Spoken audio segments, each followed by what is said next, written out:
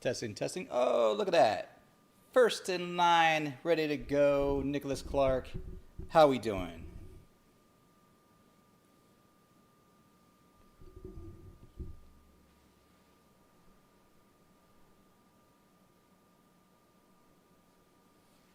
I'm trying a slightly different setup than last week where I have one camera up here to show for the rest of the camera, kitchen, and then the other camera right here.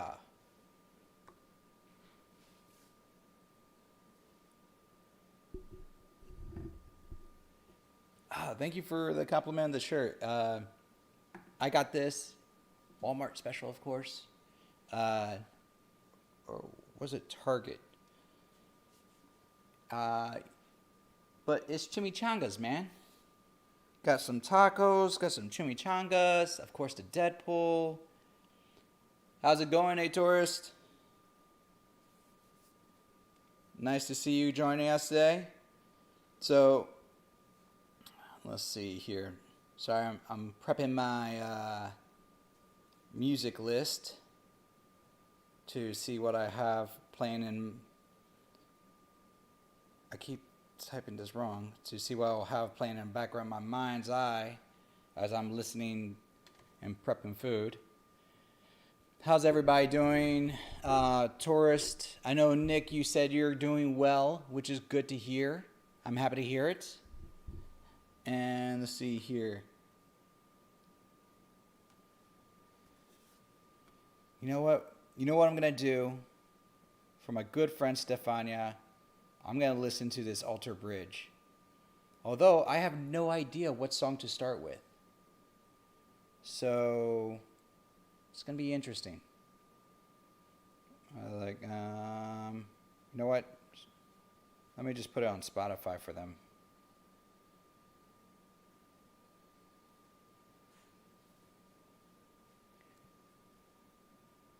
Alter Bridge.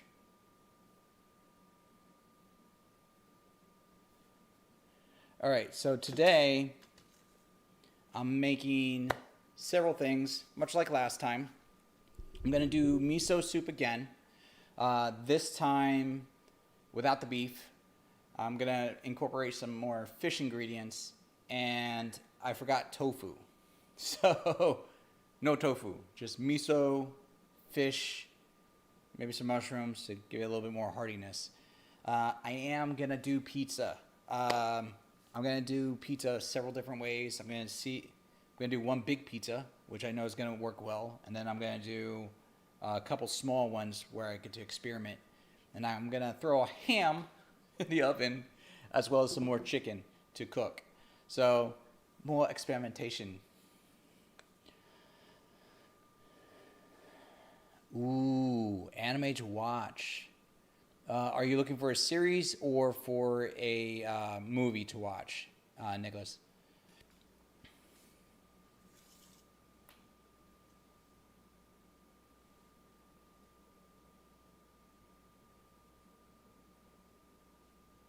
I'm kind of liking this.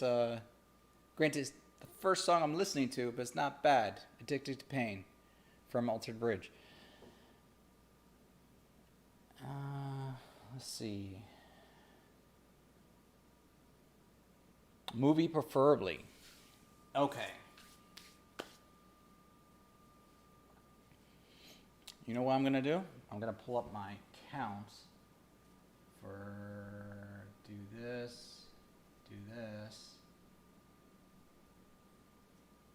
Because when in doubt, check your movie listings of what you own or what you watched. Prime Video. That's all connected to my stuff. Let's see.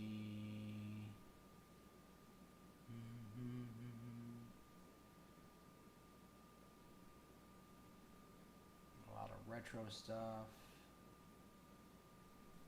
I don't have a lot of movie on my listings here. Alright. Yep, movies. I was looking at shows.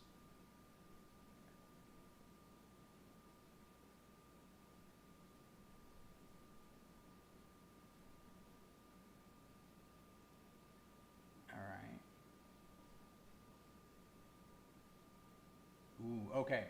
I have some suggestions I can make. All right.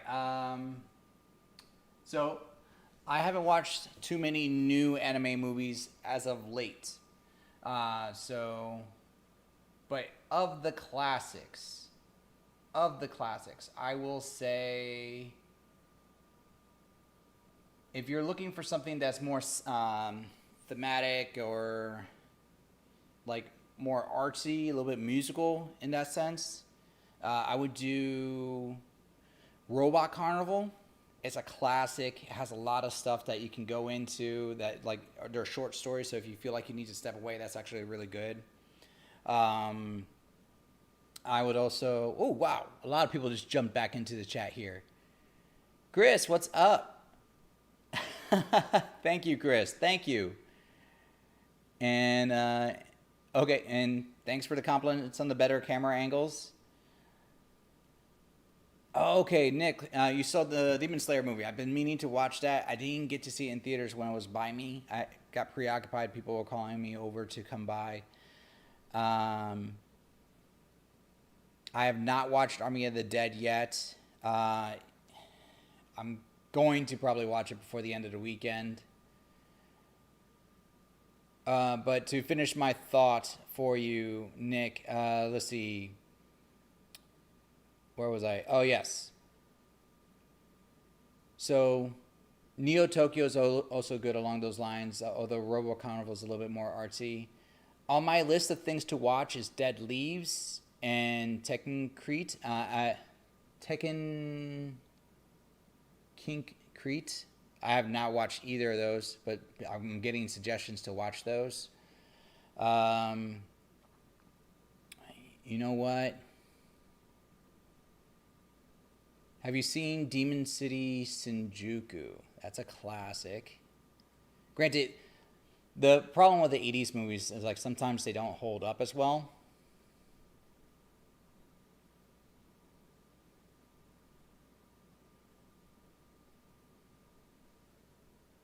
Let's see.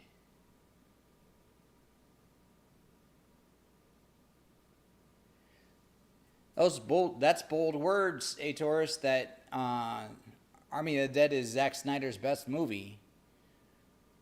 I mean, I'm gonna watch it, so it's gonna be debatable. Darth Nerd, yes, Ninja Scroll is a good one to watch. It's very solid. It's definitely better than Ninja Resurrection or Ninja Scroll the series. Oh, what was a good series that was essentially the same thing was Basilisk. For the most part, it's essentially the same thing. Yeah, Dead Leaves, I don't even know the description to it. It looks crazy. But it was suggested to me, I believe, by another YouTube viewer, Abe Smonkeo, and he suggested Redline, which was a trippy car race, drag race space movie in itself. So it was kind of interesting in that aspect. I should get started on cooking, shouldn't I, guys? I'm going to get started on cooking. I got a lot of stuff here.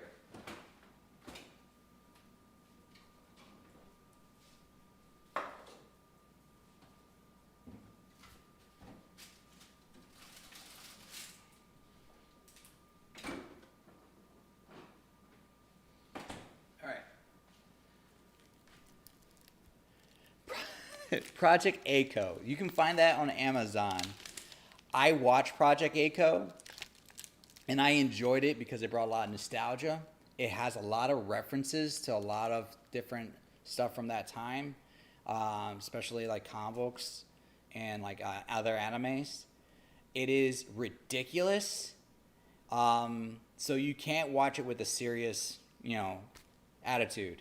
It's meant to make you laugh and just be like stupid funny. But it is a sci-fi. I have this giant ham. Honestly, I'm going to throw it out. It's a shame, but my father gave this to me, and he gave it to me last week, and I looked at the expiration.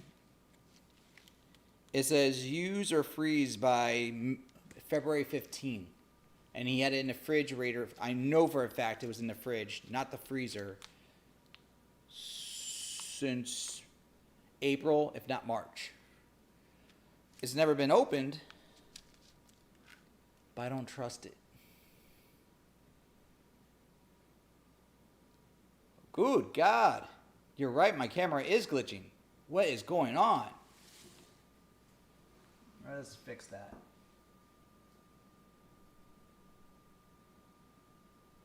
That is a weird glitch.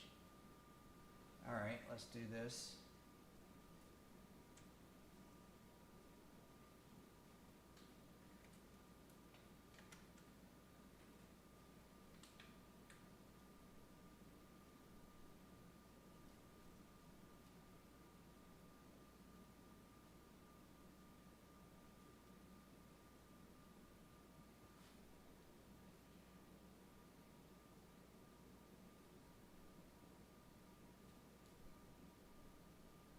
Wow, okay. That's crazy. That thing was like possessed. Makes me want to watch a horror film now. Alright, so... Oh, thanks, Nuff said.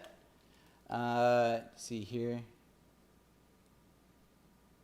Yeah, aliens may very well be trying to hijack my system. Because that was super weird. And... Alright, that goes in the trash. But, because I felt bad, this is going to be between you, us, and the internet. Because I know my dad doesn't watch this.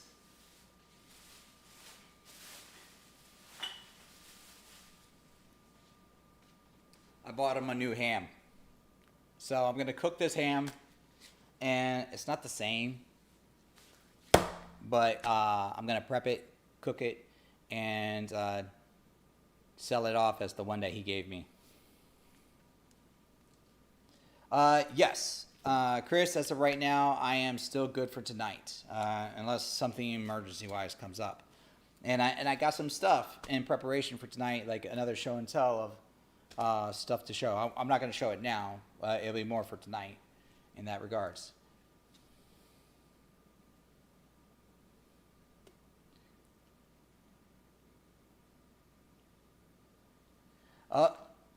Oh, cool.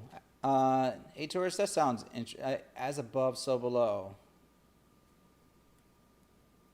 I might have to check that out. You know what's funny? The first thought that came to my mind when you mentioned as above, so below was actually the music video from In This Moment called In Between. That's literally like in the lyrics. And I actually like the group In This Moment. Oh, I will be drinking as I cook today. So I got me some George Killian's Irish Red, which I actually enjoy. And then for some energy, what did I get? What did I get?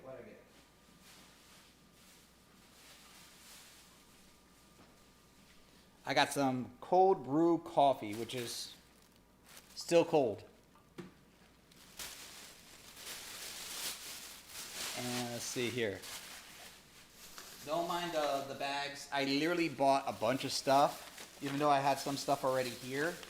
But I bought it to get more ingredients because I figured there will be some disasters today, so might as well be prepared. Let's see here on that note, got some dry yeast. We'll need that for the pizza. Oh, by the way, I'm so proud of my sales. Half off. This thing was like $30. I got it for $15. So proud of it. Anyways, who needs instructions? And see.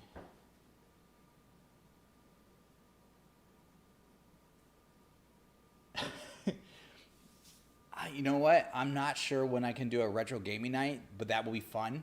I do still have my NES games and some of my SNES games and some of my Sega Genesis games. and I still have a console that will play them. It'll play them on my HD TV. It had a little adapter. I have to forget the name of the console, but it adapts it to HD quality so it plays clearly. Oh, Nicholas, I got this at Winn-Dixie, not Sam's Club. You get the Winn-Dixie card, and you technically just put in your phone number, and they do sales constantly on their meat products. Just like Dollar Tree, one day Winn-Dixie, if you want to sponsor me, I would love it. I will buy all your junk, despite my family not supporting you. I'm the only one.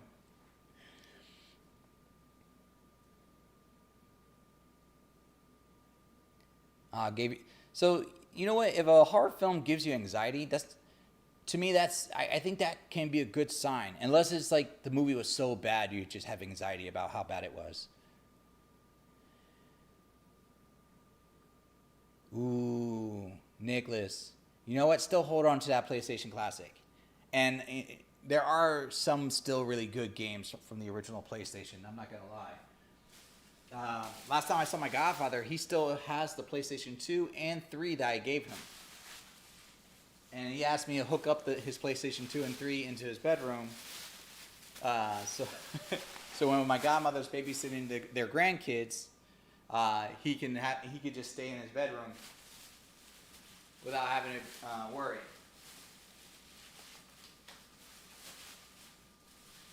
Wow. Got some cheeses. Ooh, I have not played the Village yet. I'm thinking about getting it. It looks good, and I all I know is about that female villain or female character, Lady Thickness, I call her, because I can't remember her name.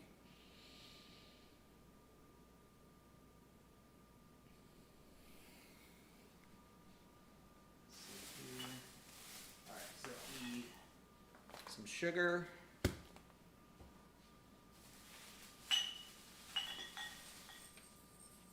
Ooh, if you can eat pork or just bacon in general, this is great. Hot pepper bacon jam. That is fantastic stuff. I get it. I put it on toast. Goes delicious. Get a touch of that sweetness, a little bit of heat, a little bit of the bacon flavor. Can't argue with any of it. Got this for one of my pizzas I'm going to do, a little pesto. Plus my mom loves the pesto. She puts that on everything. Alright.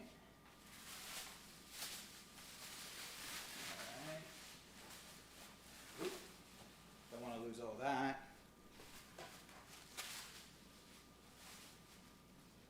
Don't want to make a mess with that.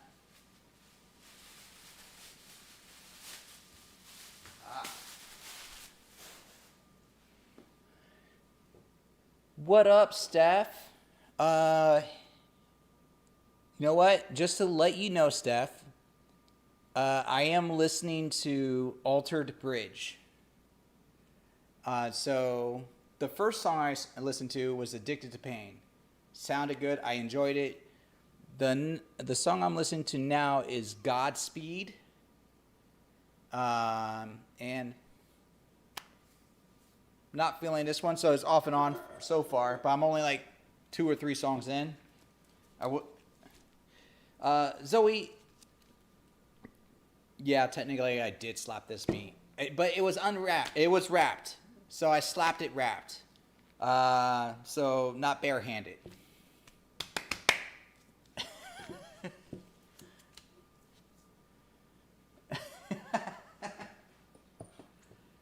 Enough said. I am a glutton for punishment.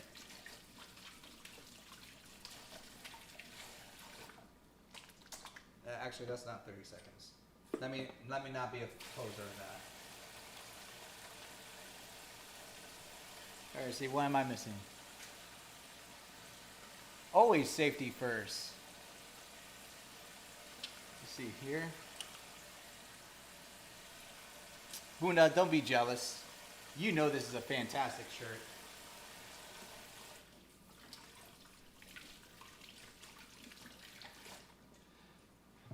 Huh.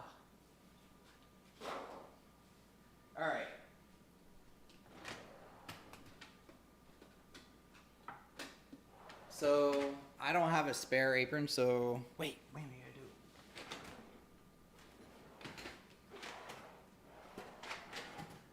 I lied to myself. I do not have a spare apron.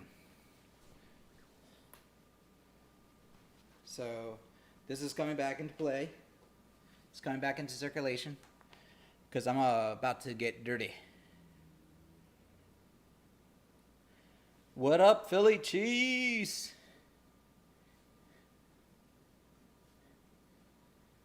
Wait, when did this come about? Oh, watching Harry Potter play in the background. Never seen this movie. Oh, okay. Congratulations. Welcome to the Harry Potter Club. But wait, which Harry Potter are you watching, Zoe? That's very important.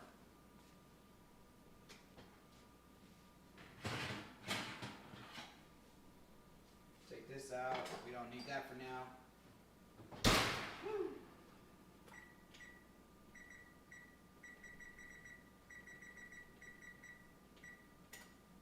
Put that there.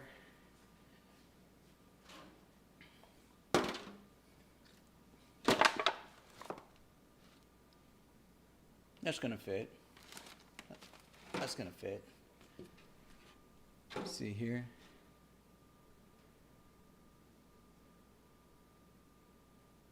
I've seen the HBO movies.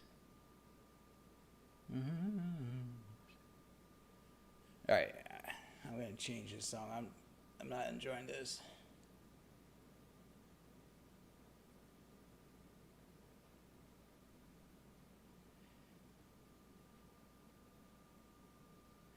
It's like rock ballad after rock ballad I'm getting. Wow, my camera's doing it again. Wait, it stopped.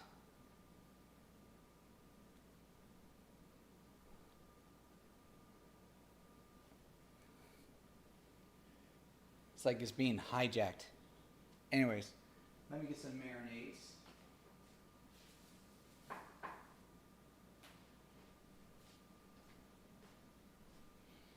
Okay. All right, so I know this is supposed to marinate more with the meat, but oh, Sorcerer's Stone.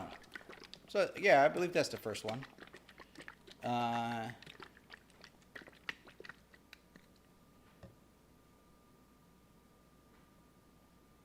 Trust me, Zoe, I know a lot of people that are way behind on films, so you're forgiven.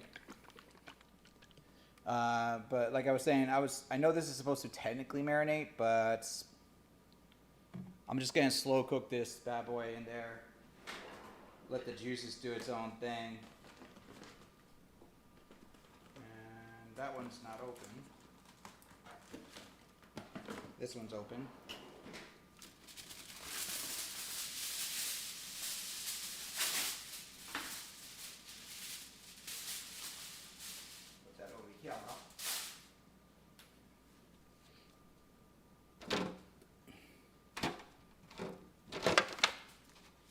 Yes, yes.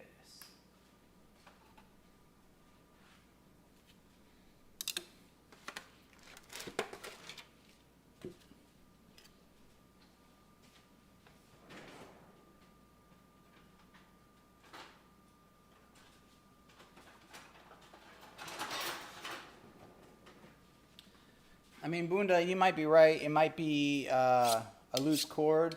Oh, no. Enough said. You might be right. It might be a loose cord. But I've unplugged it and replugged it, and this thing is going in.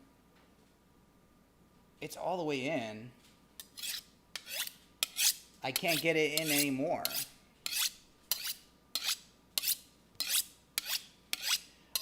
Yes, I did say I'm going to make pizza, but I'm also making ham, and I'm going to also do chicken in the oven. My father gave me a ham. I just tossed it out because, honestly, it's too old to even want to take a chance of cooking that thing. I really think even if I tried to salvage it, it will probably be dangerous. So And people that know me, like, I'll take chances when it's cooking for myself. But I don't like taking chances for cooking for others. Except for maybe my closest friends.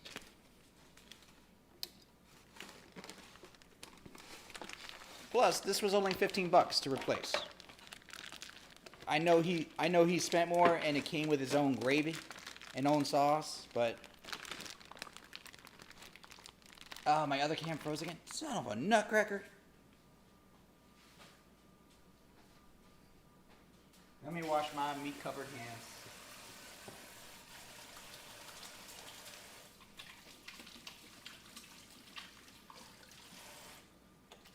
Or at least rinse it. And I'm going to try switching the plug that's in.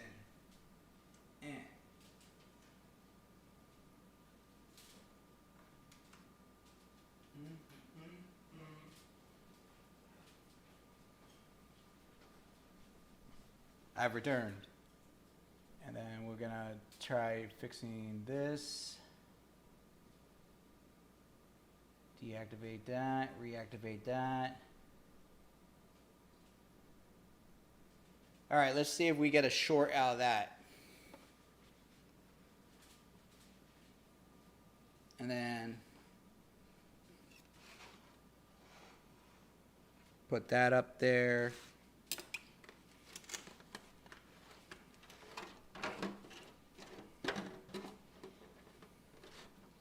This is not going to be pretty.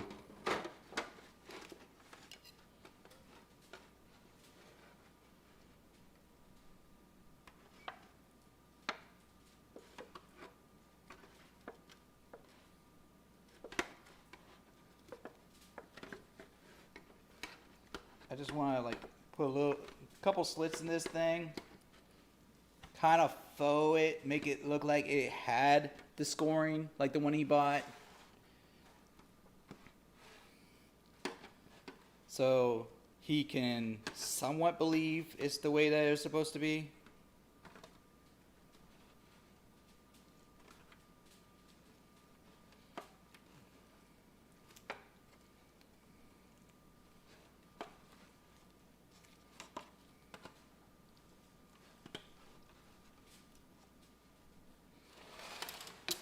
Probably should have done this on a cutting board.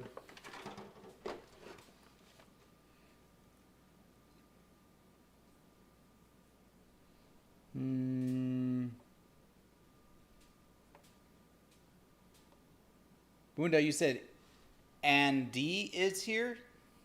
Oh, Popcorn Planet. Yay, what up, Andy? Sorry, I was busy cutting this ham to try and make it look somewhat scored.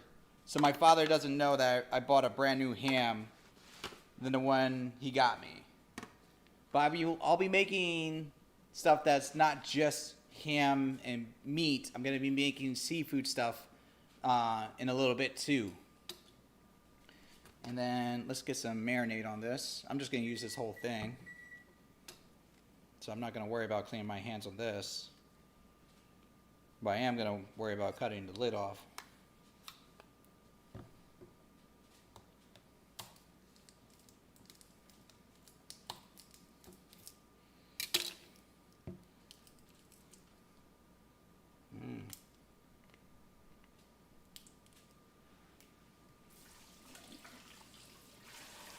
There you go.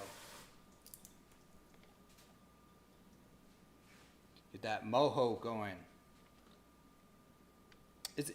Is it pronounced mojo or mojo?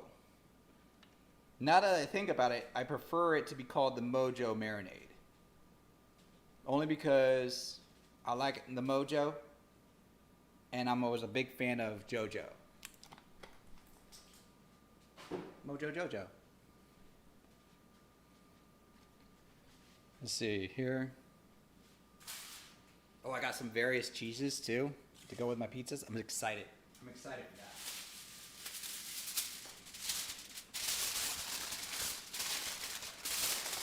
All right, sorry about the aluminum noises.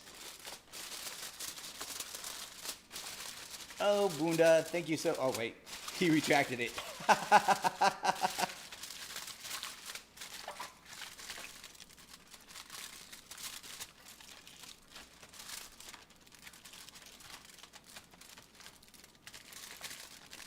right, we're gonna put this bad boy in the oven.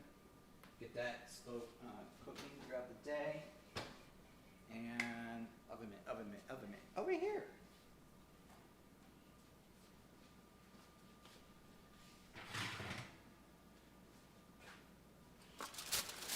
Ha!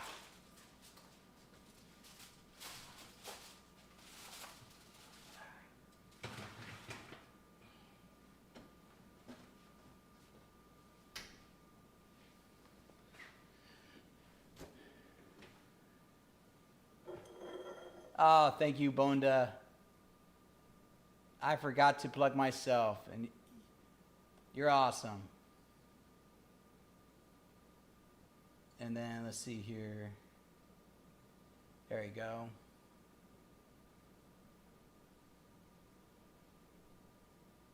I'll pin that up there.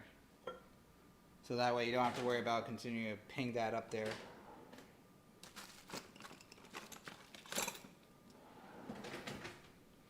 And then, before I start drinking like actual alcohol, give me a little bit of soda. Oh, that's like pure sugar. I don't even.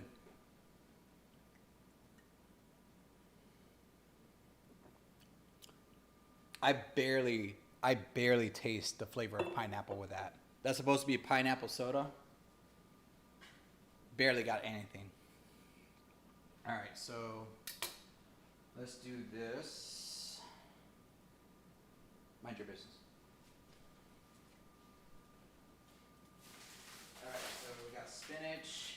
That goes there. Oh yeah, this is what I need.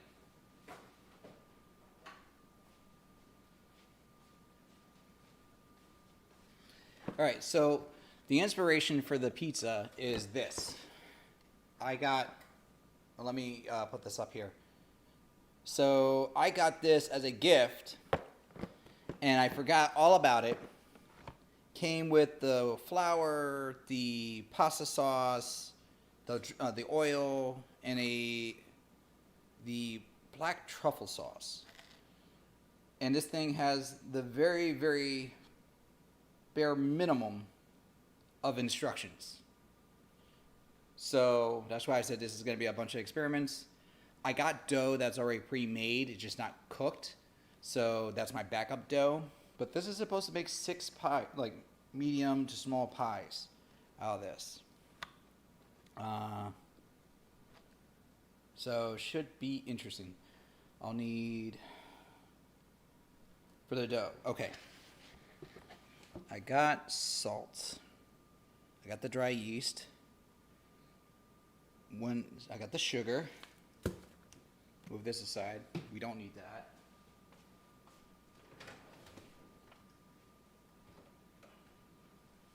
Just because I can't find my regular salt right now, we'll use this. Warm water. And the truffle dripping oil. Got it. Warm water. I need 2.5 cups.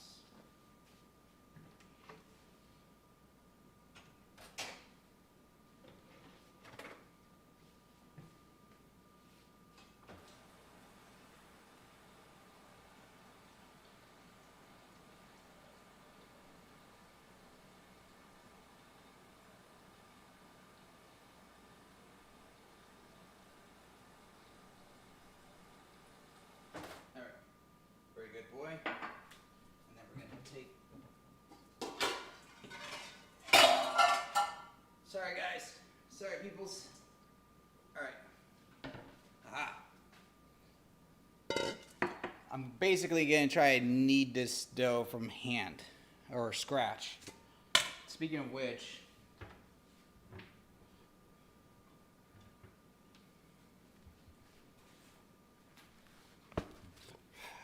Whenever you want to clean a surface, This is going to be the most ghetto-fied method of cleaning a surface I can think of. Just pour the solution on, don't even bother spraying. And then just start wiping that in.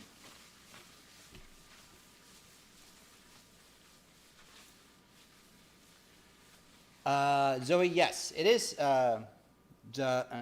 jarritos, if I pronounce that wrong, sorry. But it is. And it's pineapple flavor. I'm not liking it though.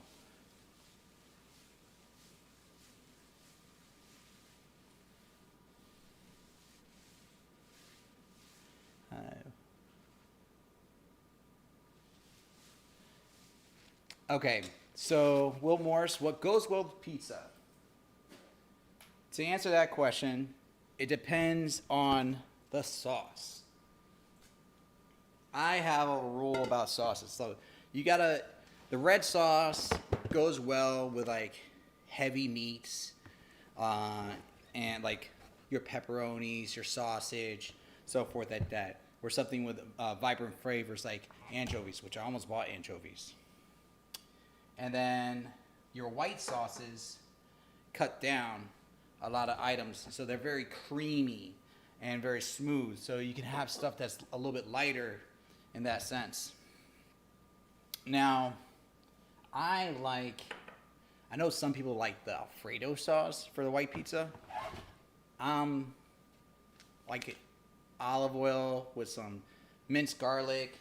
Keep it simple. Let the cheese do the work. And it's like almost like a toasty bread. Just a really, really cheesy bread. I shouldn't get rid of this. I need the instructions for that. And then, so like I'm gonna try to do like a seafood pizza where I'm gonna make the sauce a little bit more cocktaily, and see if that can work to make a seafood pizza. So let's see. In a large mixing bowl, stir together the flour, sugar, salt. All right. Let's just warm this up briefly.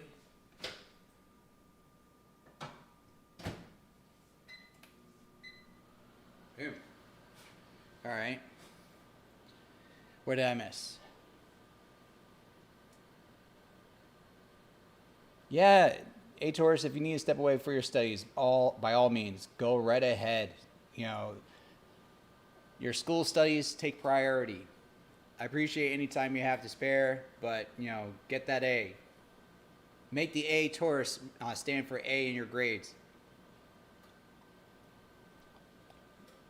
That didn't go out as smooth as I wanted it to, but, you know. Jarritos. Jarritos. For non-Spanish speaking people like myself. Thank you, Bunda. All right. So we need, let's get the flour in first. Flour.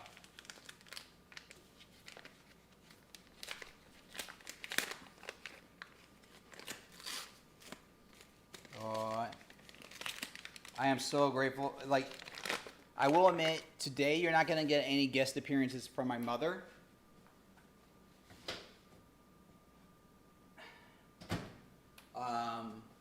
So if you were looking forward to seeing her just chime in with her feedback, unless she shows up in the chat, she's not going to be showing up today. Only because like she's celebrating a belated birthday for herself. I mean, we celebrated her birthday, but like she wanted to go on a trip, and she couldn't go to the trip on that time. So, treat to herself, basically. I need 1 pound, 7 cups. This is 2 pounds.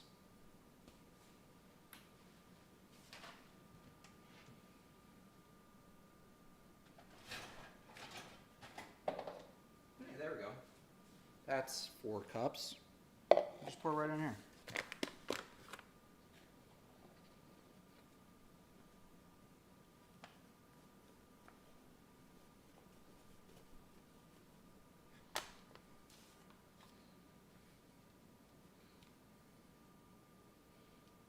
Okay, that's not even 3 cups.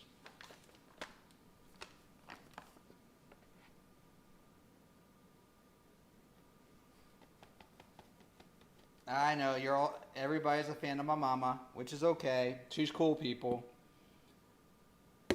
Normally she would be here though, absolutely, doing her own thing.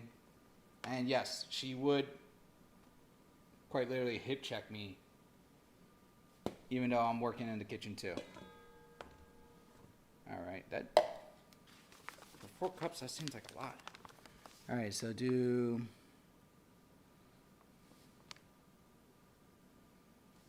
All right, so 7 cups. This seems like a lot of dough.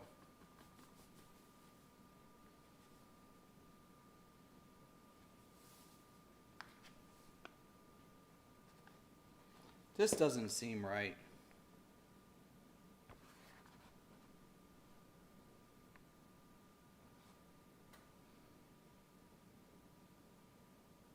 So this thing says for the dough, 1 pound, 14.07 ounces, 7 cups, wheat flour, right? And it literally gives me a bag of 2 pounds wheat flour. So really, this is like double the dough, but when I fill up the cups, am I using the wrong cup?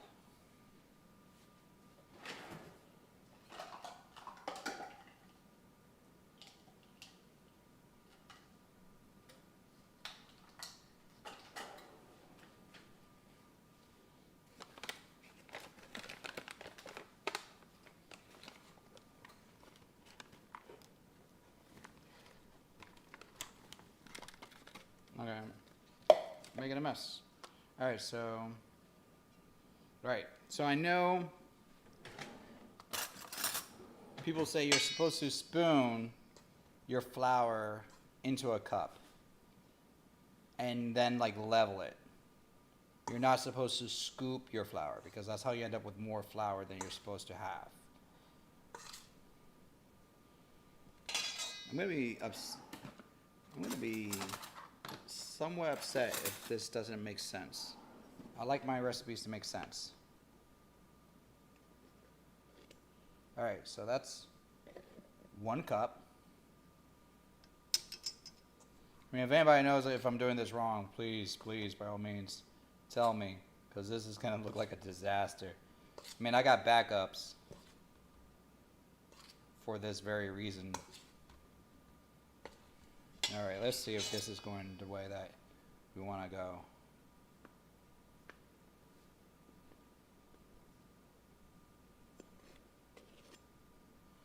That's 2 cups.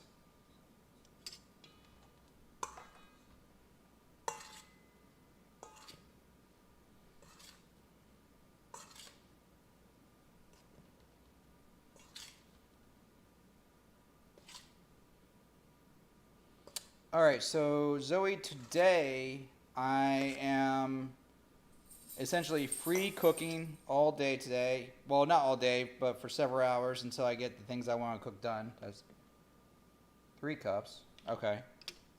And tonight, I believe it's 9 o'clock. Enough said if you're still in the chat, or Chris if you're still in the chat. I believe it's 9 o'clock that I'm going to be a guest on Planet of the Nerds, where we're going to discuss comic books and like the comic book industry as a whole. And that's 4. A little bit more than 4. Okay, so it does give you a little bit more. All right, it's because I poured it directly in and I didn't scoop. I'm learning. You learn something new every day, whether you want to or not.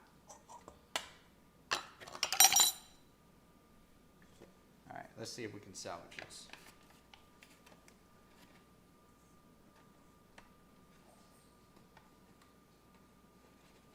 Slightly a mess, but it's okay. Zoe, you know what?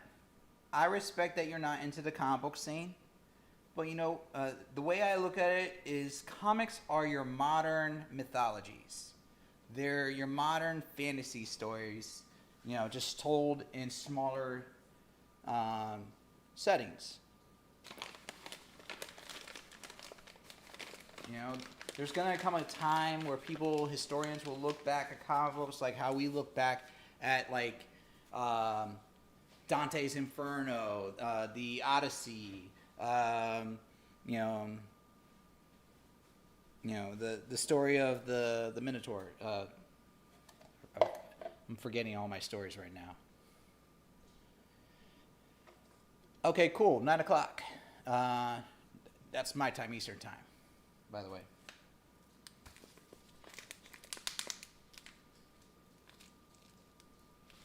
That's 2 a.m. Enough Said's time. And then let's see, how much sugar? Okay, just 2 teaspoons of sugar. That doesn't sound like bad.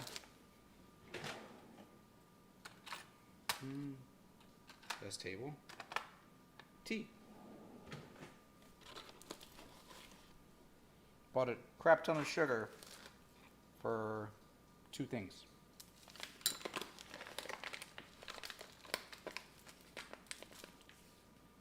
Yo, there are so many good books out there, though. Like, for instance, Zoe, if you name a genre or a fantasy, or not even a fantasy, name a concept that you enjoy, and I'm quite sure there is a comic book out there that feeds that niche or that itch you have.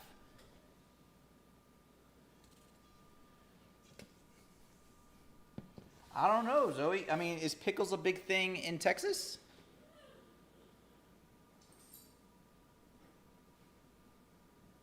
Sorry, that was my mom's dog. All right, so salts. I need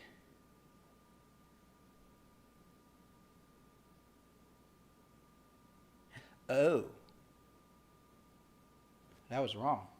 I'm already messing up. Okay. I can salvage this.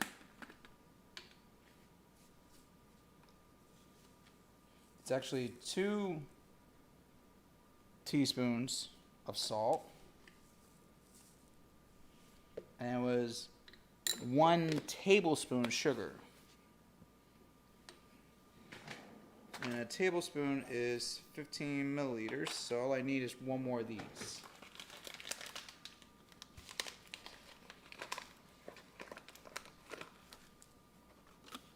Well, no, I'm not talking about her reading Harry Potter. I'm just talking about comics in general, because she started watching Harry Potter today for the first time.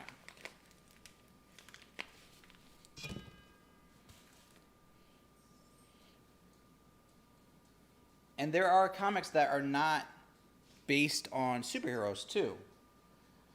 That's another thing that people forget. Like 2 great examples I love to refer to as comic book movies that people don't realize are comic book movies is Road to Perdition and History of Violence. 2 stories that are, great movies, great actors. They're rooted in comic books. So, literally based on those. All right, so I mixed salt, stir, and dry yeast well into the center of the flour. Okay, cool. And then I need 3 teaspoons of the dry yeast. But first,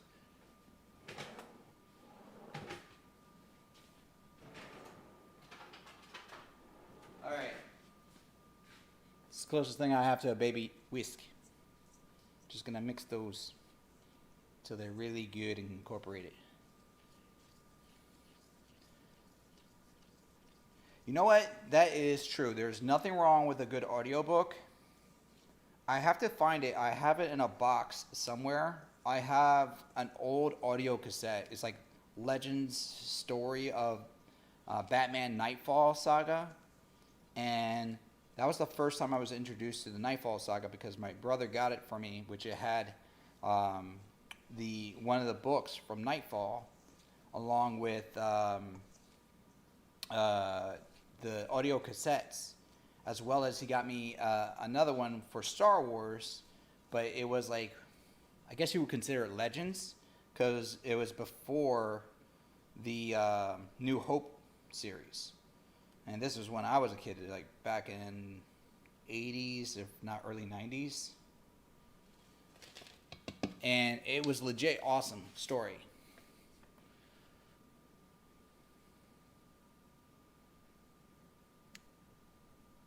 So also done, Mike works with Philly and I. Oh, okay, cool.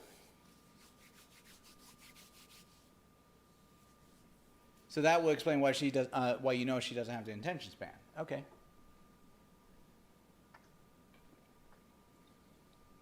All right.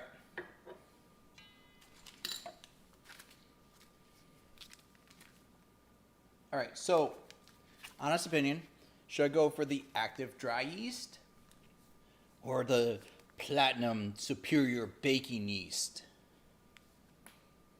Put a 1 for dry or 2 for the platinum. And we'll let the team decide.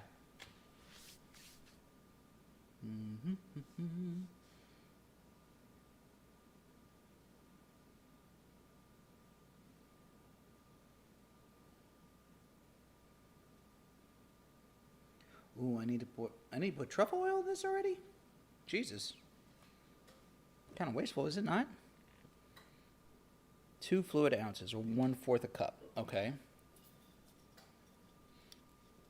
Oh, go for the platinum. Okay. And okay. This is the black truffle flavored dripping oil. Came with the package. And we're going to go with the platinum. And it says use 3 teaspoons of the dry yeast.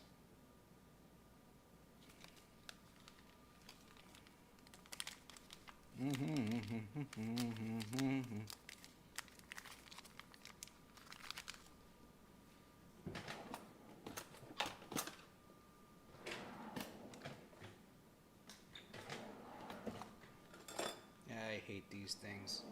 But they do the trick.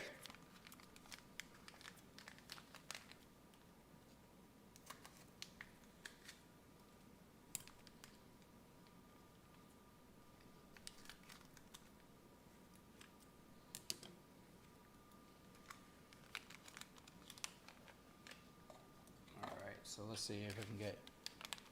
That's 1. That's...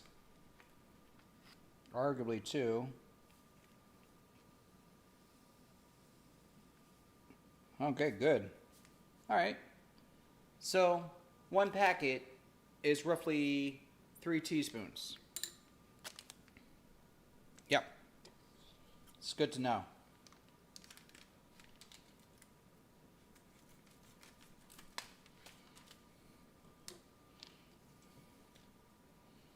Let's see here. Stir in the yeast into the flour mixture, which I am doing.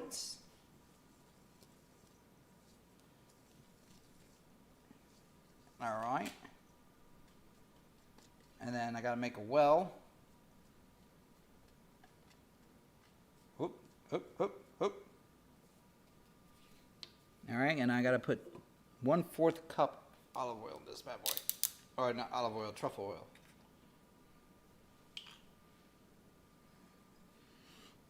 Wrong way. All right, I'm at 1/2 cup. And we're gonna go. Wait. Stop mixing. Stop straining. Okay, there we go.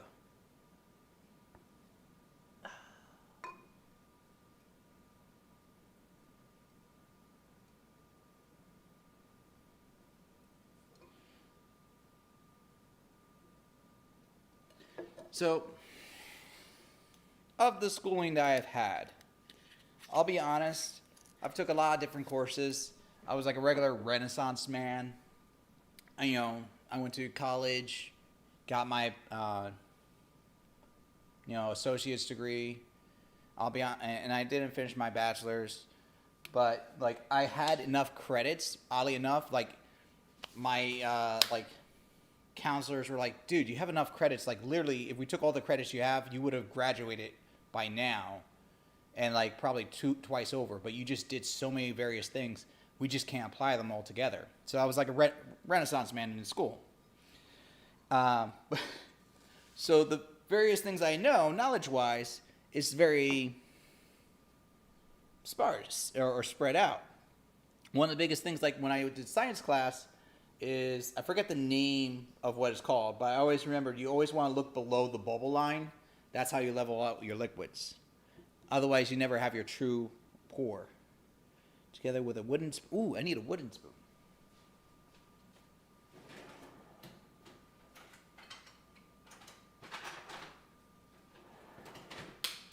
Ha! Almost never get to use this thing. That was on me, Bunda. I didn't get to finish. I could have finished it. I just prioritized other things, and that took me out of it. I was doing like 2 jobs at the same time while trying to do multiple, courses more than I should have, as well as I was doing martial arts, teaching martial arts on the side without getting. I was getting paid off and on, and that wasn't nothing against the instructor or anything. It was that was running the school. It was just like the nature of what I was doing at the time, and the business. But like I was also working my 2 other jobs, and then family happened. I like not that I have a family, but like drama in my family, and drama with myself. So I just let myself get distracted. That's the short story. Do it with your hands. Put together with your hands and.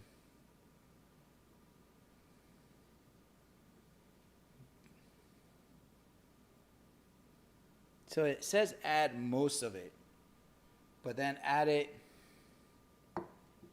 the remaining water if the dough feels tight or hard. Okay.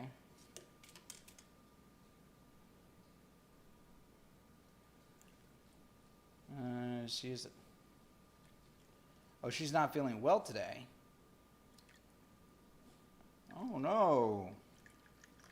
That's not good.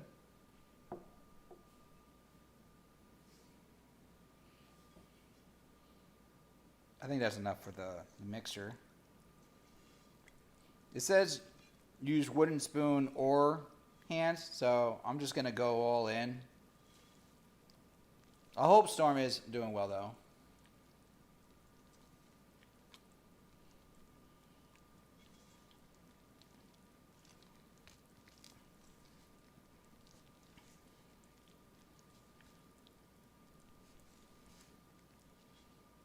Oh, she is working at the hospital.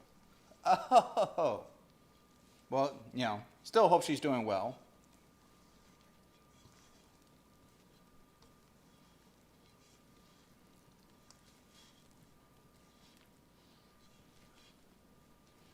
This is, I've never mixed dough by hand before, so I'm probably doing this all wrong.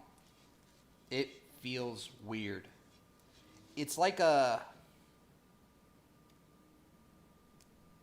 of like playing with slime. I'm trying to make sure I get all the nooks and crannies here, get deep inside bowl.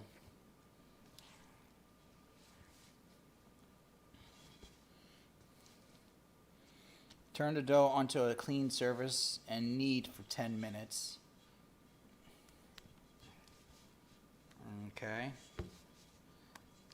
Let's see. Pour most of the water and truffle. Bring the dough together. Your hands as the flour in your hands. As the flour is incorporated, dough will start to take shape. Add the remaining water in the dough. Add remaining water if the dough feels tight. It doesn't tell you how much water you're supposed to have in here in the first place. Oh, so she's getting off in the next couple hours. Oh, that's how you're watching her Harry Potter, through her Peacock account.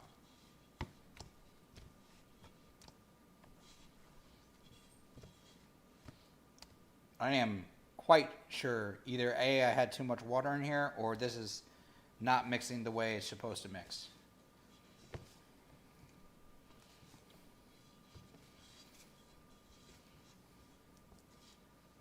Or maybe I am doing it right. I mean, does that look like how pizza should look?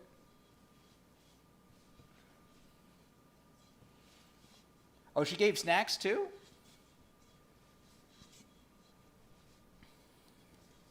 Listen, I've always said snacks will get you everywhere, aka bribery will get you everywhere too. Nothing wrong with that. I probably should have oiled my hand.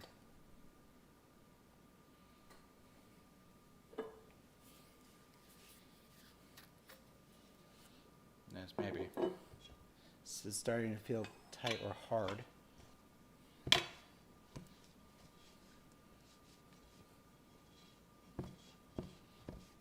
Yeah, this is my first attempt at making pizza dough, so I'm quite sure.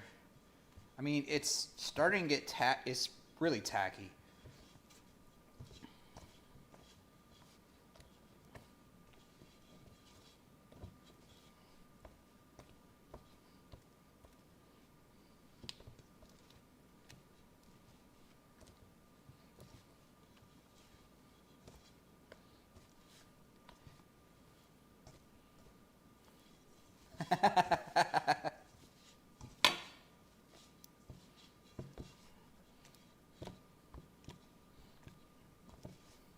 I probably should have YouTubed how to mix pizza dough, but every time I watch it, like someone cooking, like making pizza dough, they have a KitchenAid. I feel like that's a cheat, or like some kind of dough making apparatus, and I'm like, I don't have that. I mean, it's fun to play with.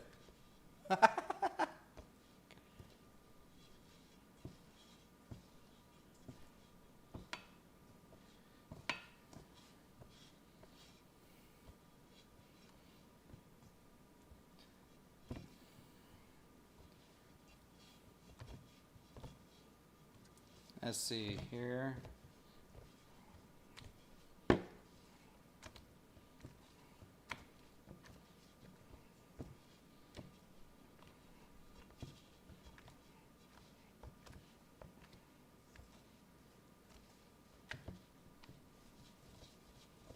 Let's just really get in there.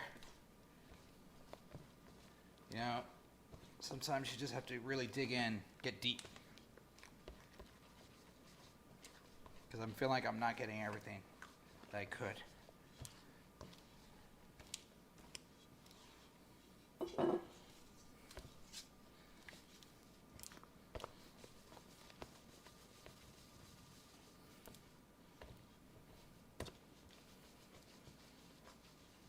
Oh, Philly, you know what? I'm starting to understand what you mean, but I'm gonna keep going. I just don't know when to stop. It says knead dough for 10 minutes, but man, when do I know when to start kneading? Because I feel like this is not ready to start kneading. It's not taking shape. And that's the part that has really boggled my mind. Maybe.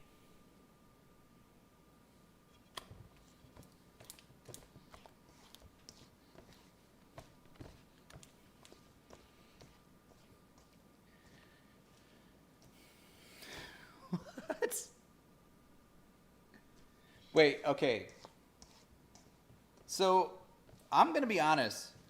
My naivety for emoticons is vast. So when someone puts a peach, is that supposed to be for the booty or for another part? You don't have to be literal. You don't have to tell me what the part is. I'm just saying if it's for another part, I'll know what you mean. It's the buns. Okay. I thought it was the buns. I just wanted to be sure.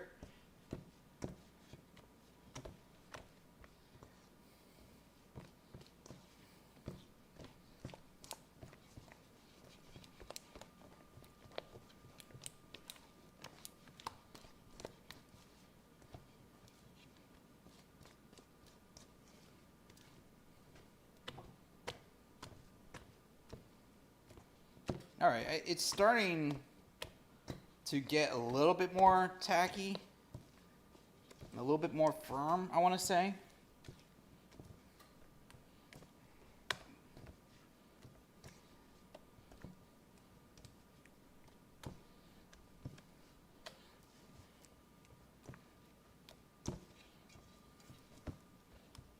These buns are getting firmer. It's like when you hit the gym and you do nothing but leg day, deep squats, get the quads. You want get tight buns by the end of the day.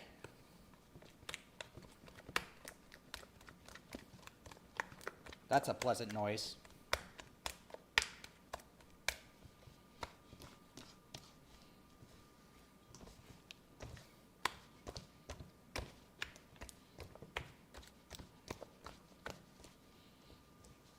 And then let's see here.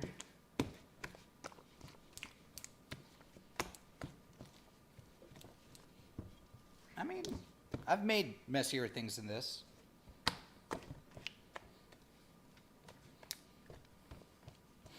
I can smell the yeast. I wasn't really smelling it before, but I can smell it now. Maybe the water wasn't warm enough. I warmed it.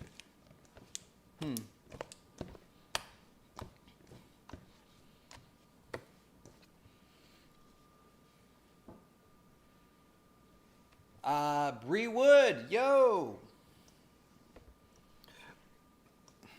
Welcome to the chat.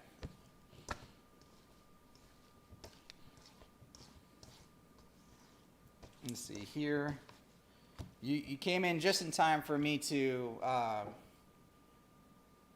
mix dough by hand.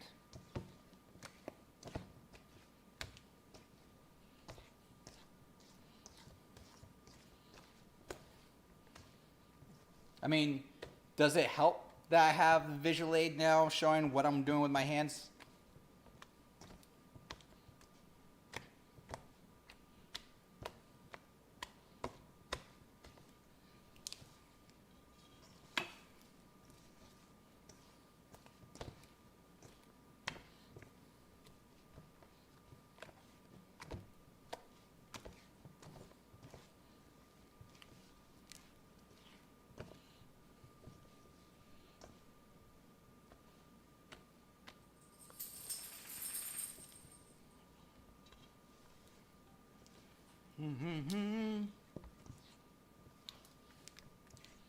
Jimbo, I'm not saying you're wrong.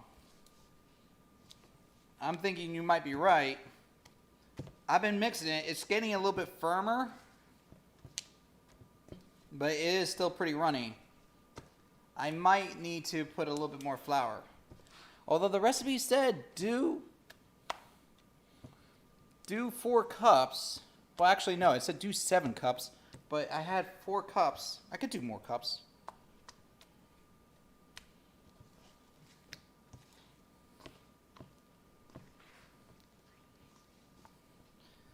Yeah, Jim, this is my first time making dough by hand, so if you have advice, please tell me if I need more.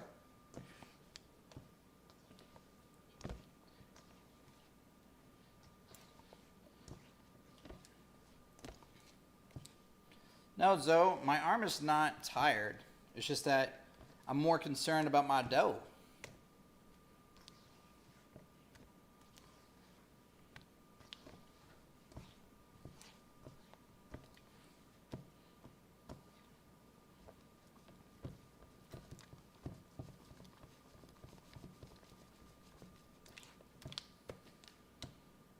Yeah.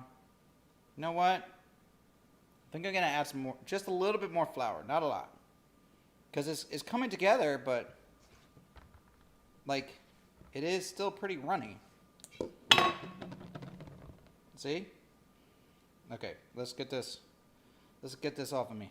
Come. Oh no. Oh no. Get off.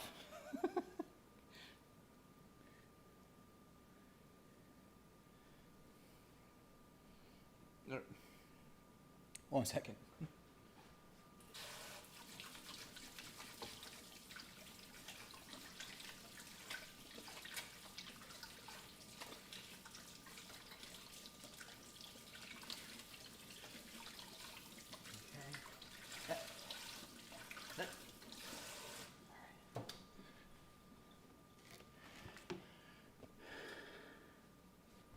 All right. Do about 1 or 2 tablespoons of flour. Okay. I can do that. I can do that. I have flour. Where did I put the rest of my flour?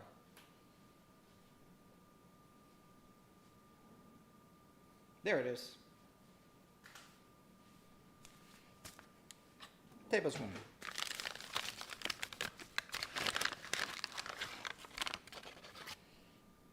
Bam.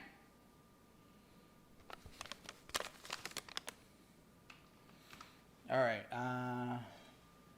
Then try again in case Kev is busy. Okay. I'm gonna just add a little bit more oil to my spoon because this stuff is very sticky. Get a little bit of oil around there, and then, ooh, I should have used regular oil. Shit. That is a strong scent.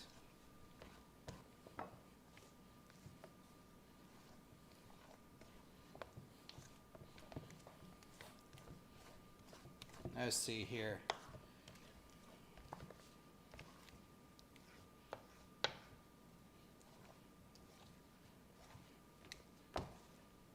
All right.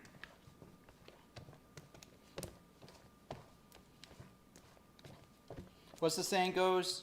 You could always add in more, but you can never take out. So I'm okay if I started off with a little bit less flour if I need to add in more.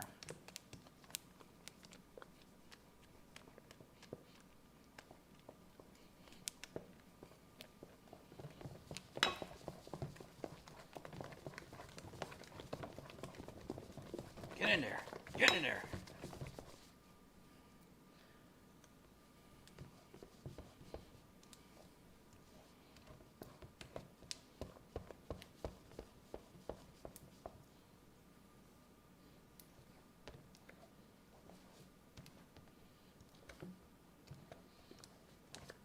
Okay. Oh, wait. Oh, I'm still here at Will Morris. Oh, okay, right. I see Will and Nor. Okay, cool. I thought people left. I was gonna say, I wanted to make sure I saved my buys. Yeah, y'all still there. Cool. Always get the sides. You know what? Wait. Okay.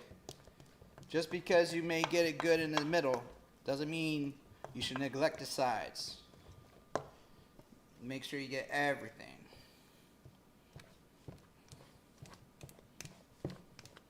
But unlike cake, I'm not going to lick the bowl afterwards.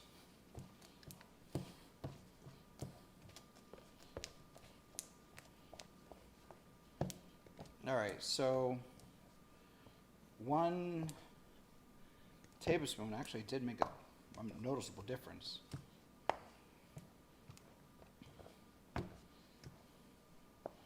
It's almost getting there. Okay. It's starting to hold more of a shape. All right. I think I'm going to go with 1 more tablespoon.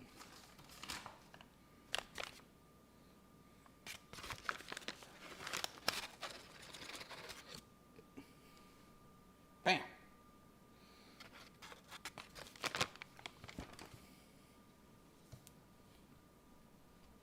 And then really, really get into this.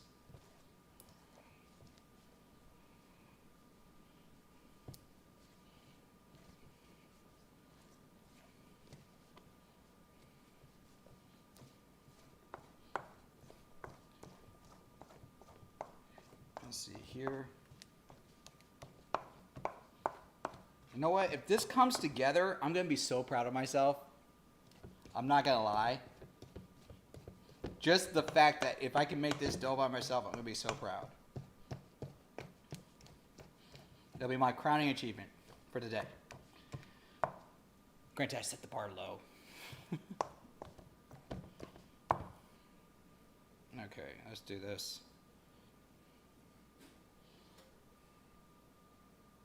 That over there. Really get in there. There we go. Get in there. Get in there.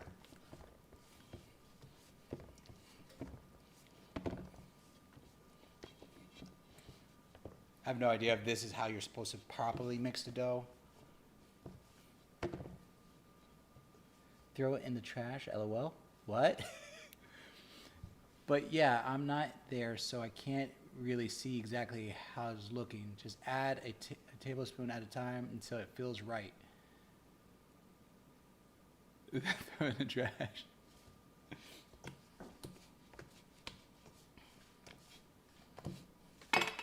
Well, here's the thing.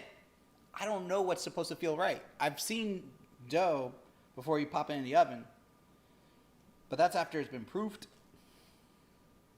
Jesus, this was a mistake. Okay, just do it like this.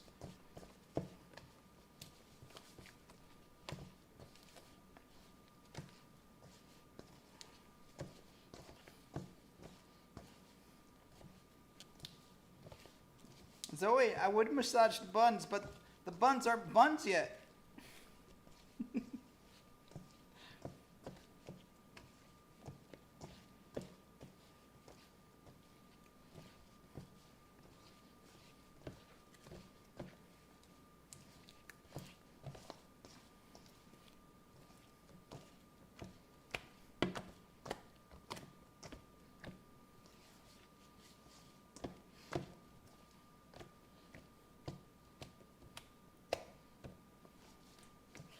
Let's see here.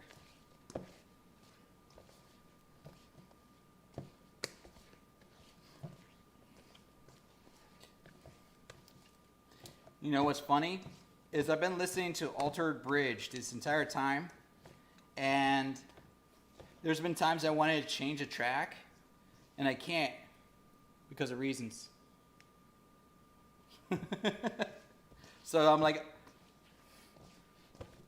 right now, some of the songs are really good. Some of the songs are like, meh. But I'm like held hostage to Alter Bridge.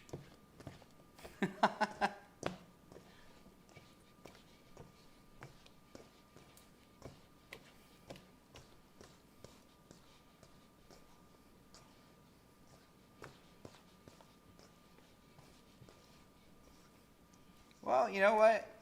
I give everything a try at least once, I say. You know, you never know until, you know, you give it a try. Oh, granted, there are some things you may know that you just won't be comfortable with. Like, I'm comfortable with not bungee jumping. Nope, don't need it in my life. Don't need to bungee jump. I've been skydiving, and I would do that again. I enjoyed it. And and the funny thing is, I didn't go skydiving like I planned to go skydiving. Okay, a little story time. So, my brother came down for his birthday. This was back when he was living in New York. And he came down to visit for his birthday. And he had already been skydiving once in New York. And he's like, I want to do skydiving again. So I was like, okay. Well, there's a place not far from where we live. We can go skydiving there. And so we all go. My father, myself, my mom, at that time my grandparents, we all decide to go together in support of my brother to go skydiving. And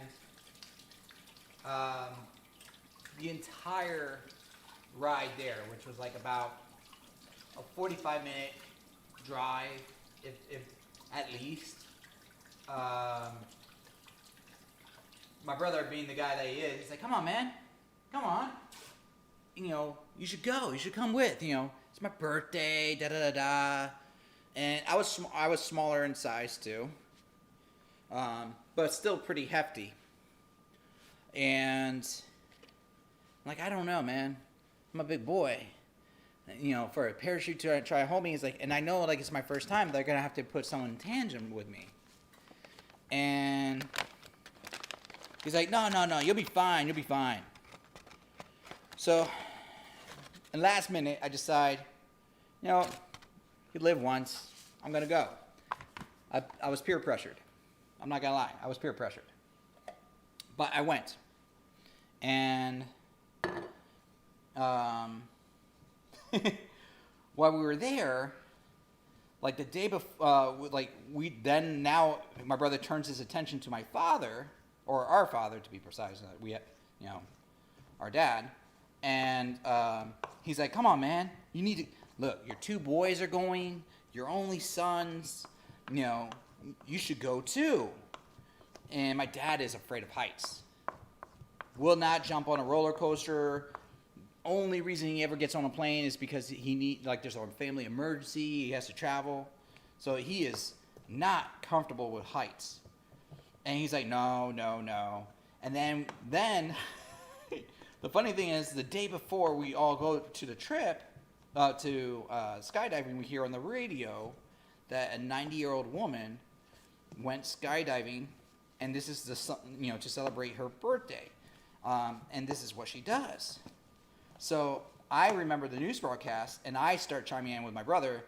Come on, man, Pop, you can't do this like this to us. Yes, we're your only sons, but you're also gonna let yourself be punked by some 90-year-old woman that you don't even know. And and we're just hounding him, and he eventually caves, and we're like, really? He's like, yes, but someone's gonna have to film me going down because no one's gonna believe I jumped out of a plane. And so we hire the people to jump out with us with the cameras. So we do have video footage and cameras of us. It was hilarious because it was a height of like 13.5 thousand feet. I had a woman who was strapped on my back for my tandem. Well, my dad, my brother had these two guys. My brother had like the oldest gentleman that you can find, who was like this guy who was just like this rough, gritty dude who didn't want any of my brother's shenanigans. He's like, you're not going to do this. You're not going to go here. You're not going to do this. And my dad got this young guy who's like this fun-loving guy, always chewing gum. He's like, we're going to have a blast, man. It's going to be great. And it's going to be fun. And my lady, she was okay. And then she goes, she's telling me what to do, what not to do. And she tells me, in the middle of telling everything, she goes, listen, we're going to pull the chute at 5,000 feet, like from 13 to 5, this free fall. At 5,000, we're going to pull the chute. And then if we don't pull the chute at 5,000, you need to pull the chute at 3,000. I'm like, why do I need to pull the chute at 3,000? She goes, that's because I passed out. I'm like, what? She's like, it's okay. It doesn't really happen, but you got to know what you need to do. And I'm like, okay. And she goes, on top of which, if you do a good job, I'll let you pilot us down with the chute, like guide the chute down. I'm like, all right, cool. She's like, but if you do any tomfoolery up there, I'll bite you. I'm like, I'm sorry, what? She's like, yeah, I'll bite you. And she's like, see that cameraman? And he waves his hand. He goes, I'm her husband. She will bite you. And then I was starting to get freaked out. And then the thing that really freaked me out about skydiving at that time, because when we got in the plane, setting aside these, instructions she gave, she tells me, she doesn't tell me anything. I see them lock the door of the plane with an old Adidas shoe that they shut the door and they wedge the shoe in the crack of the door to keep the door shut. And that tells me there's nothing professional about this industry that we're going up right now. if you have to lock your door with a raggedy shoe, I don't know what's in my chute. And to combine the fact that I'm the last person to jump out of the plane, which you think that would be fine because you get to see everybody else jump out, no. You see people jump out and they just disappear into the mist that is below you, that is called the ground. And then as soon as you jump out, the guy who's piloting decides to make a nosedive right across from you, spitting distance. No, no. There's a whole new layer of stuff with that. But I digress. I went on a tangent. Oh, see, what I miss?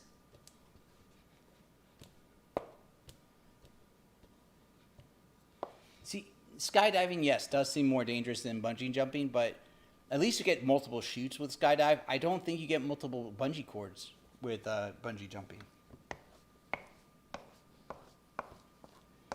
So she was flirting with you. Okay. I don't think she was flirting.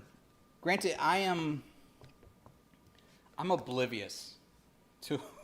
I am like naively oblivious to people flirting with me sometimes. So there's a lot of times where like people will come back to me and they're like, "Did you know that person was flirting with you?" I'm like, "Had no idea. Legitimately had no idea." All right, this is coming together. A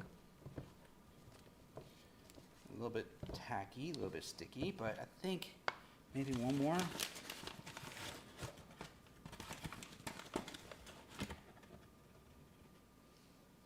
Bam.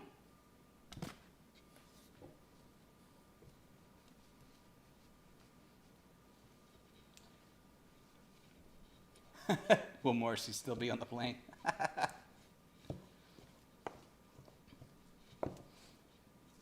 Zoe, trust me, there would have been it was just like a cargo hold in that plane. The romance would have been lost. There's no way there would have been romance for a Mile High Club in that plane.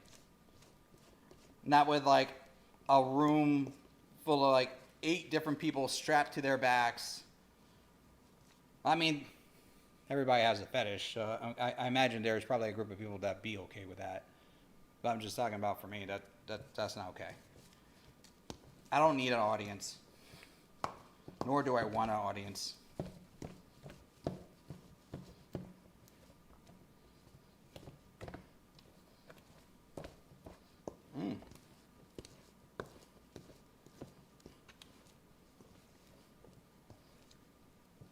All right, I think this is starting to look more like how dough is supposed to look.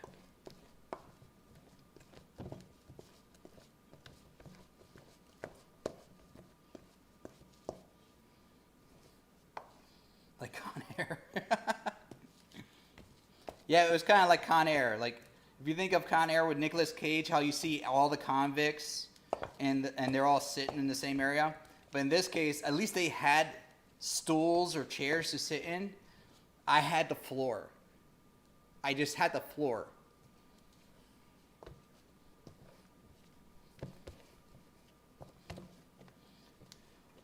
Oh, and then, not to mention, when I landed,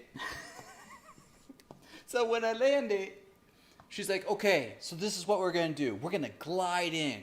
So when I can tell you when to pull down, you're going to push down, and that's going to lift us up. And you're going to lift your legs, and we're going to slide in.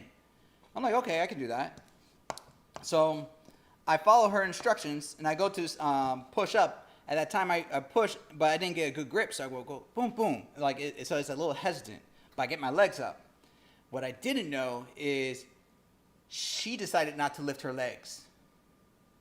So when we came in a little bit faster than I guess she anticipated. So on video, you see her feet just go from like this, where my feet were straight, her feet go like this, and then she goes to put them out like this, and they hit the ground and go poof. And that lands us flat on the ground, and the chute drags us a good 20 or 30 yards. And my brother comes in running because everybody saw it, and it sounded so loud. Like we hit the ground hard. I didn't get hurt, but my brother comes in and he goes, "Bro, you left a trench in the ground." It's like just two perfect trenches in the ground of your butt cheeks, one for each cheek.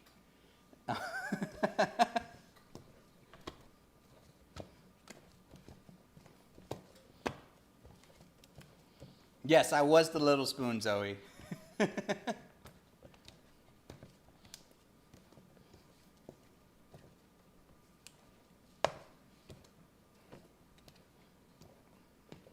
right. Ooh, this is. I'm feeling a little bit more confident with this.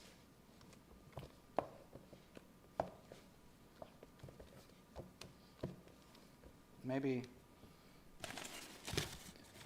I'm getting more and more confident with this, but at the same time, I'm like, am I gonna go one spoon too many?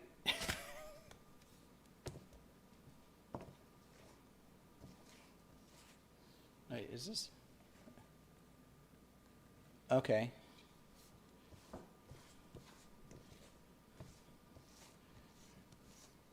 All right. Oh yeah, this is starting to look the part.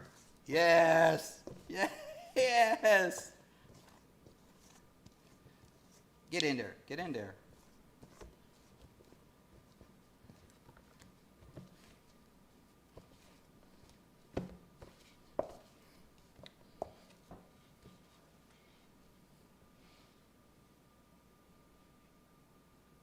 What? Flirting about the hospital seduction?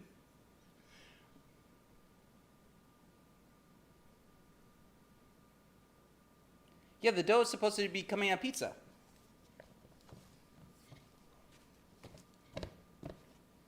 Am I doing too much?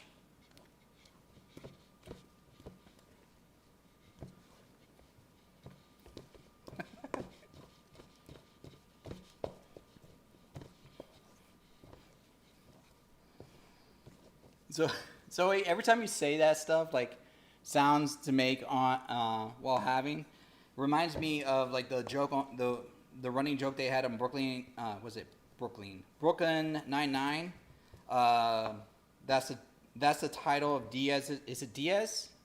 Oh no, Santiago. That's the title of Santiago's sex tape. The joke they were doing for like several seasons.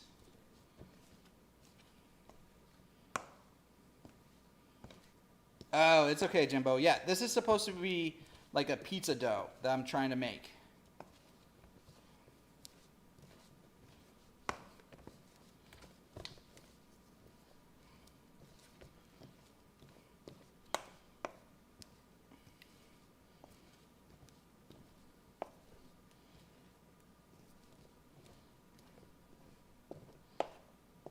All right, we're going to do...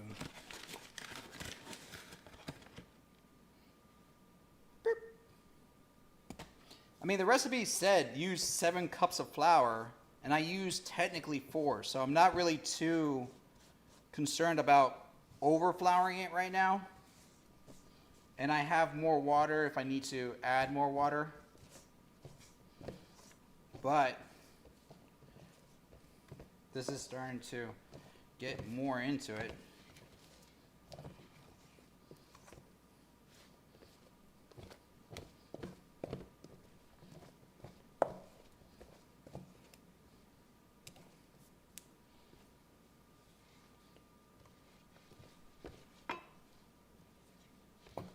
I don't know, if there's a sports game going on, Bunda might be watching that right now. Although Bunda likes to multitask. Nothing wrong with that. I'm not a greedy person. I don't need 100% attention. All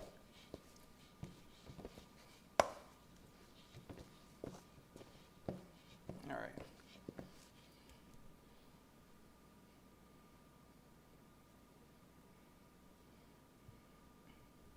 I feel like that might be...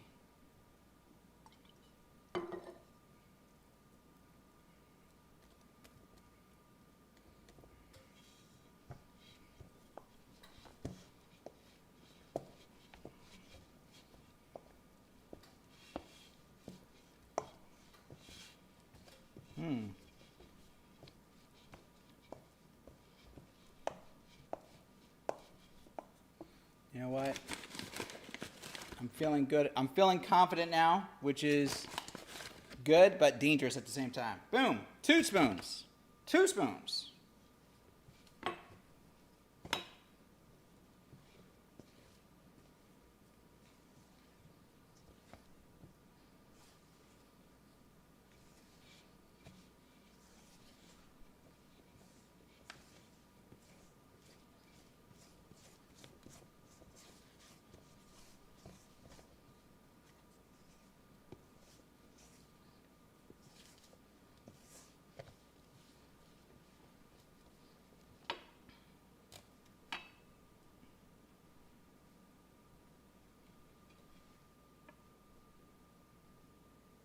Do you need to put Zoe in a timeout, Don? Let us know. We will take away. No, Zoe's okay. I'm not going to put her in a timeout.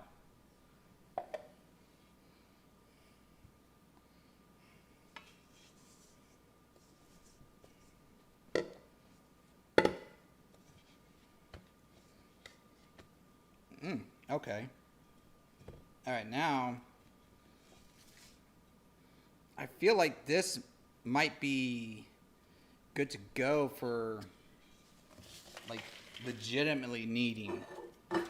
Ooh, caught that. Haha. Okay, so we're gonna do this. Not because I'm gonna mix that in. And I did clean this earlier. I cleaned it before I was on camera, and I cleaned it again after being on camera. Just because I knew what was coming. And I think this is ready for the knee. Or the kneading.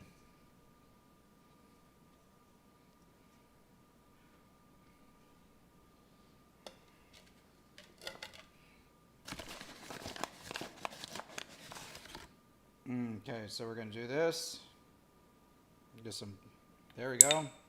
With that side. And then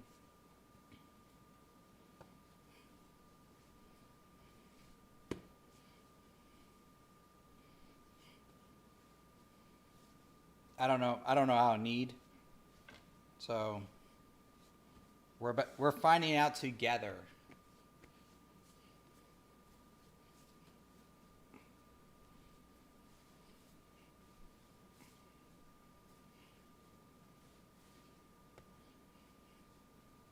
I feel like flour's my best friend here.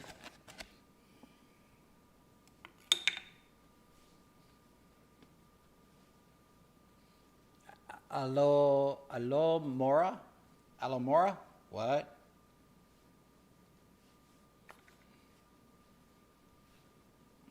Oop. That's not good.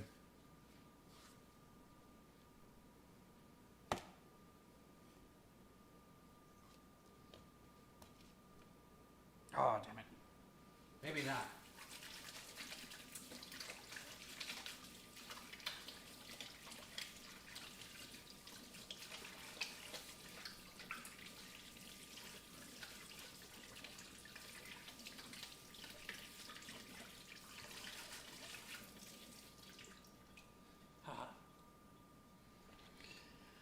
All right.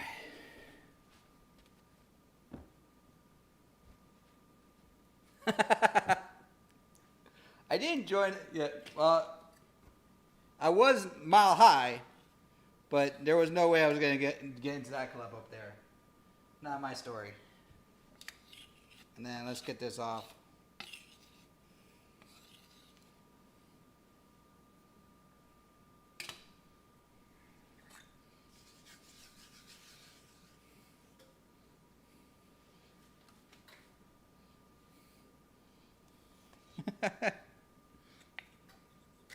Alright, so alright, this is definitely not coming along the way you imagine.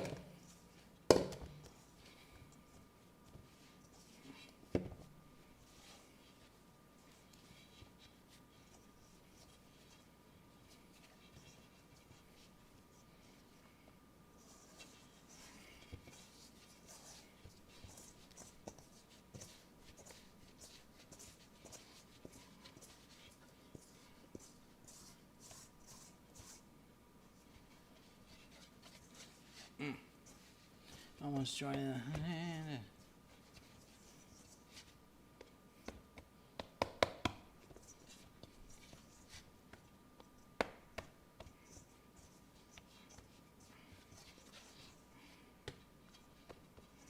All right, so I do know there. All right, so I've seen this done where they shake the oil, put it down on the side of the pans, put it on the thing, and then they're not kneading at that point. They're just making sure it doesn't stick to the pan anymore. And you're gonna want to let this sit to proof. I mean, it's kind of there.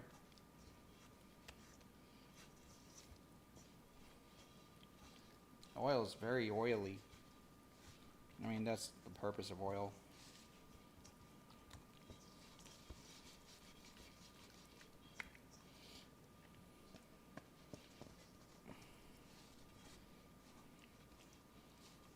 All right. So, all right.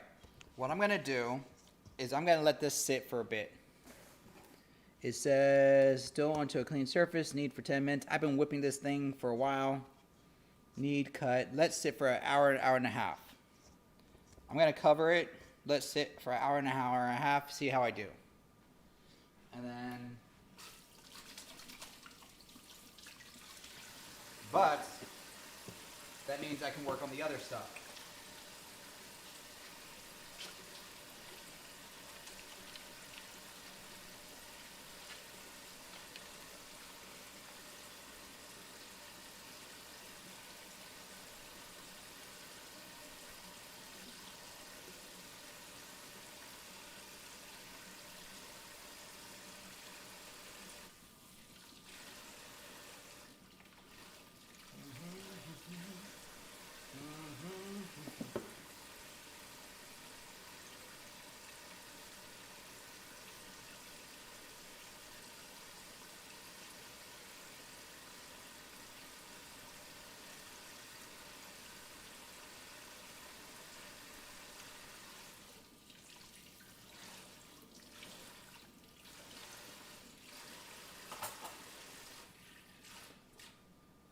All right. Where was I? That's how you that's how you work the buns. I'm so proud. Look at that dough. Thank you all. I mean, right now, it looks the part. It looks the part. So I'm actually proud of that. Will it execute? That's a different story. And then I can use this. Hey. All right, we'll get that aside. And then we're going to cover it with this. That's clean. All right, and we're going to set all this stuff aside. Technically, I'm not going to need all this. And this I'll need later.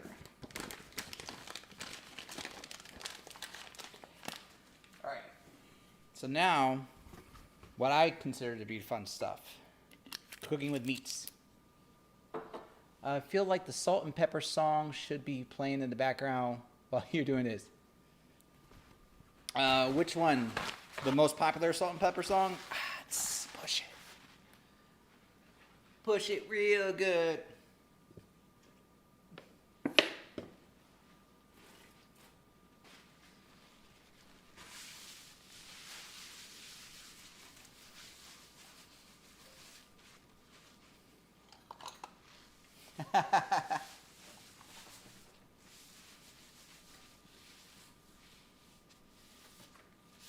Okay, we're going to go with that.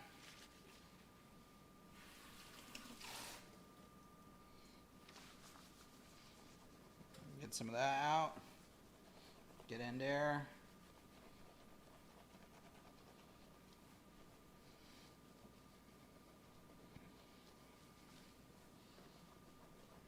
Really get in there.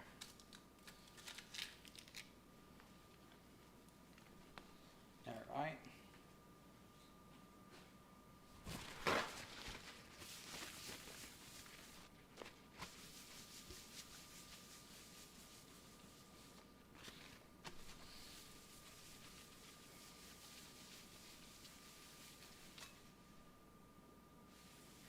There we go. Well, you know what this means? Now that I got a clean surface and I got clean hands, I can change the music. Let's see.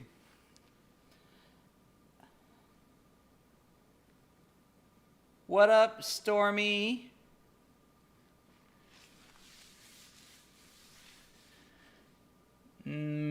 What is it? What? How do you say it? M-mam. Oh, MMA Mike. My bad. I was reading that as ma'am. Ma'am Mike. That's how I was reading it. Sorry. All right. So let's see. So any music suggestions for my Spotify while I prep other stuff?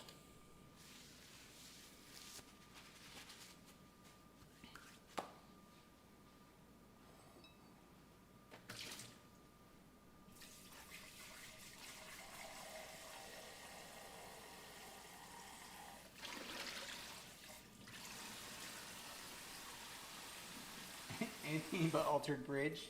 Well, that's what I'm asking. Anything, right now I already have Altered Bridge playing.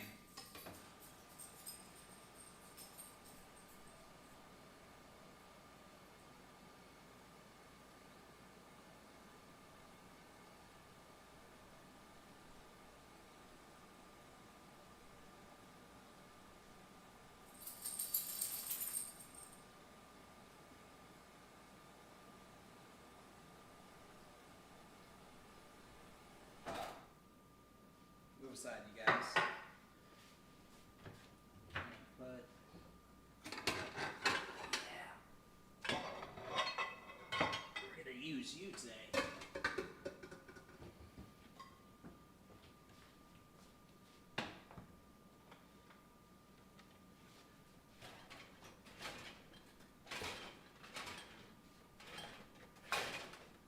All right, put you over here.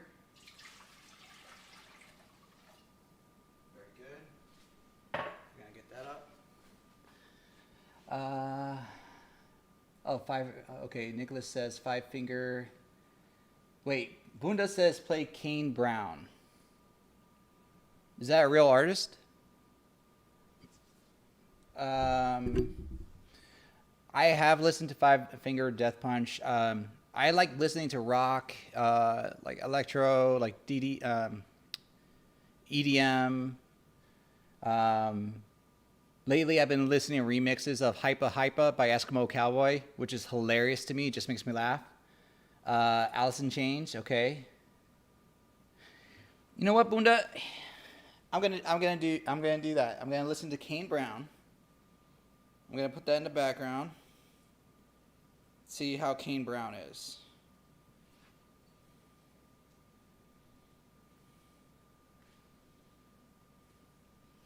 I also like listening to Tech Nine. I usually, but it's not usually my repertoire to listen to like rap and stuff like that.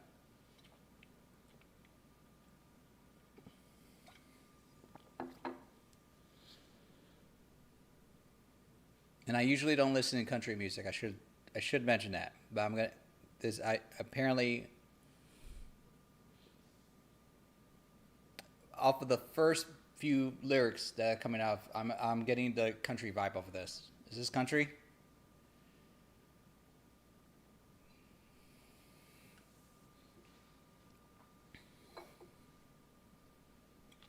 Mm. All right, so let's see here. Well, that's working. Let's grab some ingredients. That's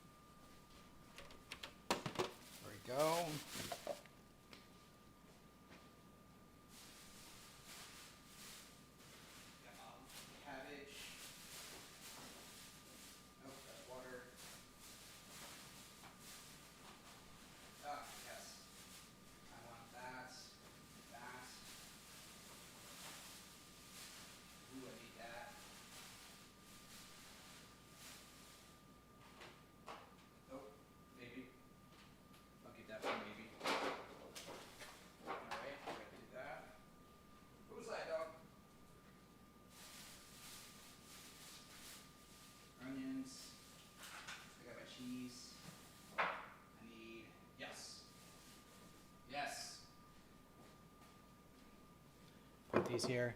All right, it's country, and LOL. I am home film. Oh, I am home Phil. I trust Zoe is in her wonderful hands. Kane Brown is a wonderful. It's a weird face. What? Okay. So what's alternative country?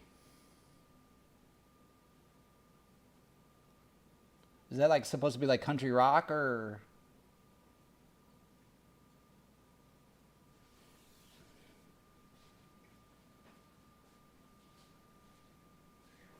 This.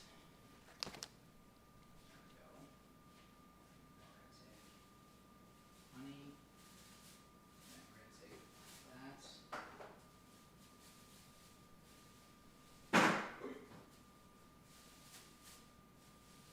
that. That.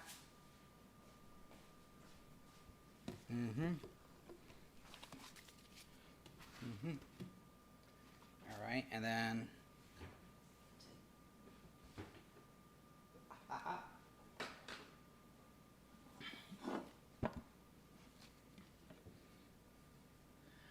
I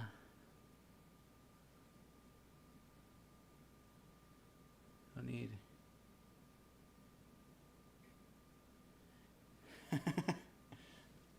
So weird how everybody's like, Zoe, I get it, where you're coming from, because my friends will say the same thing. My friends literally will say, no one hurts Bambi but us. And I'm like, are you saying I'm Bambi? And they're like, you're our Bambi. And I'm like, oh, fuck you guys. I hate you guys so much. He's like, yes, but you love us at the same time. All right, let me back up the microphone because I will splatter. All right, and we're going to take that up. All right, and we're going to move that up here. All right, and then this giant thing of honey is for something I'm going to do because I want to make me some honey garlic. And do I not have? Do I not have any more jars? Mother trucker. I mean, I'll make it work.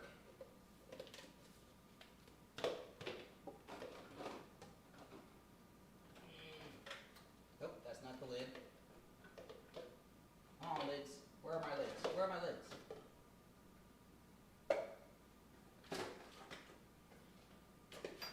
There we go.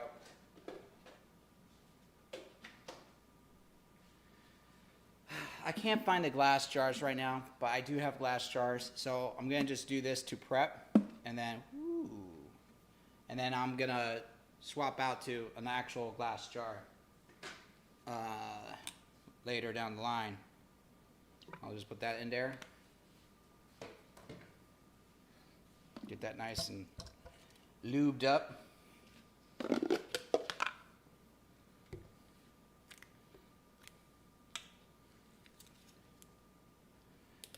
Oh, Zoe, you ate all the snacks?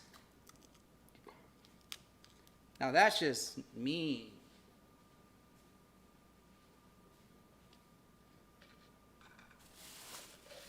All right, we're going to do this.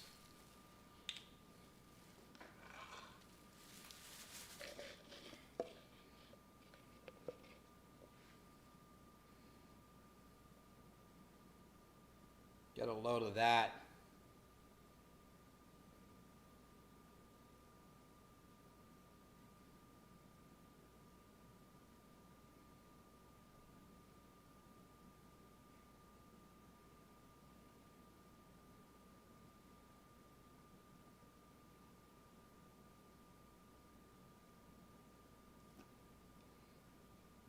Ooh, Versace on the floor. This sounds. I'm sorry. This is cracking me up more than anything. Listening to this. Where's my? Oh, there it is.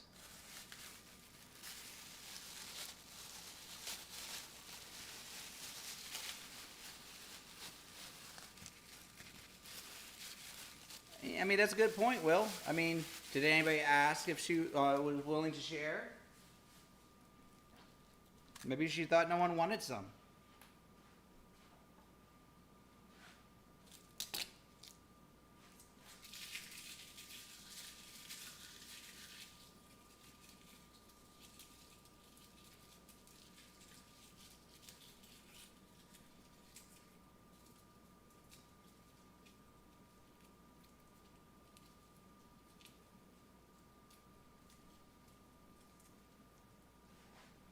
Like BuzzFeed.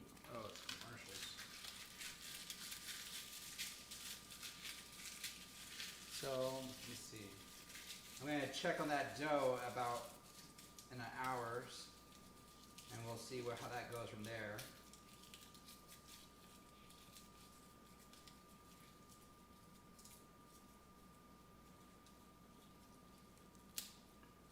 All right, we'll take that. What up, Absent Good? Not much. We're cooking. We're meal prepping. I'm about to make some garlic honey, which is nothing you can use right away. It's more like you have to let it ferment, seep in its own juices in order to reap the benefits of it later. Like I already have a jar, but it's more than halfway through, so I'm gonna make some more. And then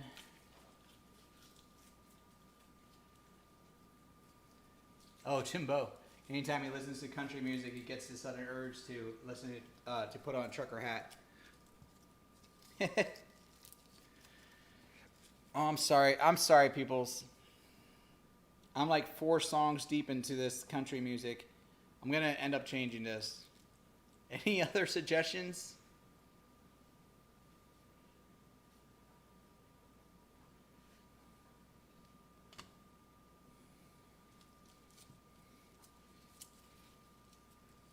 I have to take my country music in sparing parts.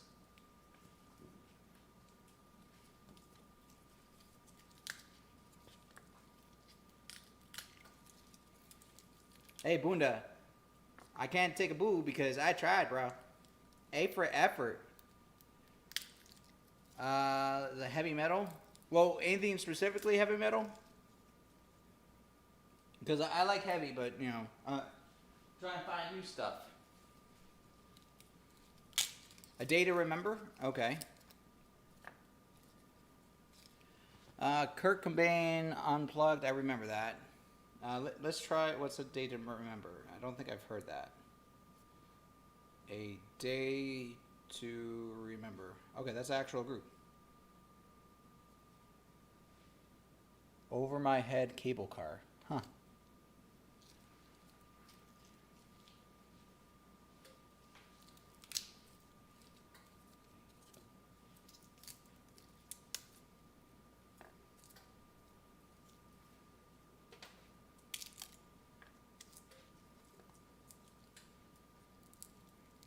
Iron Maiden. I do like Iron Maiden. Let's see. Oh, this is a cover? Okay.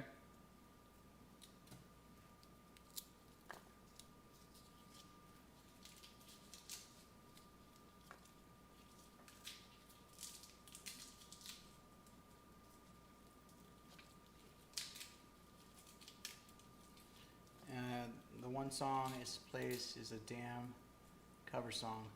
Listen, it was Spotify that chose the song. Not my fault.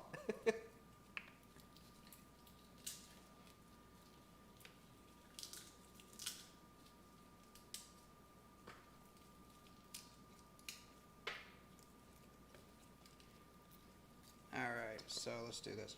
Wait. I don't like keep taking stuff off the floor. Alright. Where did you sleep last night? Oh, that's a song. I thought you were asking me legitimately.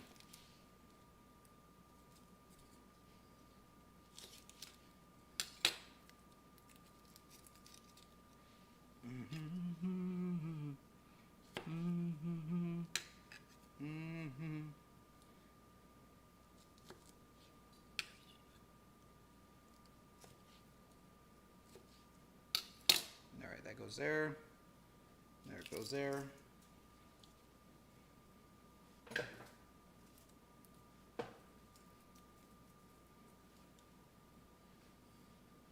Well, she took the snacks and hid them in it.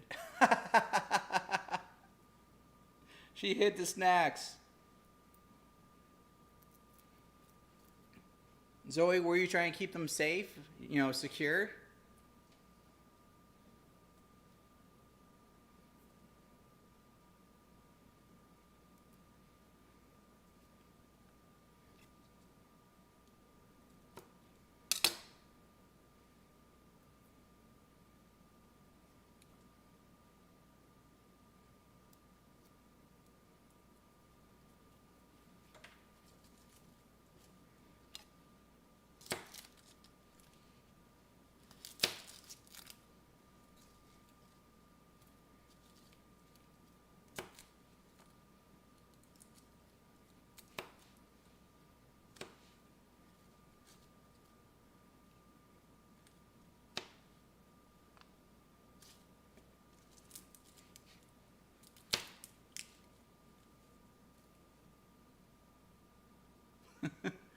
Yeah.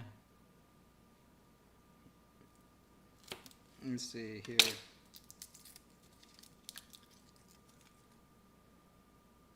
I'm not really worried about breaking down these garlics or like crushing them. Some of these I'm gonna like crush a little bit just to break some of the enzymes out.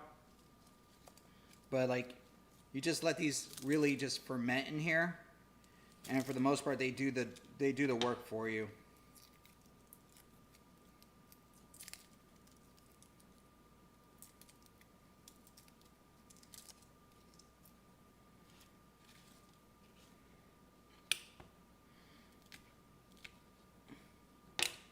A little bit of crack there. That's good.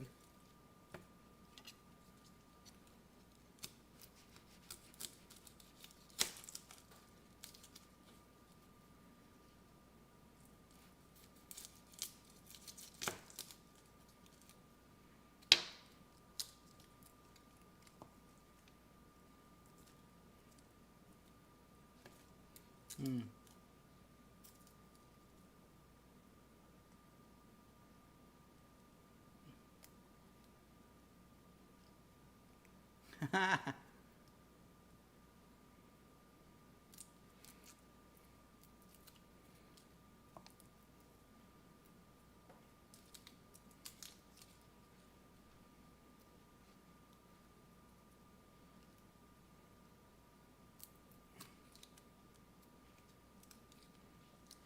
There we go.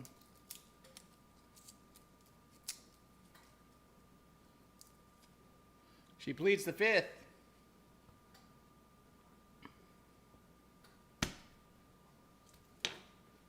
I'm sorry, dog. I'm hitting my mom's dog with garlic. Not intentionally. She just had to be, casualty.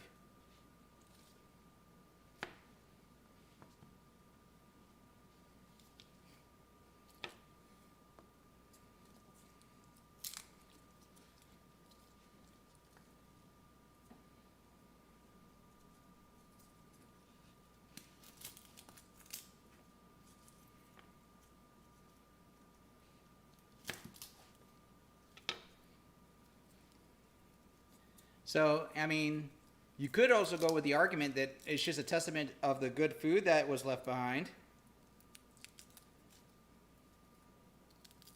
That makes everybody compete over it.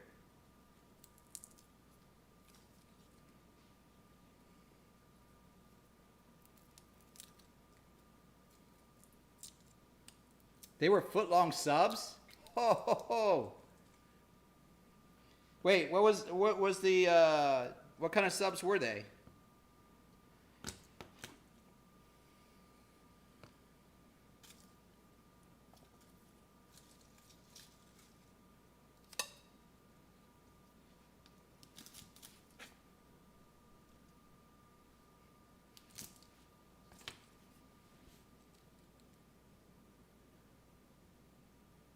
Oh, come on.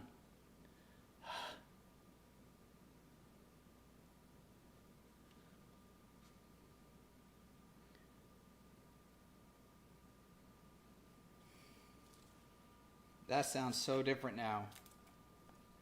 I'm listening to the song Second Sucks from A Day to Remember. And the intro to the song is like it starts off with a little bit of rock and then it goes fight, like with Mortal Kombat.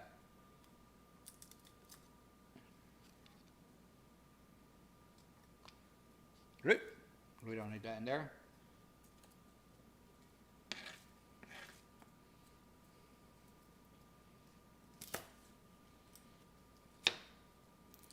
Oh, meatball, Italian, etc. Okay. I'm not gonna lie, I've never been a big fan of meatball subs. Like, I get it. I get the appeal. It just seems too simple, almost. Like, it never was really like, I felt like there should have been more to it. But I'm also the kind of guy, like, I will go get a sub and I'll be like, load that bad boy out. Leave off the cucumbers, put on the spinach. Get me all the other stuff.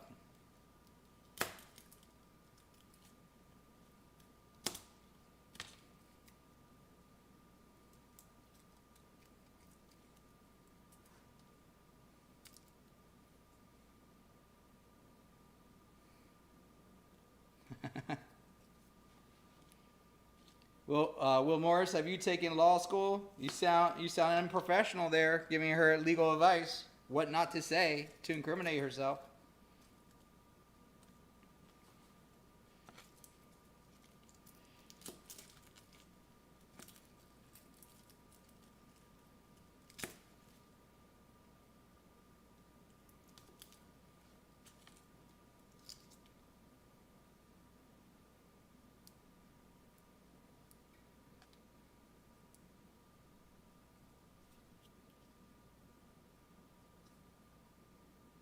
Mm-hmm.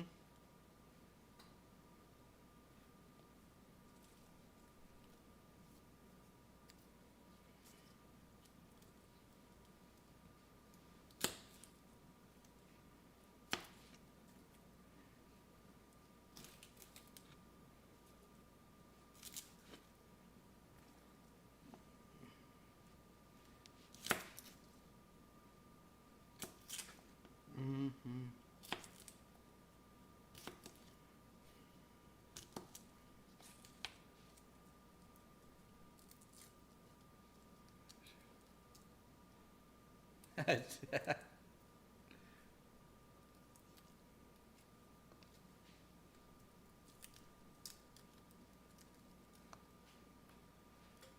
mm.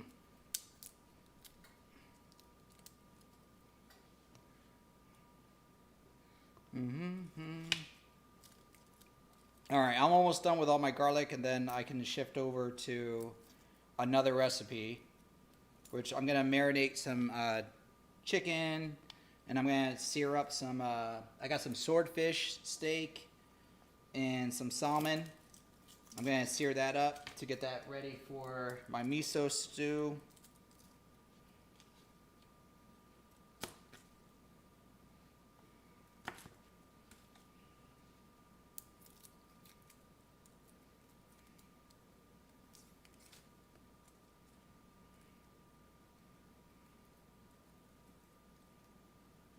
I need a.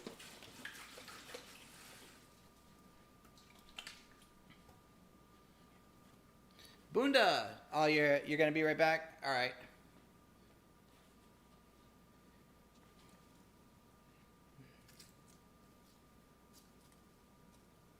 All right, and let's get rid of this excess stuff for now. All right, we're gonna save that.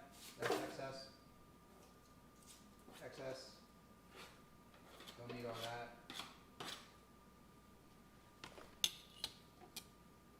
Yep. All right, this should make it a lot faster.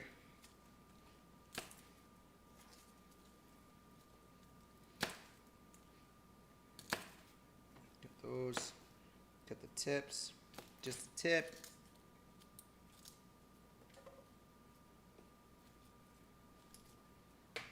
Don't need all that.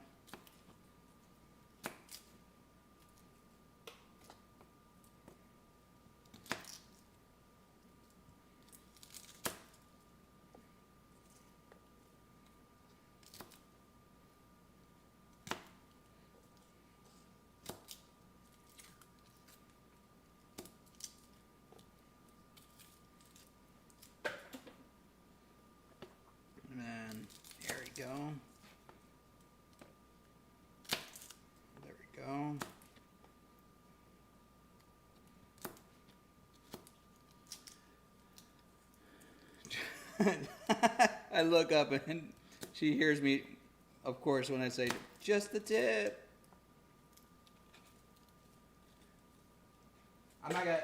Every time I hear that, though, I think of Archer.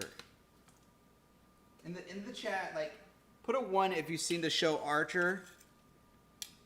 Put a 2 if you haven't, of course. I haven't seen the last couple seasons of Archer, but I used to love watching that show.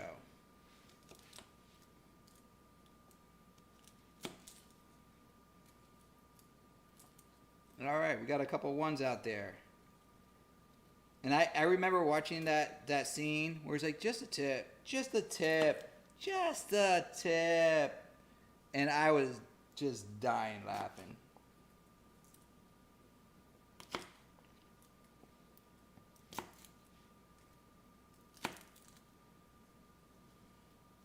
Oh, Philly, you haven't seen it? Okay. So, what's the best way to describe Archer? It's like making fun of James Bond, but like the U.S. version of James Bond. So like Archer is like this character who is like a James Bond like character, of course, but the boss of his agency, which at that time was called, which they did tie a joke to this because this was before the actual legitimate group that, well, not really legitimate, but actual terrorist group formed, ISIS, but his agency was called ISIS for different reasons. And I think it was around season 6 that they closed down his spy agency because the U.S. government recognized the terrorist group and they were confusing the two together. And, it's a PR thing. So they actually tied that into the storyline. But I digress. The fact of the matter is, like, he's just like this alcoholic James Bond idiot kind of character who's just happens to be really good at being a spy when he shouldn't be. His boss is his mother, literally not the codename mother, is his mother, and he has a butler who he abuses. But his butler is like essentially like a living dad who just takes care of him, even though he abuses him. And then he is like quite literally the reason why like they have HR meetings and work, because he just sleeps around with everybody at work, does things that are inappropriate, and everybody at his job is just like crazy. Like they have a science guy who's like their version of Q, which everybody theorizes is like an illegal clone of Hitler. And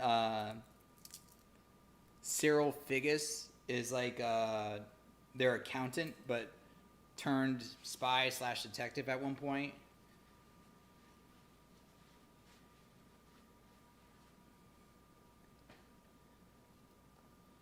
Yeah, so it was a thing, and then they went through various. Once they closed down the industry that he worked in, then they went into different genres. Like they did a whole season where it was like Miami Vice style for the entire season, and then another season was like L.A. Noir, I want to say.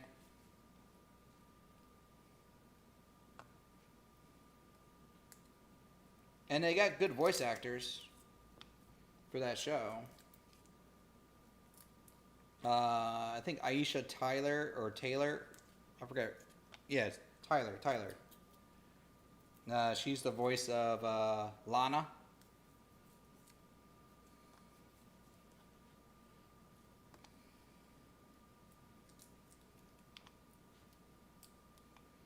Oh, and the funny thing is, like, he has a Archer, the main character, has an unnatural fear of robots and alligators, I want to say. Robots and alligators.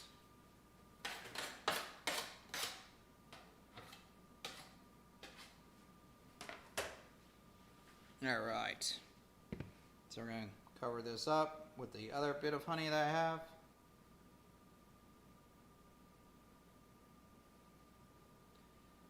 All right, that's just gonna sit there now. All right, I got my honey garlic all set up. I could have probably put more garlic. I have more garlic in the fridge, but I don't want to use it all up.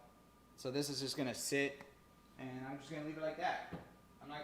That'll actually expand, so I'll probably have to keep an eye out for it. Ooh.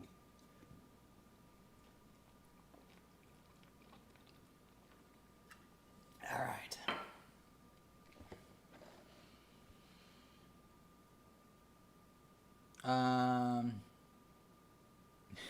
Oh, Zoe, the meal? It's not for a hot date. It's because I was in the mood. I don't need to have a hot date to be in the mood to make things. I mean, it doesn't hurt none. It does help. All right, so we're gonna do this. I want.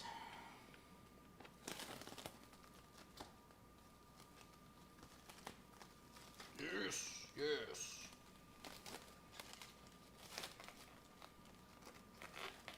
Oh, open, says me. All right, so we're gonna take. That's right, I got these guys.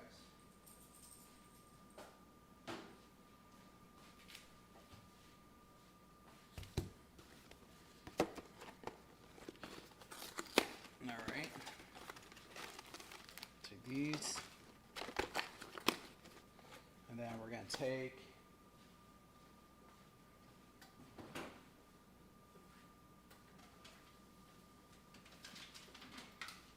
this.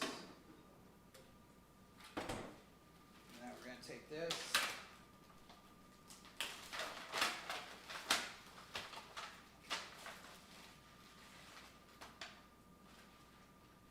And fold this. And then we're going to take that. Take that. So you might have forgotten, but I had marinated this teriyaki chicken last week, and I already made some. Hopefully that's a good angle. And I made it a couple ways, and this actually worked very well baking. Like, a lot more juices will come out of this bad boy. I'm gonna toss this in the oven and finish making that so that I have some more food meal prepped. So technically, Zoe, you just reminded me of that. No, I'm not hiding anything. Literally, this is what I enjoy. I smile when I cook.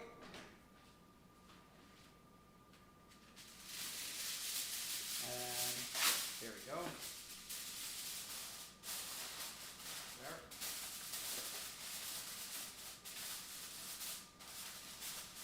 All right, and then we're going to take that. And then we're... All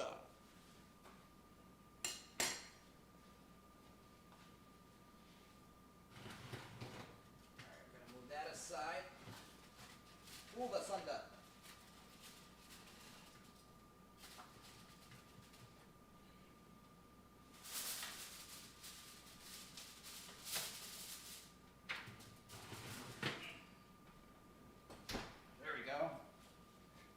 That way I don't forget. And then we gotta take this chicken. So I got some Thai peanut dressing and marinade. And then I got some Korean barbecue. Philly cheese Gator is actually really good. And granted, it depends who's making it. I'm not gonna lie about that because I've had some bad Gator. But if you're ever in the Tampa area, I have to double check if this place is still open. But it's called Skipper's. I don't know if they're still open now, but they were on Man vs. Food, and they do a smoked gator rib.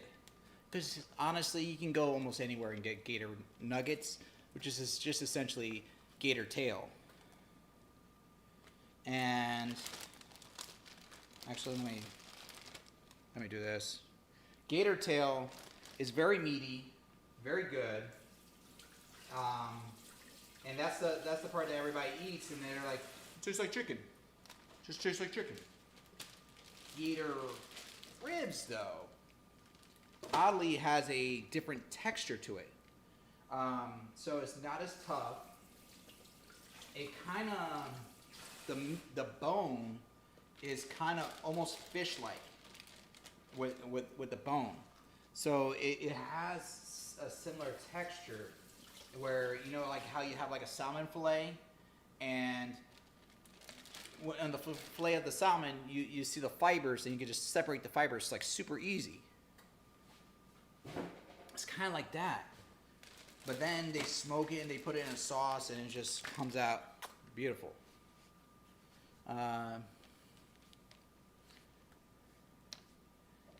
Yeah, jerky is different. Like, I've had kangaroo jerky. Tasted okay, but I am quite sure when you eat the actual product and the meat, the texture and the flavors come out differently. It's just like when you have regular beef jerky versus having like a burger. It just doesn't taste the same.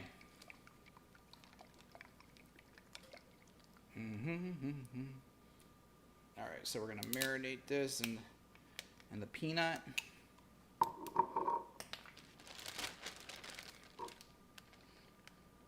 The thing I like about marinating my meat is I don't have to eat it right away. I could just prep it, let it sit for a little bit, and then store it in the freezer for a while. Not like indefinitely, but just let it sit in the freezer after it's had time to soak up, and it just stores there. And then when I'm ready, take it out, thaw out, and then I'm good to go.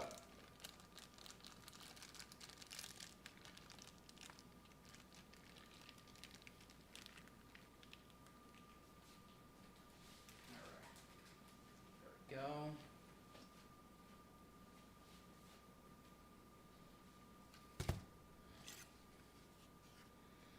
By the way, in case you're wondering what kind of chicken I'm using right now, is chicken breast fillets with the rib in the meat, and it's three breasts per packet.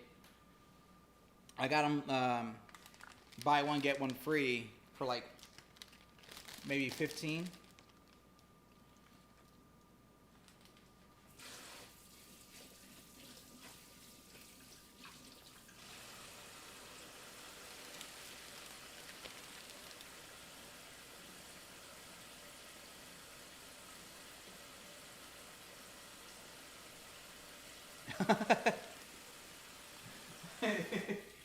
That's a hell of a metaphor, Zoe. Marinating and sitting in the freezer.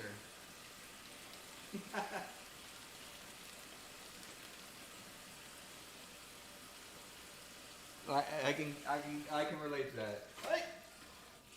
You did not see that.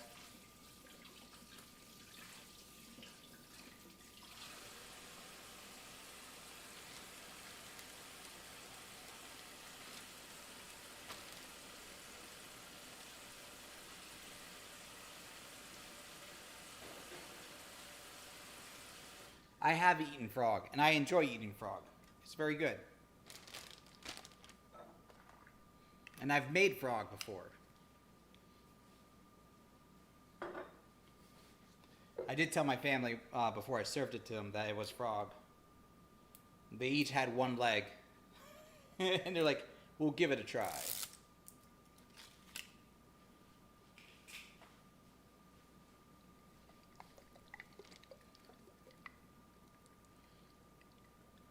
Alright, so it's been on random right now. And it's playing the Since You've Been Gone by A Day to Remember. Some of their songs have been good. Some of them I just like ended up being like white noise in the back of my mind.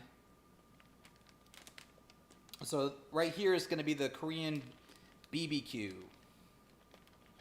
So this is gonna. I'm more excited about the Korean barbecue marinade. Zoe, yes.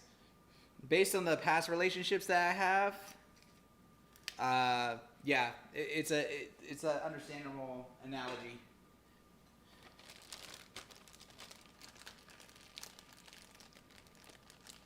Let's see.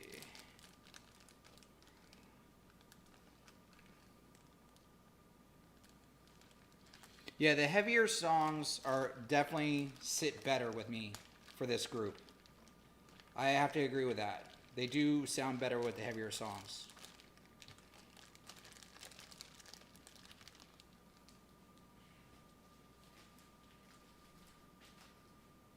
All right, so all right, let's do.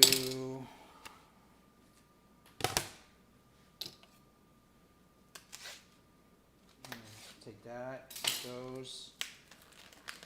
All right, and I want to take this.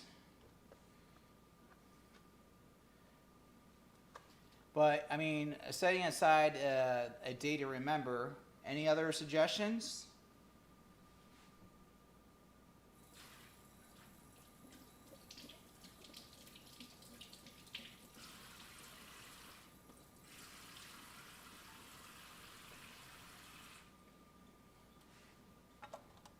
Ah, did I turn this off? I think I did.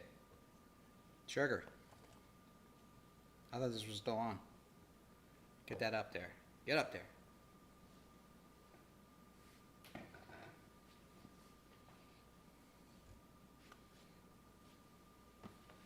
Like, I mean, my all-time favorite rock group to listen to is Seven Dust.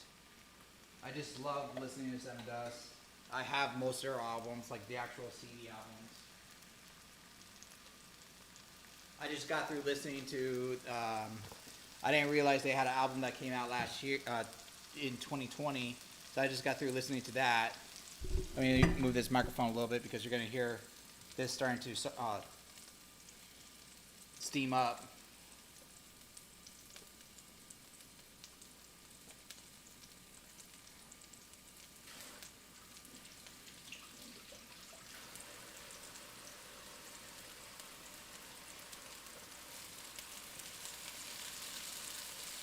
All right. Bam. All right. And then let's see here. I'm going to cover this back up. And we're going to do that.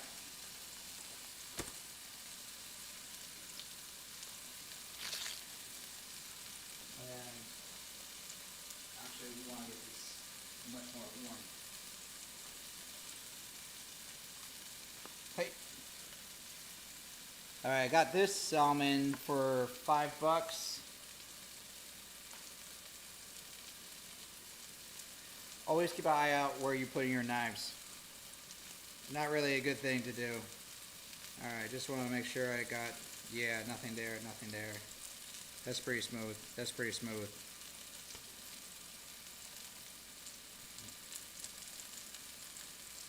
Oh yeah, that's feeling pretty good.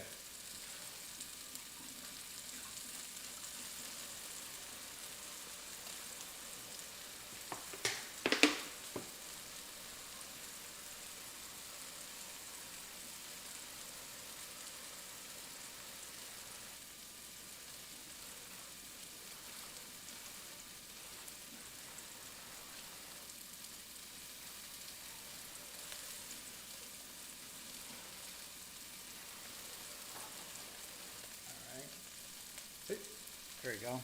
I need to remember to keep carrying this. And then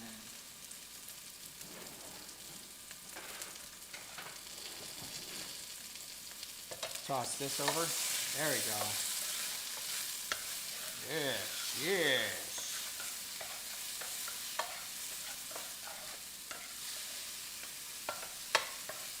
right, toss that over.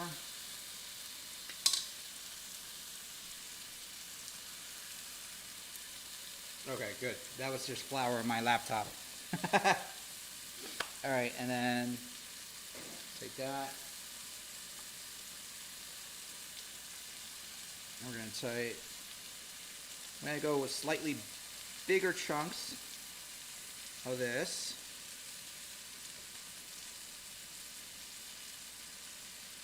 Because I got a feeling this is gonna crisp up fairly nice.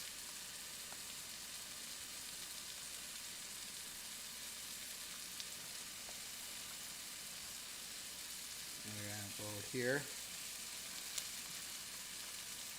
What's the rule? Always skin side down first.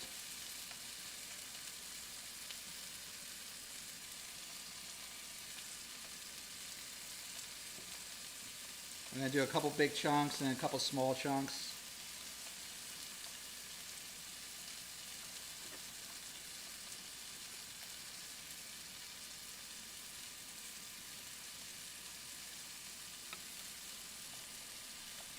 Hey, what up, Troy and Meister G? How's it going?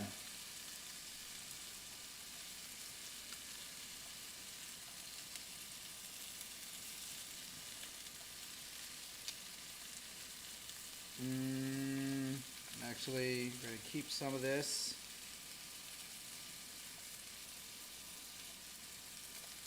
Some of these are going to be smaller. So I'm kind of doing some of the fish early that I want to do for my my pizza, because I want like the skin part to be. Why did I cut it this way? Jesus. Because I want the skin part to be like crisp, but I also want that fish in my pizza.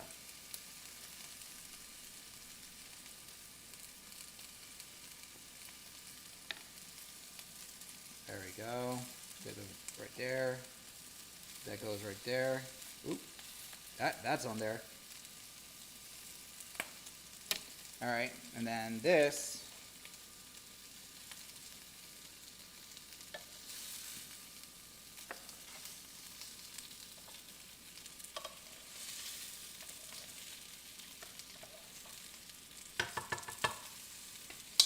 And then see here.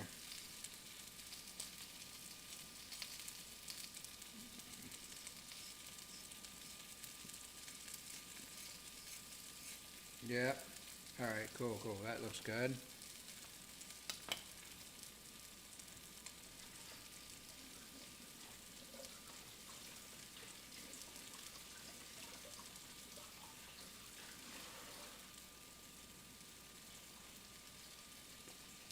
All right, so we're going to get this.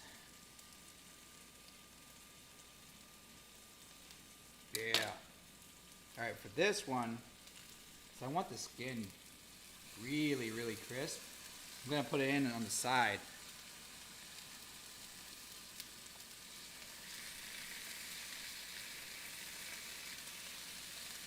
And then we're going to do this. Not that much sizzling now, right?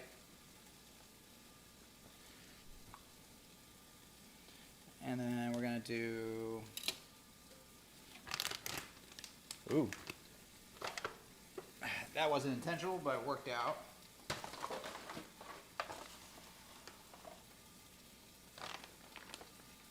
We got some of that.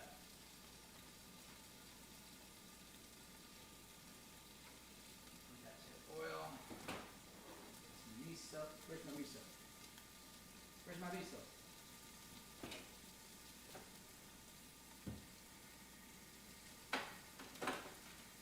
My shrimp. There's my miso. Yay.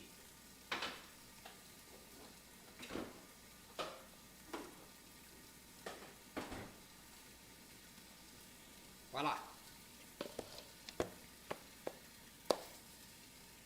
So, Troy, Meister G, any suggestions what I should be listening to?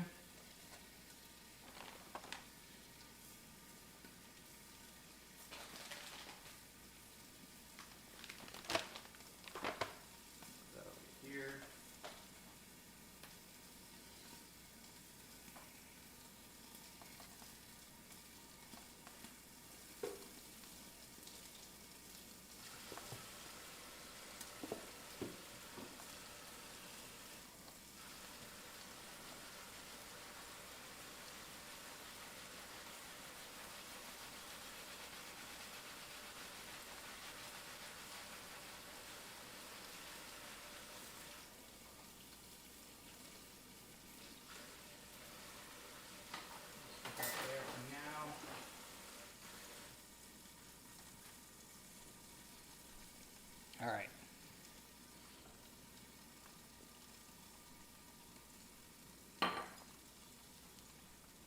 I think it's time for a drink, like an adult drink.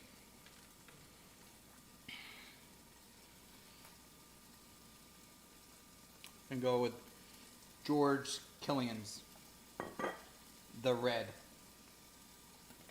Irish Red. Oh, it's a twist top.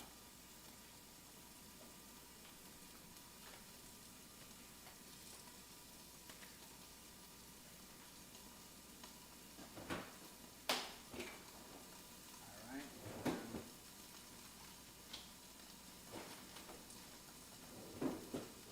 so we're going to do this.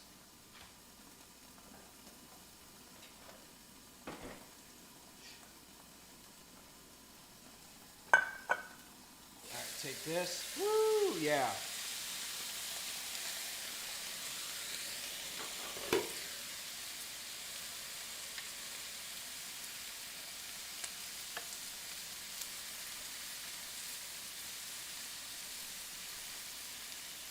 Alright, that's on the back. Alright, we're going to take some of these mushrooms out.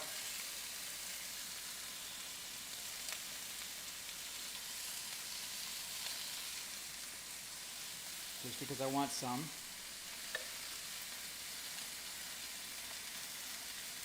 And then I'm going to take out some of these smaller pieces of salmon. Because remember, some of this is going to cook in the oven.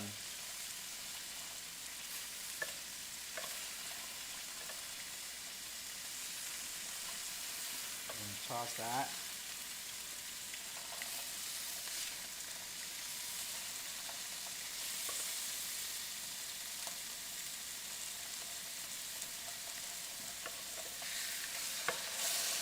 There we go.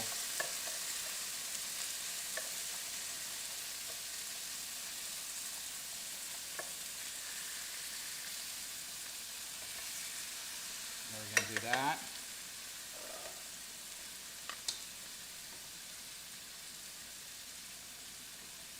And then we're going to take, so that's going to stay with me.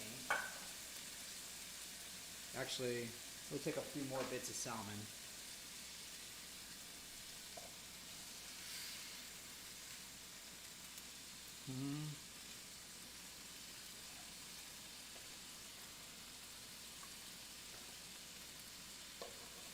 Alright, we'll leave these other big boys, because those other big boys are going to be for the soup.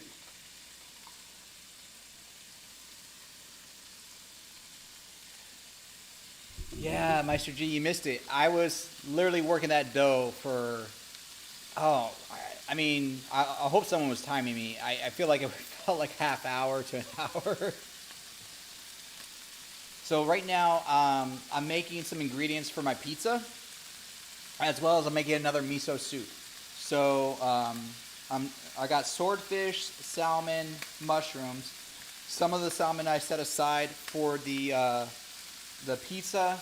I'm gonna pull aside one of these swordfishes for the soup that I'm doing, and I probably should have diced it down more. And then I'm also gonna toss in some scallops and some crab. Like I got crab claw meat, which I should probably open up now.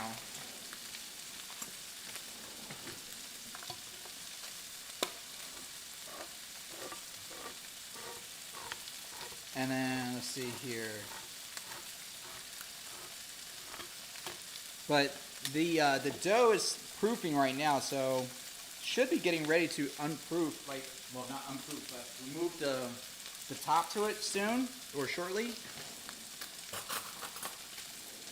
Ooh, this looks actually really good.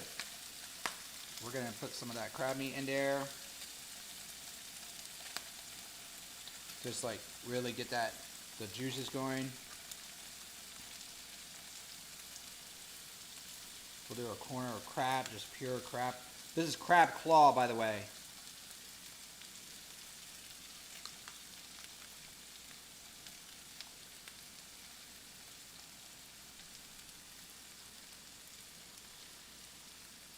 I got a feeling that's going to have a lot of juices that'll come out of that bad boy. That's a lot more crab than I anticipated, but it was really compressed in there. All right, so that's going to be there. And then we're going to take that. Huzzah! And then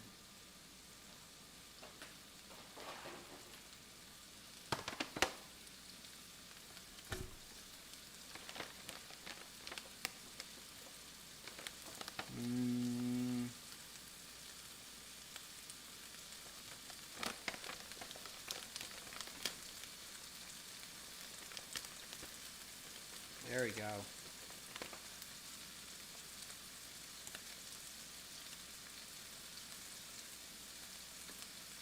It's getting multicultural. Yeah, multicultural for sure. All right, so got boiling water, got miso. I'm gonna toss the miso in there shortly. Let's ramp this up just a smidge more.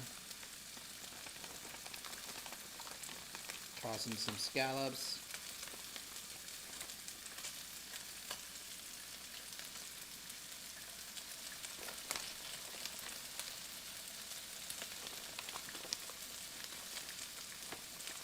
There we go. Make some room. Make sure there's enough room in there. Good boys, good boys. Share.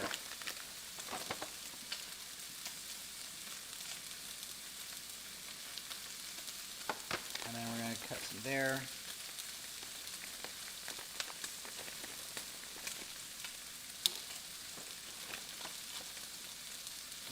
Okay, these have no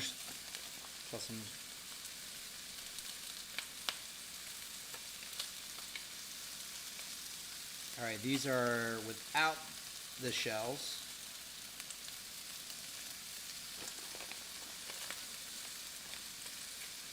As a matter of fact, I'm just going to put these on top. They're a little bit still frozen. And it's going to get those in there.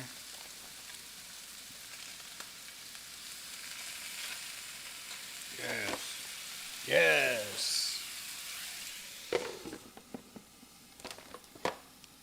That's trash. We move this aside. And then I'm going to take this. How many people like onions in their pizza? I like onions on my pizza.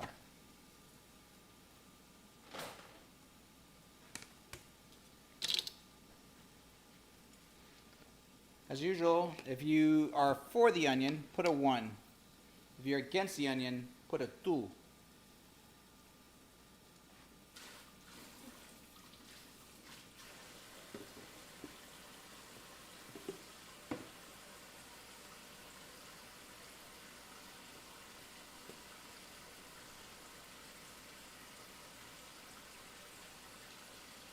Let's see here.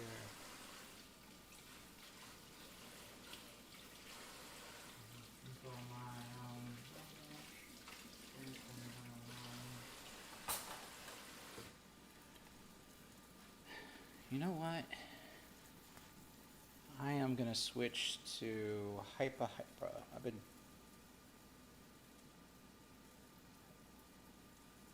Come on.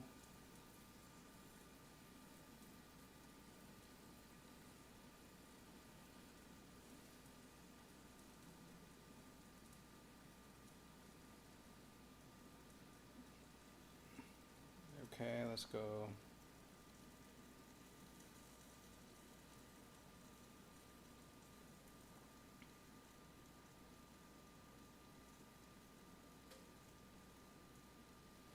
Has anybody ever heard Eskimo cowboys before?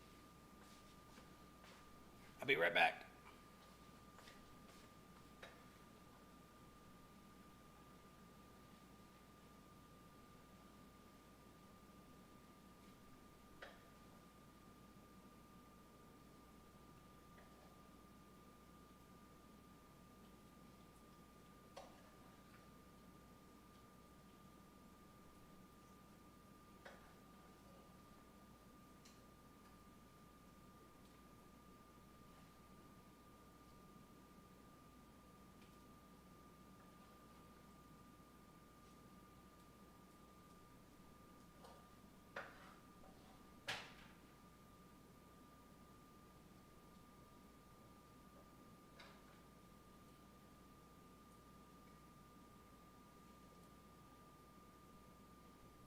Gotcha.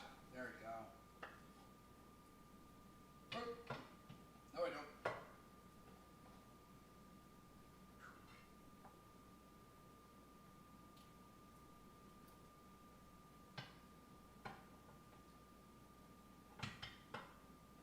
There we go. That's the angle I want.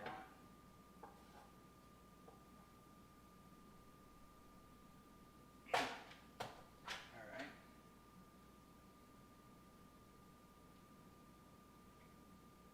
This is going to be good eats.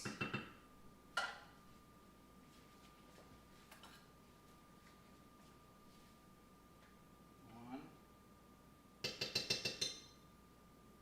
three,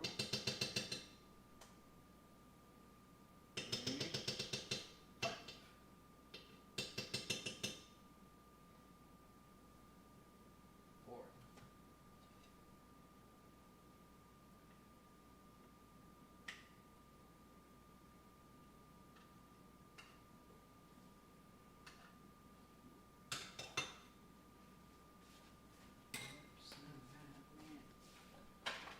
It's true. Not for me, I'm down for you. And I like ya. Bye, girl, all night long. Hyper, like ya. And I like.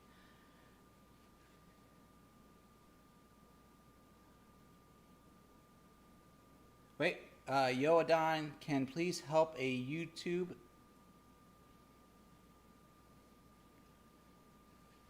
Troy, you're asking for help?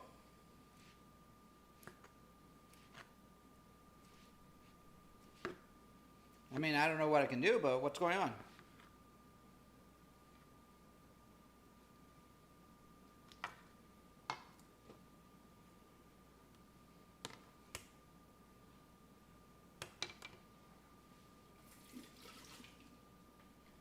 Let's see here. Pretty and I like ya.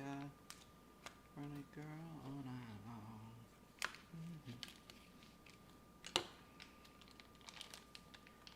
You need subs?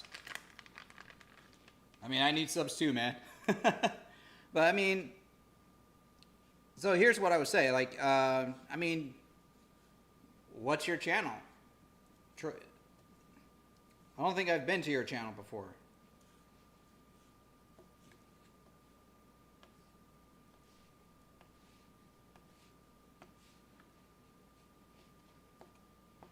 And what do you do? Well, I mean, I see gaming's in your title. So is that what you do in your channel? You do mostly gaming?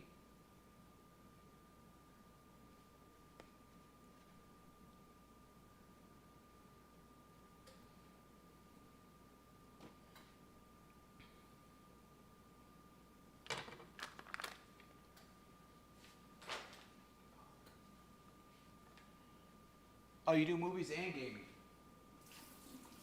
Is it like movie reviews?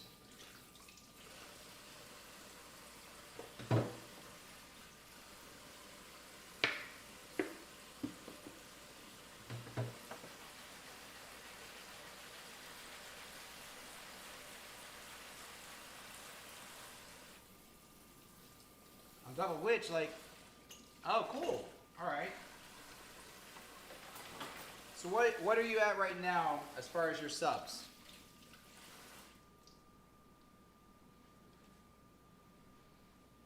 Kind of like Andy? Okay. I, like the only movie reviews I've done on mine is pretty much for anime reviews. But where are you at for your subs right now? Where you, I mean, or do you have a goal of where you want to be?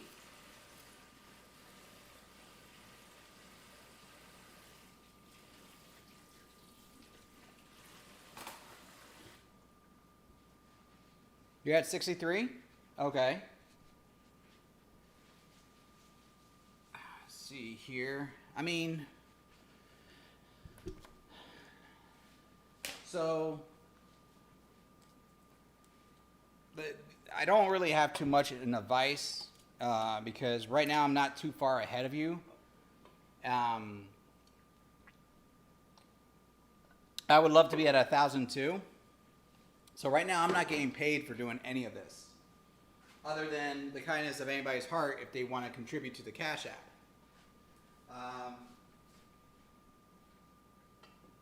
But I mean, from what I can see with Andy and what he does, it's a number of factors. One is consistency, which has been one of my flaws on my channel. It's like constantly being out there, being regular, having a lot of stuff to be put out there so that the channel itself can be seen by people. So that's one big thing. Like I know when Andy was trying to get back into the game, he was telling me that he was advised to do 3 videos a day if he can, which is a lot, depending on what you're doing. And I was like, I can't do 3 videos a day. For 1 month, I was able to pump out like a video a day, but that was because I banked a lot of stuff, and now I'm not doing that anymore. Oh yeah. The other part. Oh, look at my baby doe! My baby doe! My baby doe boy blew up. But anyways, the other part is titling. The titles to be like eye-catching, not necessarily clickbait, but like short, concise, to the point. In that regards. And let's see. Let's do. One's gonna be white. One's gonna be that. One's gonna be. Ooh, that's right. I need to shred.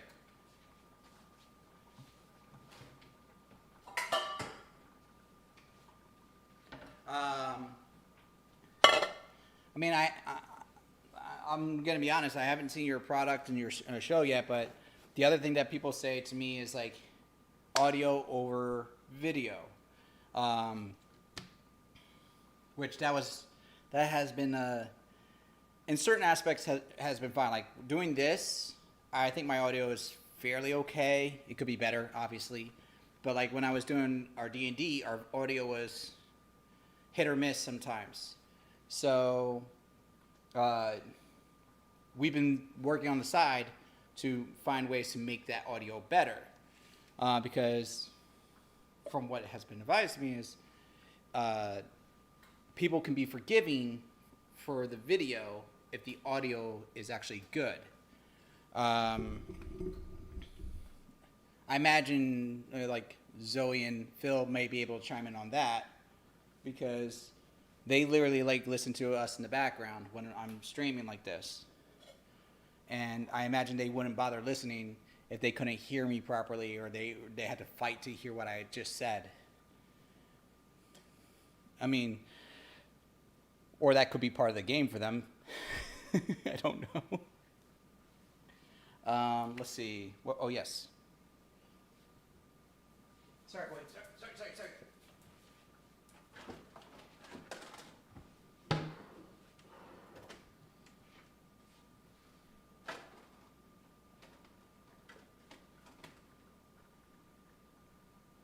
I could have swore I had.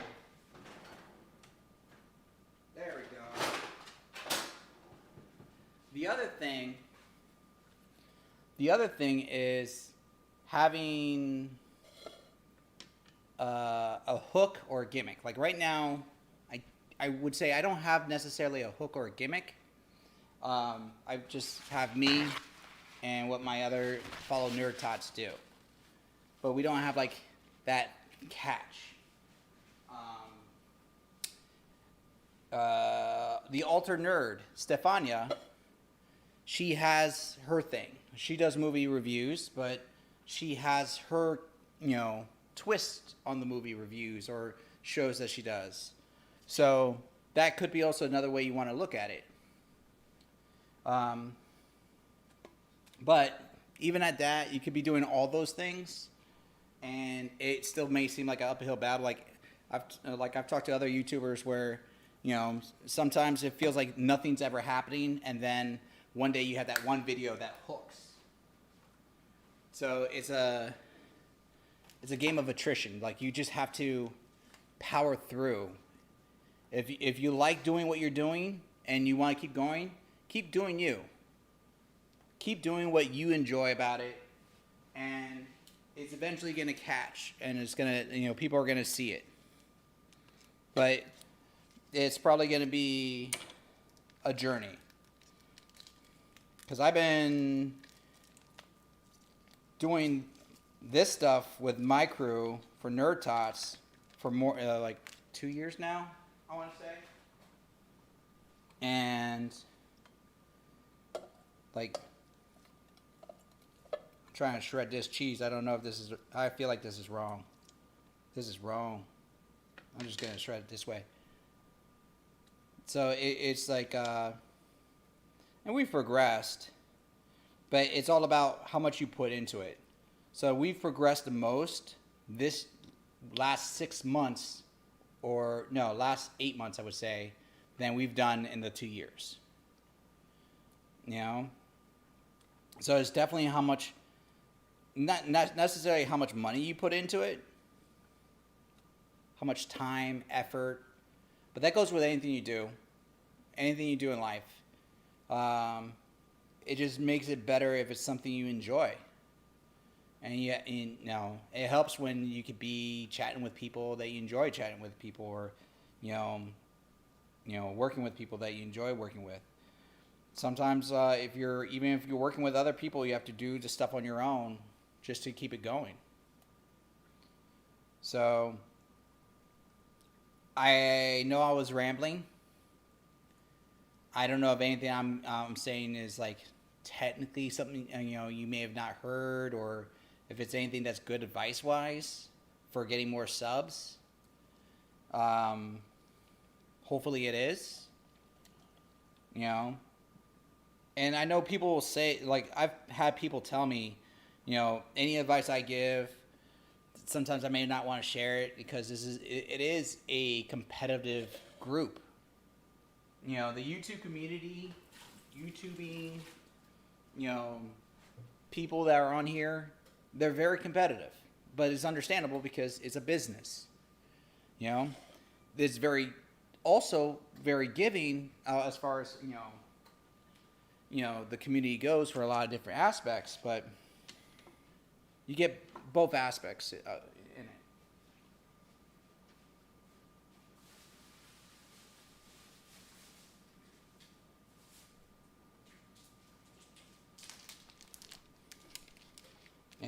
And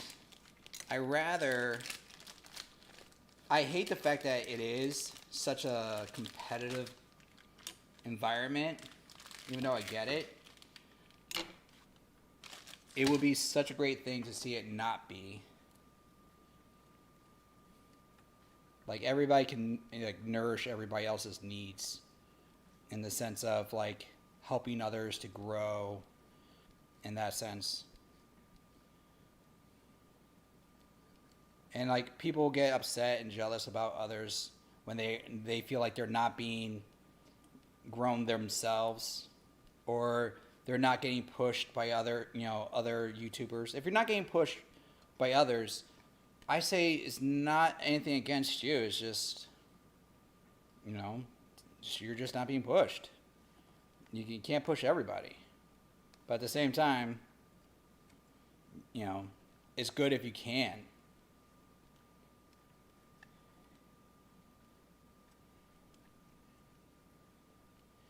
Oh, thank you. Yeah, no, I don't know about. Oh, yeah, Hi Nerd. Yeah, I know him by his other name. Yeah, no, they're all cool. Um,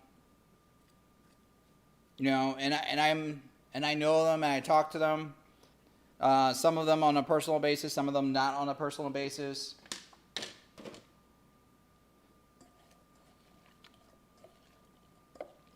You know.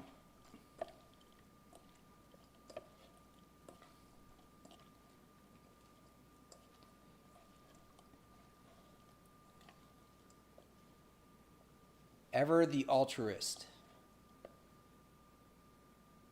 Will Morris, you're using words on me that I don't know. I'm going to take that as a compliment. But truthfully, I do not know altruist.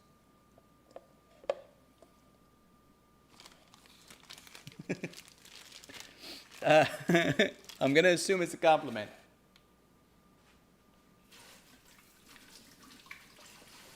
All right. So, let's see. This is all mozzarella, by the way, that I was shredding up because I'm going to use that for my various pizzas. Now, speaking of pizzas, my dough boy has risen. And let's see what's going on. Let's read these. It's always a compliment. Okay, cool. Okay, so turn the dough onto a clean surface. Yeah, I already did that. Knead the cut piece back into a dough shape. Place in oiled bowl. Yeah, did it.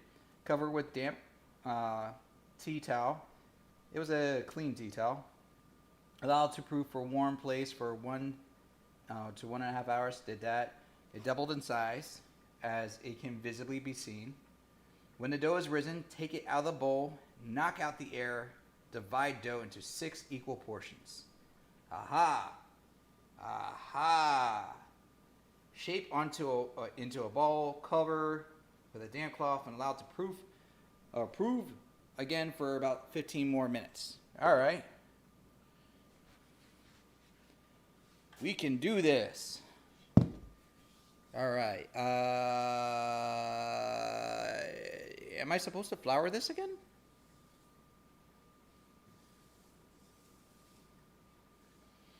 Thank you, Zoe. I like this shirt too, even though Bunda does not condone this shirt. I enjoy this shirt. I respect his decision not to like my clothing attire. All right, I'm gonna go with that. I need to flour this area. Right? Yeah, I'm gonna go with that. All right, so we're gonna go flour.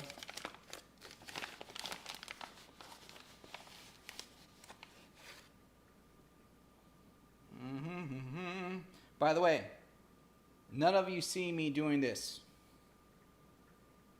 My mom will lose her shit. Even though this is like literally clean surface and it's meant to like really get in there, she doesn't like doing stuff like this. I do. All right, so it said take it out. Gonna get in here. My baby boy, I'm sorry. All right. So knock out the air. And then I'm gonna need to knock this or cut this into 6 beautifully round pieces.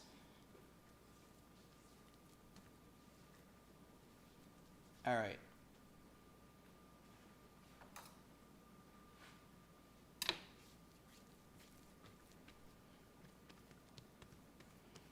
All right, so we're gonna go.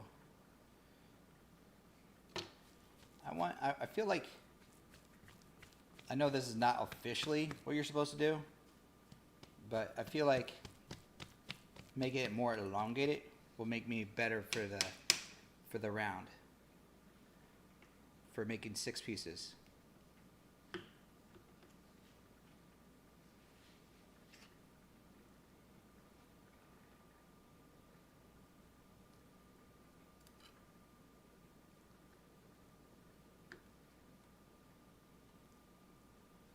All right, so now I just have to cut them into 3s. Maybe it is the yellow, I don't know.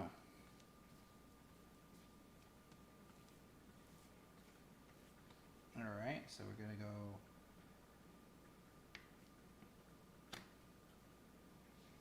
here. That's gonna be 1 doughboy. Yeah. That's gonna be 2 doughboy.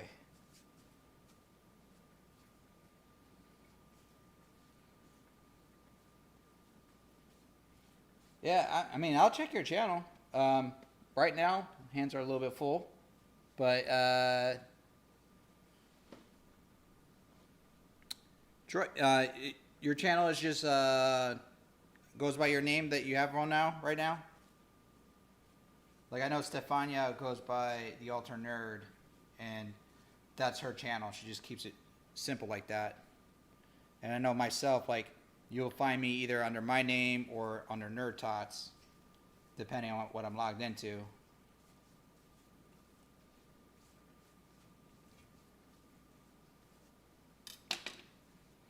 And then, yeah, put that over there. And then we're gonna put this.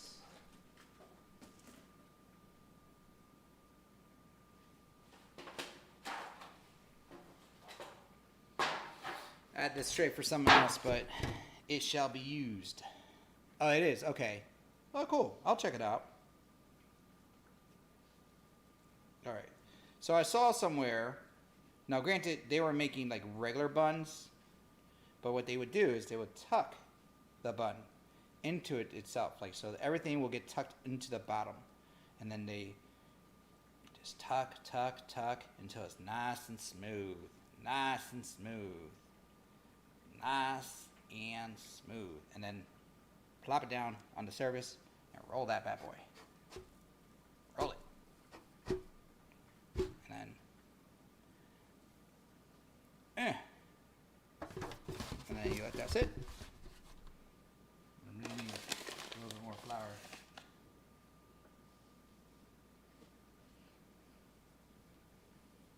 But same thing.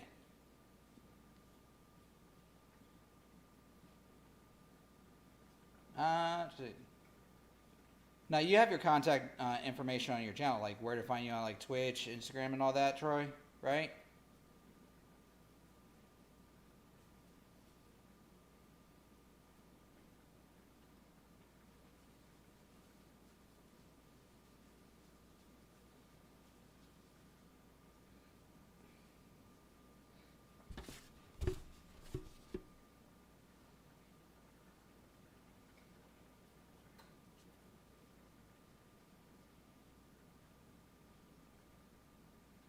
Let's see here. My phone decided to stop playing music, and everything seems so much quieter now.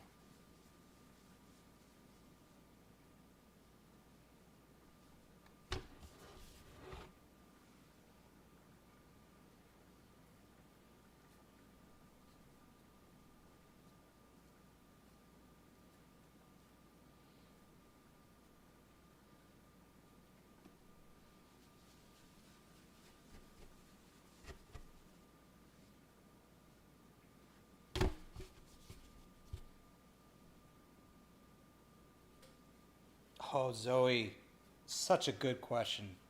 Things that I want to make and have yet to do. Okay, so oh wow, there's so much I want to do. Like I want to make a rabbit, not like the animal. I don't want to grow a rabbit. I want to cook a rabbit. Let me rephrase that. Um, but yeah, I would love to do a rabbit. I was joking with my friends, and we were talking about doing something similar to like a turducken, and I would love to do that. Um, Donuts, like proper donuts. I, those I don't know. I'm sorry, I can't remember the name, but they're like these Asian dumplings.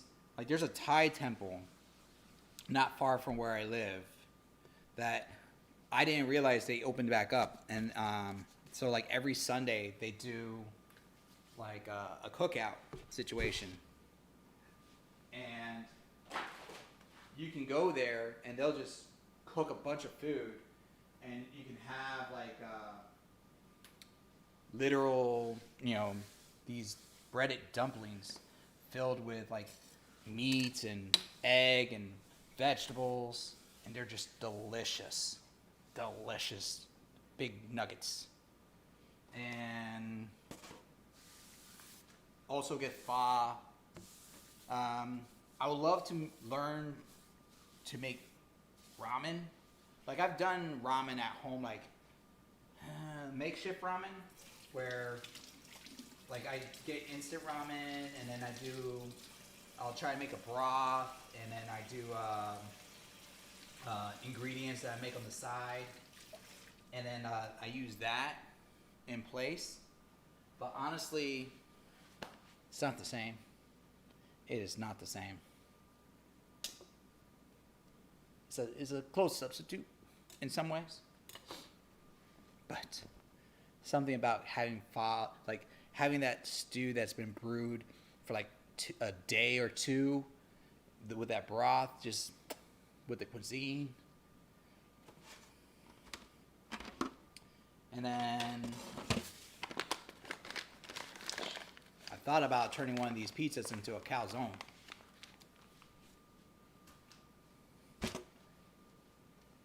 Like what's his name? What's that character from Parks and Recreation that loves calzones? And it helps if anybody in the chat knows Parks and Recreation. Anybody knows about that show?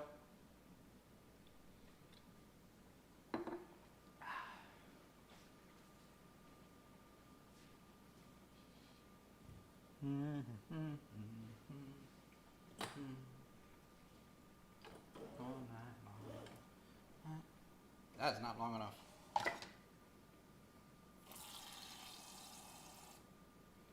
Oh, you do? Okay. So you are familiar with that show. Okay, so what's is it Wyatt? It's not Ron Swanson. It's not Chris Pratt. It's the guy who ends up marrying the main female character in Parks and Recreation. They brought him in to help Rob Lowe with like letting go people in the government facility, like when they were going to cut people, and that was his job. And he was like the former mayor of another town, and like he had a bad reputation. And then he decided to like turn a leaf to try to save the people in that town. And then the running joke was that he just is obsessed with calzones. He feels like a calzone. It's like the perfect food. And I remember there was one episode, everybody got food poisoning, and they were all like trying to figure out what caused the food poisoning. And they figured out it was the calzones. He's like, the calzone has betrayed me.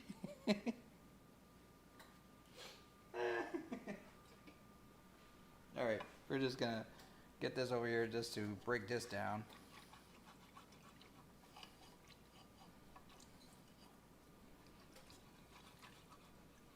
Ben Wyatt, Adam Scott character. Okay. Yeah. I feel like his character was like a proper nerd in some ways, or a proper geek, because like he developed his own board game also. It's like the the towers, the cones of Ilshire or something like that. I haven't seen that show forever.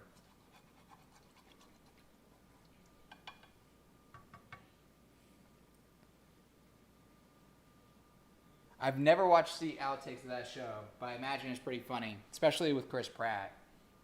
And they only had maybe 2 or 3 episodes that revolved around something food related that caused either food poisoning or like, because they had one episode where one of the characters made his own alcoholic beverage or cocktail, and it was just a mixture of all these different various alcohols, and then people were getting smashed off of it, but then it turned out it was like, I don't know, too potent, and it was banned because like people were like practically being poisoned by it, something along those lines.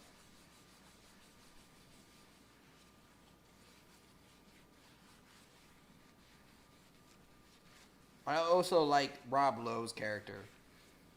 My favorite was, of course, Ron Swanson, the guy who is literally the same in real life. But Rob Lowe's character was pretty funny.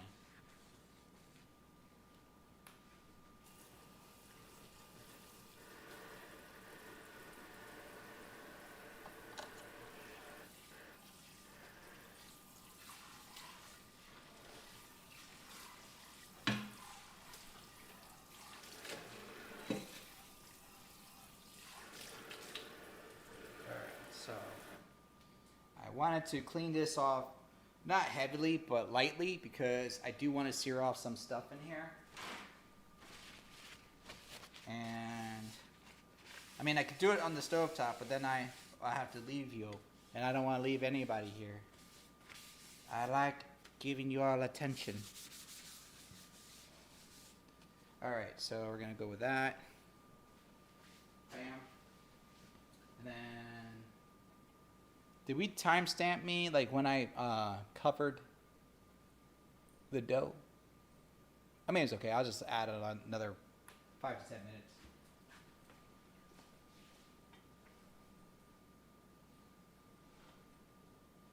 Oh yeah. All right, we're gonna put this low. But I think this is good. I think this is good.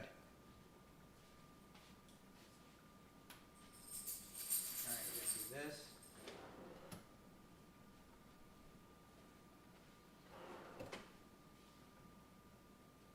All right. So this is miso soup 2.0, and sorry about the steam, but look at that. I have all sorts of fish in here. We got salmon, swordfish, scallops, shrimp, crab meat, like legit crab meat, not the fake stuff. And it's all mixed in with some mushrooms and some miso. Now we just let that simmer. And then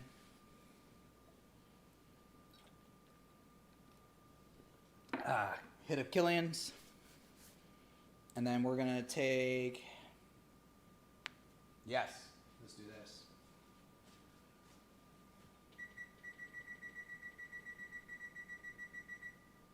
All right, we're gonna raise the pizza. We're gonna raise the oven temp because I had a ham in there and some chicken in there, and then the oven needs to be raised to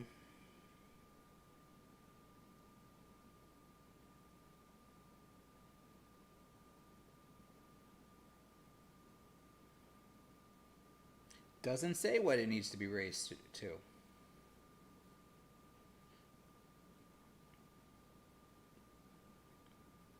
We're going on high. That's what we're going to raise it to.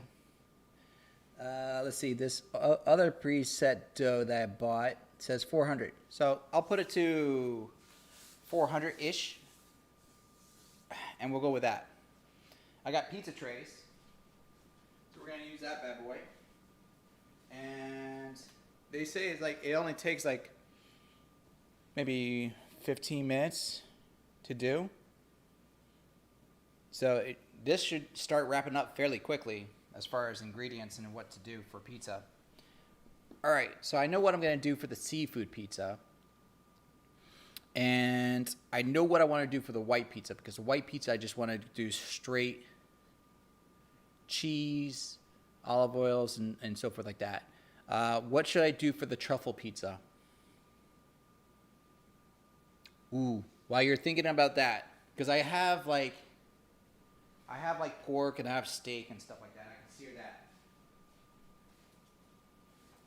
Let's do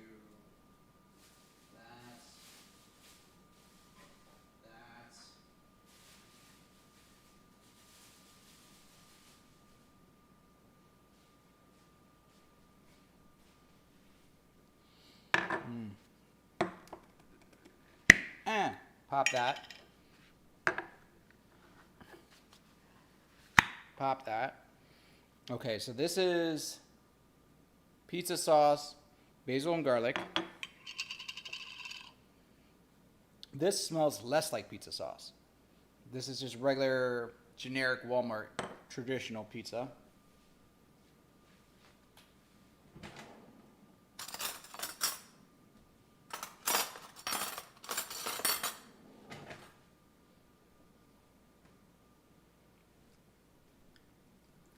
Oh my God, that is blah.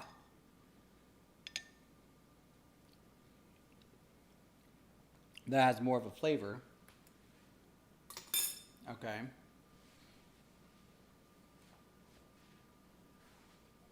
So no, it literally says pizza sauce. But and same thing with this one. This one has a little bit more flavor. Legit. So this is the one that's gonna go on the truffle pizza. So I'm gonna use the black truffle sauce that it comes with. I'm not gonna play with that too much. But I just had a thought, and that was usually a dangerous thing. But the thought is, I'm gonna take some of this blah pizza sauce. I'm going to use the blah one first because I won't feel bad messing it up. And then I got some cocktail sauce.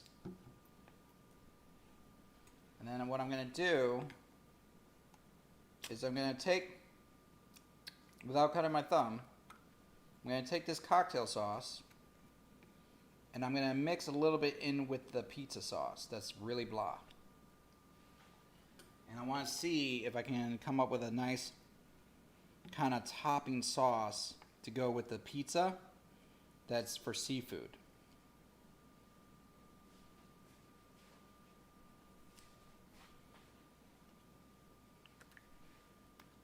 If it doesn't work, then we'll know. And I can advise you never to do this in your own home kitchen.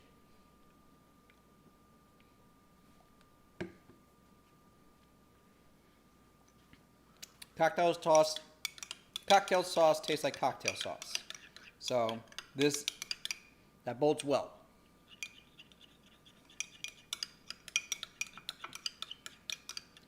The traditional Walmart pizza sauce looks very small, and not so chunky.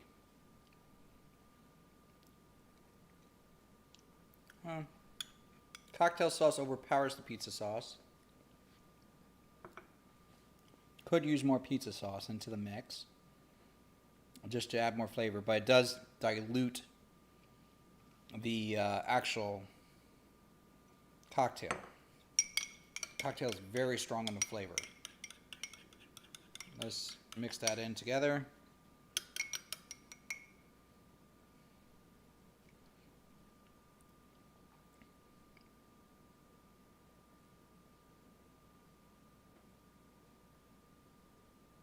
Wait, how many pizzas are you making? I'm making at least 3, but I'm going to try and make them small. So that's why I have small little doughs made from the truffle. And then I have backup dough in case I had messed up. So I definitely want to make 3. This is like, And, well, Morris, okay, Don, I'll just do it only in the kitchens of people I don't like. Will Morris, Will, I feel like I'm missing something.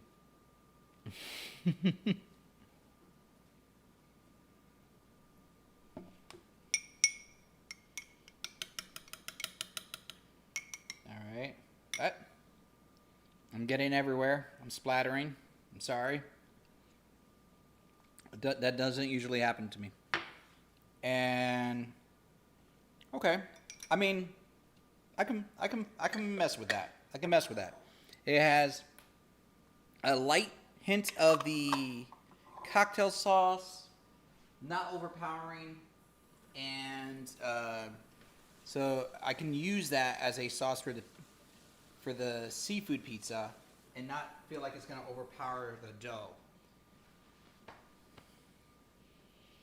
And then let's see here. So I'm gonna set that aside because I'm feeling good about that. And then this I'm gonna set here. Make some space. I mean, peoples, I would share with y'all if you were here. And sadly you're not. I mean, you're here in spirit. You're here visually. But your mouths aren't. So I can't physically share it to you. I would love to. I like having guinea pigs. You give me feedback.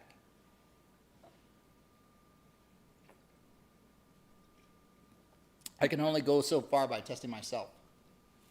And then, let's see here. Alright, so I already did that. That's preheating. That's good. And then let's see here. So, did anybody think I should put anything on the truffle pizza? Oh, Zoe, I'm drinking George Killian's Irish Red. It is a beer of some kind that I enjoy. I do have... Oh, I should probably chill this one. The Guinness has got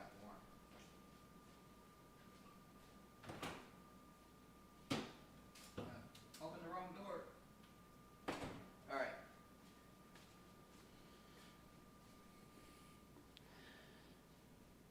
Oh, yeah. No, I know what I'm going to do. Oh, and what kind of cheese I have? I have, of course, pulled and shredded mozzarella. That's probably a better angle. I do have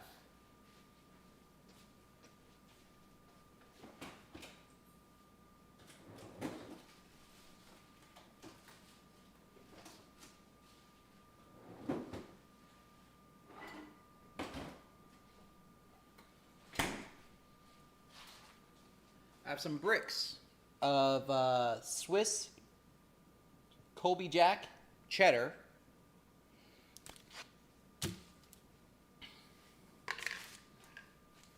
Also, because I saw this and I thought this would be fun, I have some, of course, Parmesan aged cheese. And I really got this because when I was at the store, I'm like, this thing's hard. I'm like, it looked like a throwing star. Not like the ninja throwing star, more like a throwing dagger. Kind of like Scorpion, get over here. So I was like, yeah, I'm just going to get it. And and then I got this Hoffman's Natural Cheese Ghost Pepper. So it's a ghost pepper cheese. So it has jalapenos, habaneros, and ghost peppers in it. It's a combination. And of course I got ricotta. So the ricotta is going to go on the white pizza because that just goes well with it. So on that I know for a fact. And then let's see here. But I think I am going to do... Yeah, I'm going to do a calzone. So this will go well with the calzone. Yep, I'm going to do that. I mean, I could just leave the truffle pizza as a cheese pizza and leave it at that. And just get that pure truffly goodness that it comes with.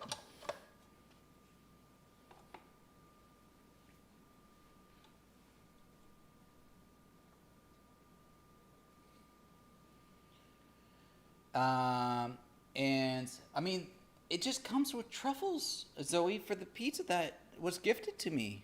It says homemade truffle pizza. And like it gives me truffle pizza sauce, truffle oil, and then truffle black truffle sauce. So it doesn't really give me like specific recipes to use with it. It just says like throw these things together and pray to the pizza gods.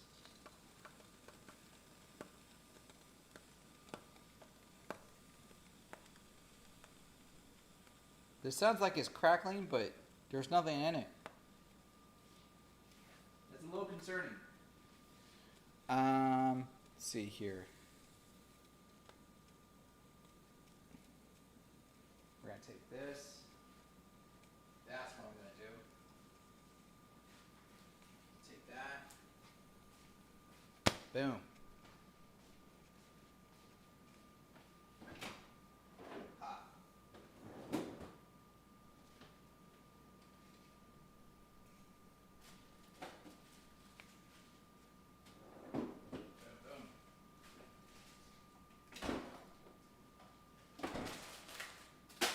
That's my spinach.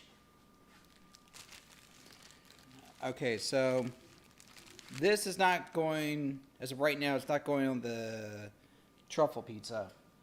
I decided last minute I'm going to do a calzone. And in honor of Ben Wyatt, I'm doing a calzone. And then, where's my other knife? There's one knife, there's two knives. There's the two knives. I mean, Zoe, it's never too late to learn how to cook. What you want to cook. I mean, obviously it's not all about experimenting. Like a lot of people have done the recipes already, so it's just a matter of learning what recipes work. But for me, I watch some stuff. I learn how they do certain recipes. What retains works for me, and then there's also times it just works if I experiment sometimes.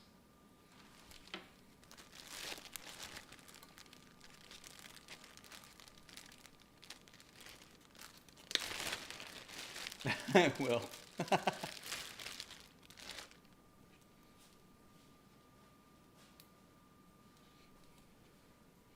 And then let's see here. We're gonna just dice this down.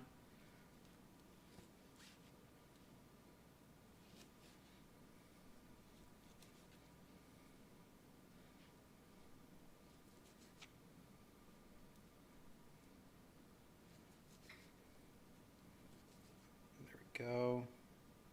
All right. Nice little cubes.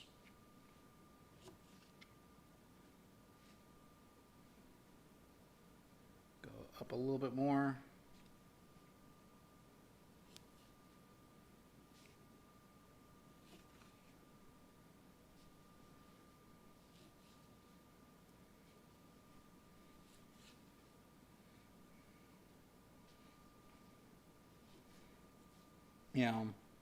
Not everything I learned how to do cooking wise was from my parents. It's just that I'm grateful that they took the time to even motivate me to cook the way I do. Granted, yes, do I wish that they taught me more recipe wise? A lot of times, yes. But they just encouraged me to, be self-sufficient in learning.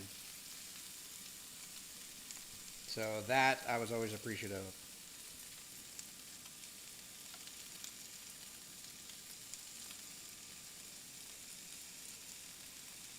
Always appreciate it.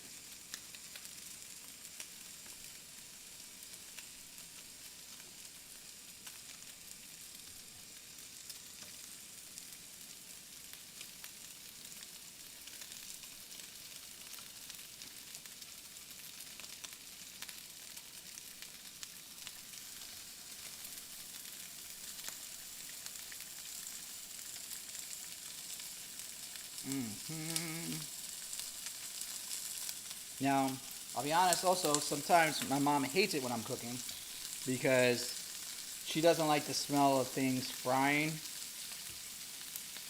sometimes, and I like to have things pan-seared. She likes to have things baked in the oven or boiled. So there's a preference so that we come out ahead on sometimes.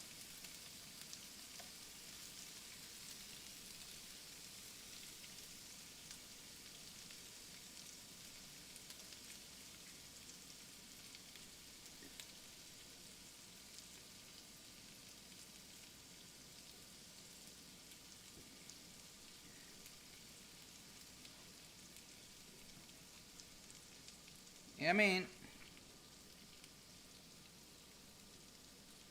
there's nothing wrong with having guinea pigs as long as they are aware what they're getting into and they sign a waiver. If they are not aware and they do not sign a waiver, just make sure there is no evidence left behind to identify that you were the cause.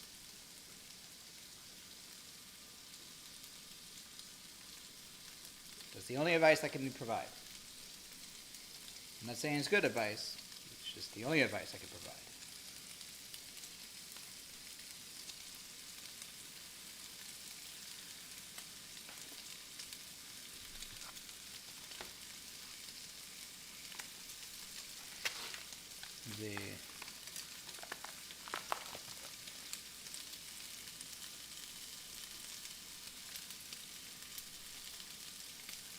Wait, Zoe, your dad had a restaurant? Yeah, that was a missed opportunity.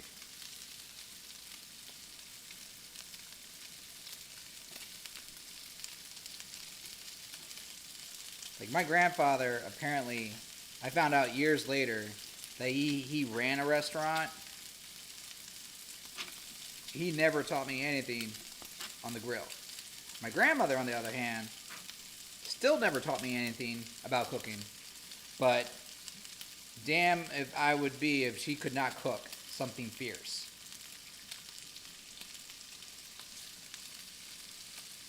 That woman, listen, my grandma would like literally be like, "Oh, sweetie, you want a snack? You want a snack?" And like a fool, I'd be like, I'll take something small, Grandma. Nothing. You don't need to do anything big. Just give me something small, and I'll eat it. Thank you so very much. She's like, "Okay, I got you. I'll just make you something from leftovers." I'm like, "Okay." And then next thing I know, come back like 15 minutes later, there's a 3-tier sandwich, and I mean 3-tier. She takes 3 pieces of toast, like boom, boom, boom.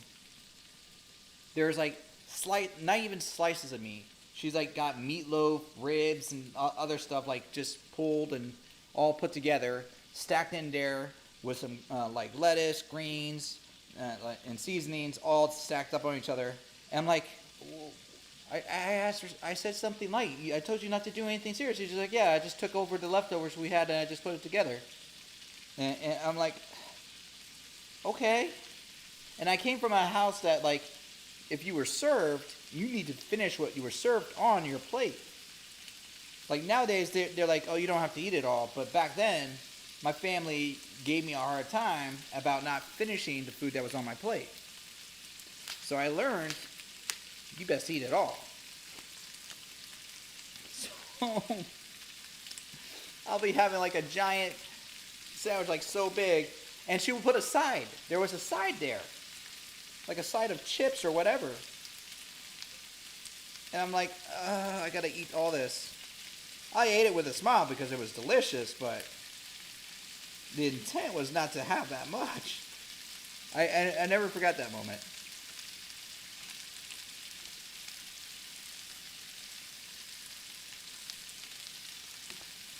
And she was a savage too, like in the sense like we did a pork roast in his backyard. And my grandmother is like, you want something from the rib? Or like, you want something from the pork? Because we did a whole pork. Nothing small. And I'm going to have some piece of rib when it's ready. She's like, "Oh, no, it's ready."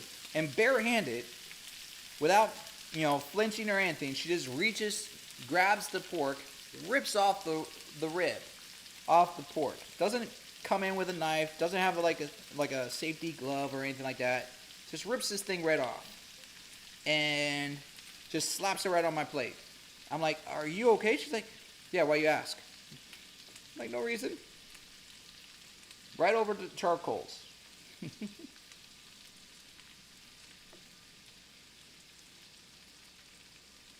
I loved her.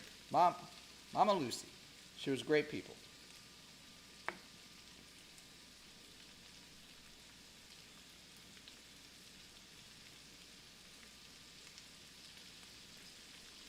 She is an assassin who will.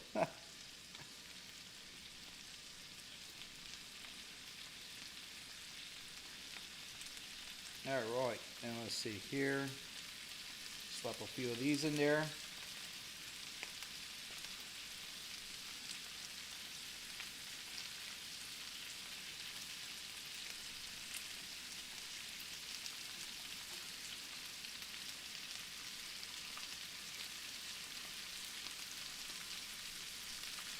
I'm not really going to put the bone in the calzone, but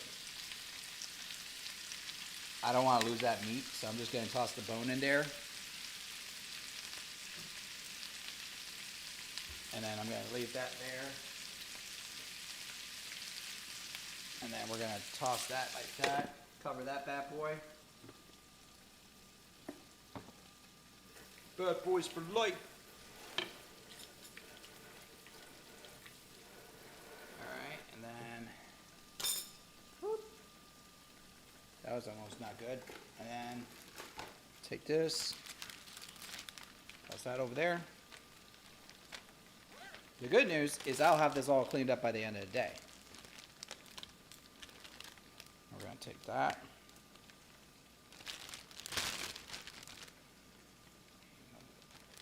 That's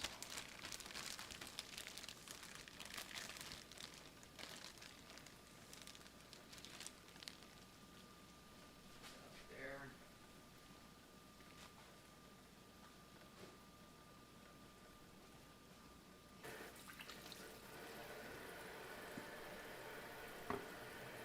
That.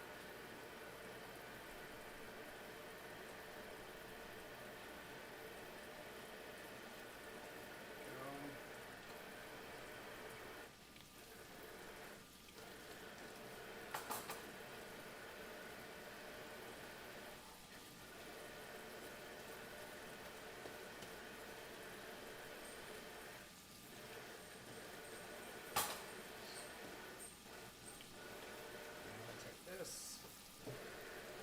Eat off. That.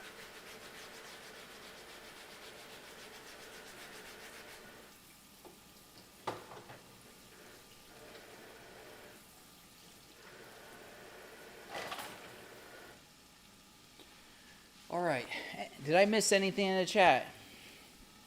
She is guilty. Only we knew it was Zoe. It's because the people that didn't get sick to have her appetizers. Plead the fifth. Keep pleading fifth, though it never wears out, but it does wear thin. What are you listening to now? Actually, I haven't been listening to anything right now. No one. People stopped giving me suggestions. So I'm open to suggestions because I was last listening to Eskimo Cowboy and like some remixes of their one of their songs called Hypa Hypa, but I was looking forward to having some other songs come my way.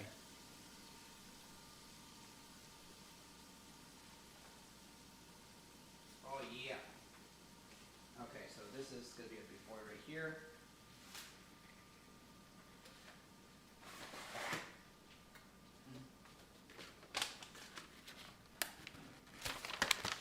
All right.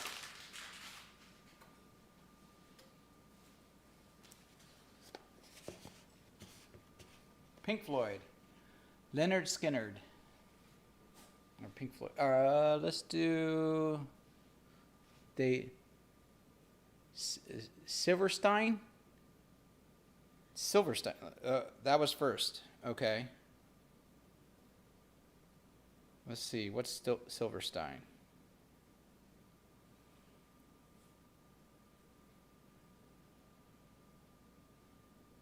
Silverstein.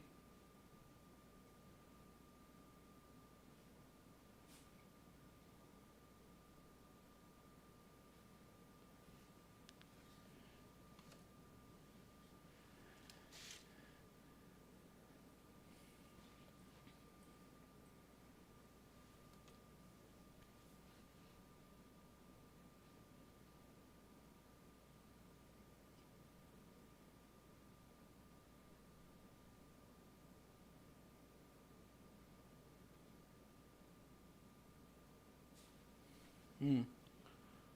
See.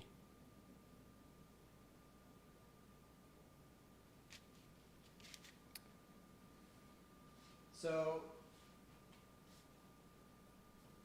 I just skipped through like 3 of their songs for Silverstein, and their music seems to jump around a bit. Like it went from acoustic to like a alternative pop, and now it's like I don't know how I feel about this group. And I don't mean that negatively. It's just I just don't know how I feel about them. All right, so like, ooh, interesting texture.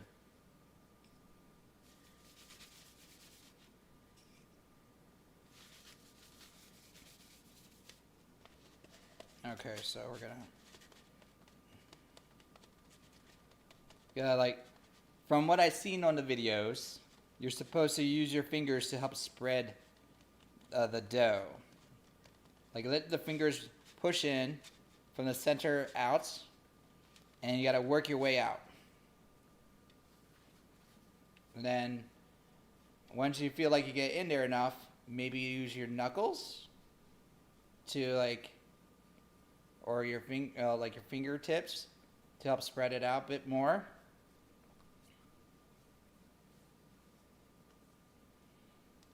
I feel like this is not the right stuff to use.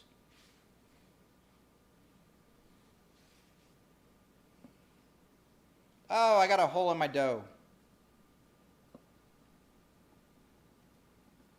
I can fix that.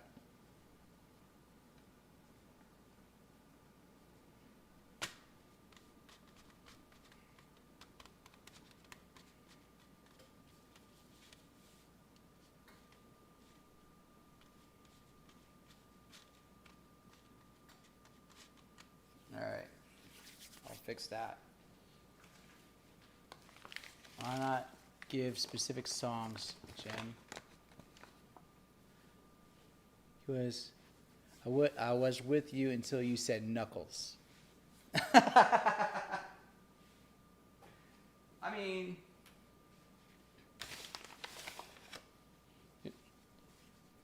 you're still going to use your fingers. It's just that you don't want to jab into it with your fingers.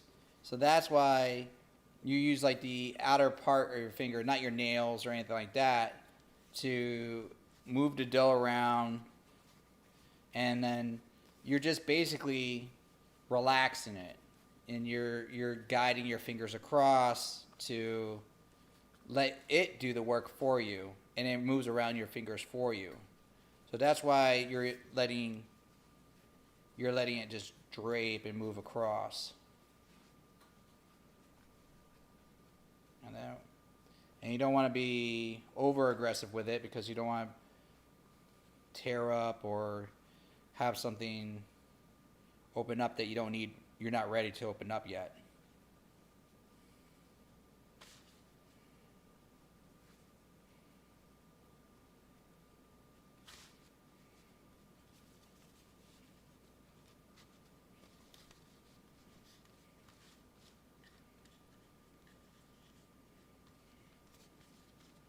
All right, so this is going to be my test babies. All right. All right, I want...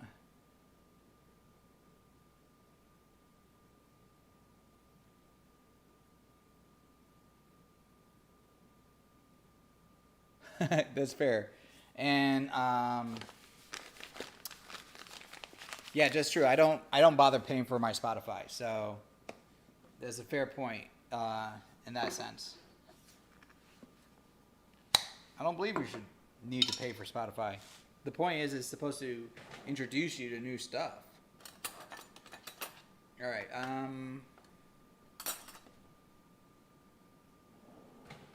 I'm of the mindset that it's better to like touch this up in the oven a little bit, so you have a little bit more texture when you put your sauce.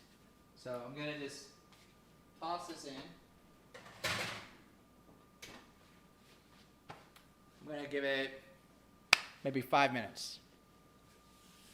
While I'm doing that,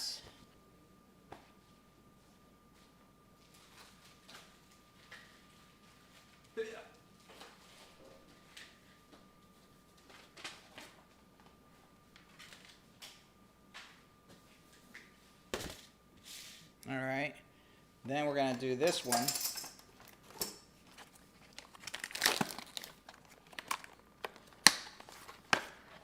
Wait, what?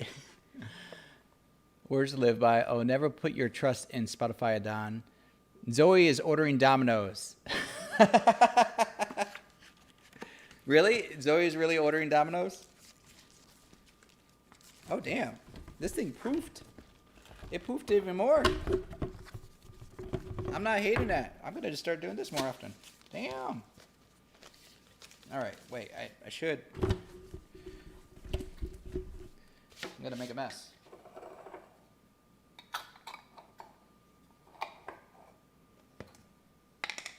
All right. I'm going to try it without this.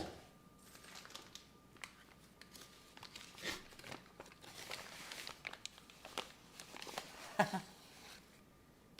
mean, is there any other pizza places besides Domino's for y'all to deliver that is legitimate?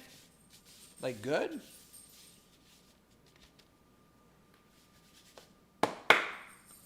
What did the athletes do? Like that? Sorry about clapping into the mic.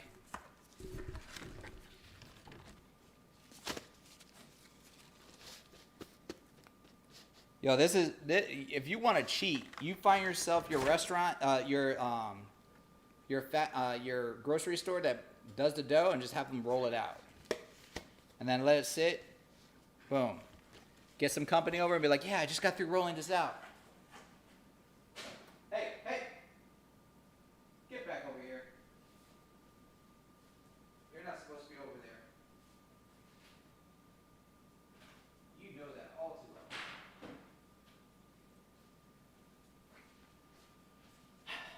Sorry, that was my mom's dog. She was sneaking over into the front of the house. You know, there's always that one room that no one's supposed to be in. She likes to go into that room. And she'll go onto the couch that no one's supposed to ever sit on.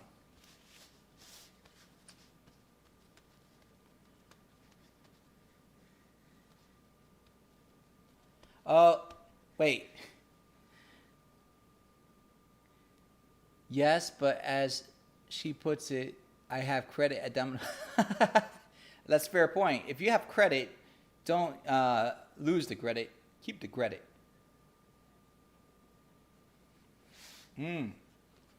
Wait, is your company planning on working late tonight?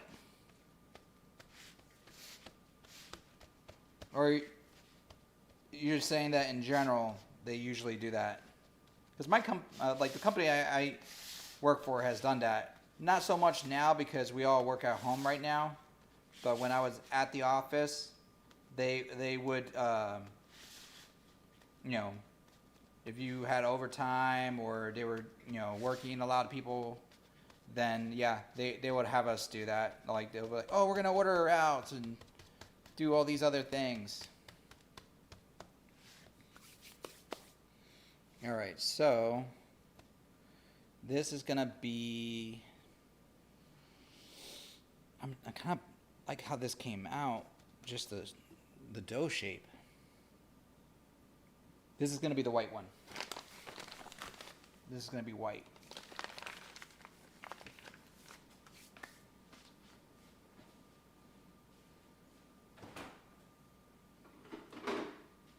Let's see. So it's cooking. I don't want cooking. I want extra virgin.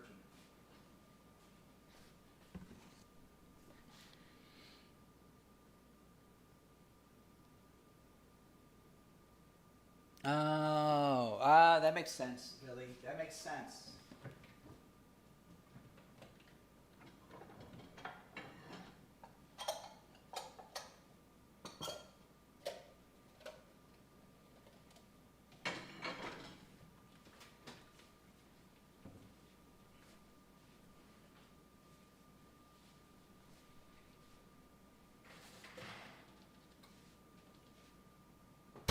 Ha.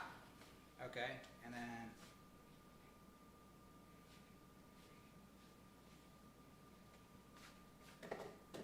I'll get back to that. All right, so we're gonna do a touch of this. Don't need a lot. Move that over there.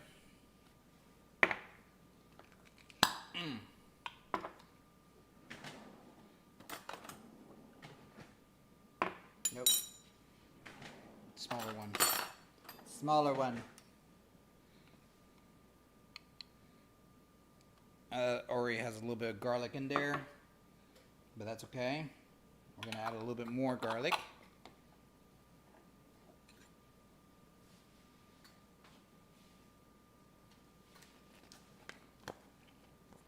Zoe's back. Yes, he made. Oh, I made you hungry? Okay. I mean, then that tells me I'm doing something right.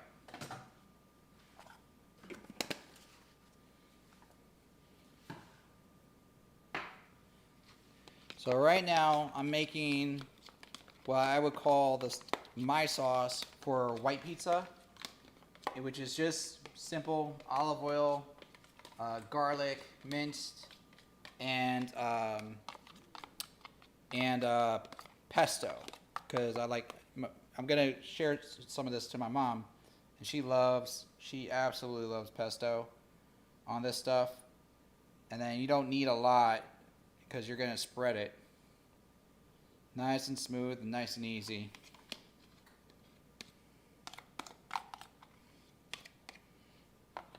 And then just go like that. Give it a nice little rub across. And then we're gonna go all the way like that.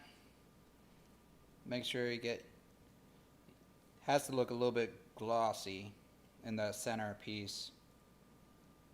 I'm not caring about the outer crust being glossy because I'm gonna hit that later with some of my already fermented honey garlic. But this part is the part I want to make sure it looks kind of nice and spread even. It's okay if you don't get everything with the garlic and the pesto.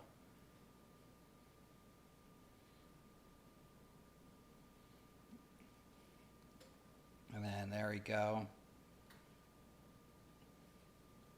I mean, would this be considered food porn? I mean, concept-wise. And then we're going to take that cheese I shredded before, which had time to marinate with some of the juices of the pizza here, with like the mozzarella, and then liberally just cover that. And I don't like using pre-shredded cheese, and I have, but it has like a lot of starch and powders and like potato starch, which is a preservative, yes, but it gets on everything that makes, keeps it preserved. That's why it's shredded. And because of that, it doesn't really quite melt the same. So when you have it like as a brick, you still have the same preservative on there, but it melts so much nicer after you shred it. And then what I'm going to do, got that.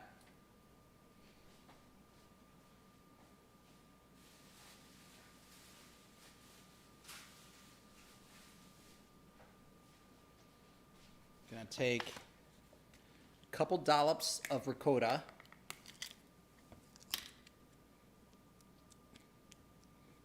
With the dry hand. With the not so dry hand. Upgrade to the knife. Back to the not so dry hand.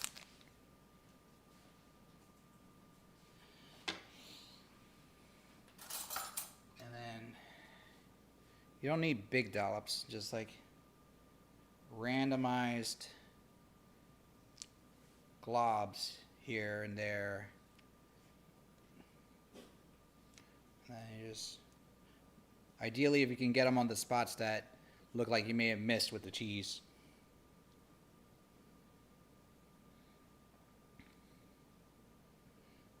There we go. Put one in the center directly. And then one over here. All right, we're going to put that there. And then these baby tomatoes, there's a purpose why I got these.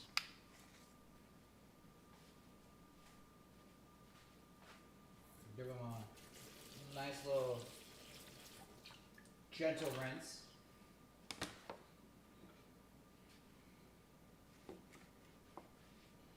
And I'm not worried about the cheese on the knife, because these are going on the pizza as well.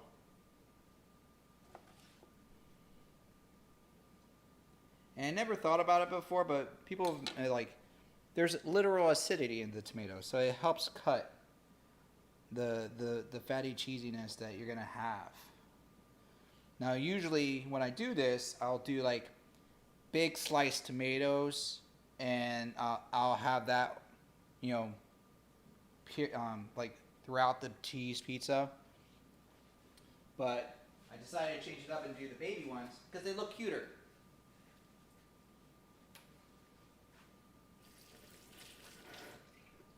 And then just a few more.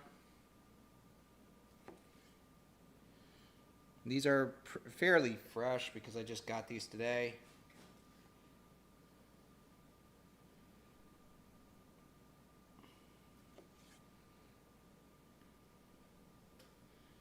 Put one in the middle. And I'm kind of using these like I would pepperoni. You know, just drizzle those over there. And those are going to get heated and get nice and juicy.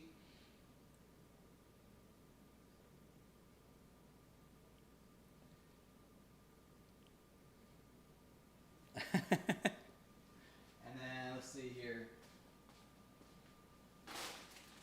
And then not lettuce, spinach.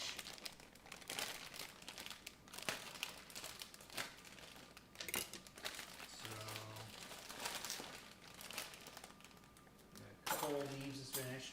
You don't need a lot.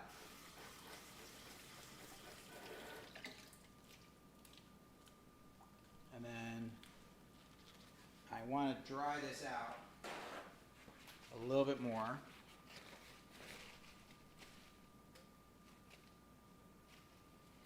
I don't care if I break the lettuce a little bit of the spinach, because this is going to dry out even more, but I just want to take some of that moisture off and then break that down.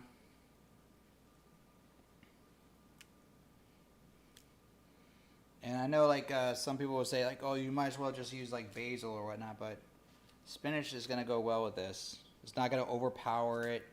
You're not going to have a lot of flavor. Like it'll have a little bit of flavor, but it's not going to be too strong. And you'll feel like you're being somewhat healthy.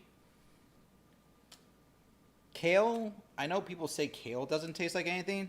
To me, it does, and I do not like kale. I've yet to have kale and be like, that's some good kale. Spinach I can get away with more. All right, so that's what I would do for white pizza. And when that's done cooking in the oven, I'll hit that, the crust with some honey garlic and put a little seasoning on the top to finish it off. But what do you think? Does it look good? Hit a 1. If not, hit a 2. I'm okay with that.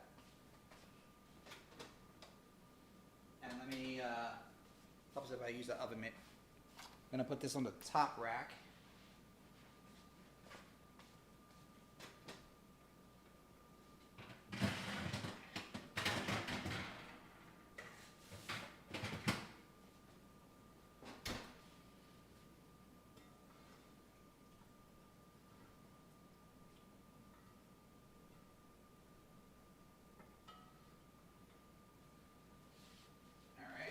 Take this back.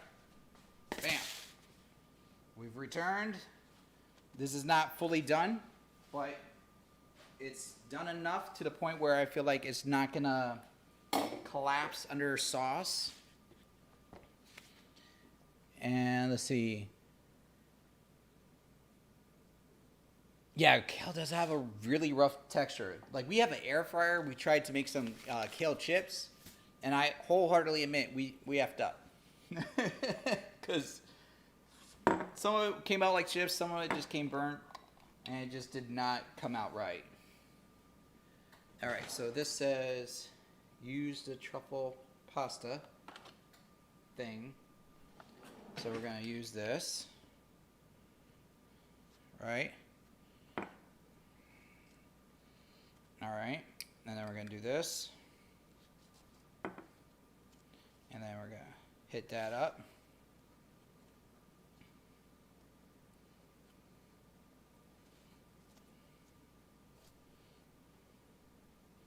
One of these I will use some other ingredients. One I'm just going to use cheese. But this is, yeah, I'm using the right one. And then, okay, we're going to do this. And then we're going to take that. And then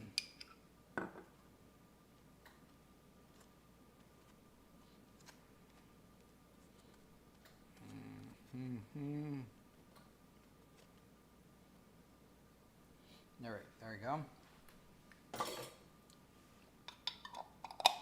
That is a unique flavor. It's a, wow.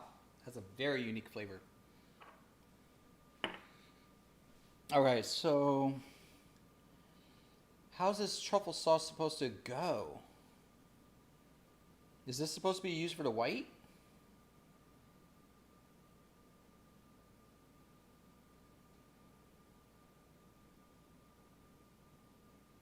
I'm going to use it as dollops. I'm going to drizzle it. What up, Angel? Right now I'm in the process of making a truffle pizza, bro.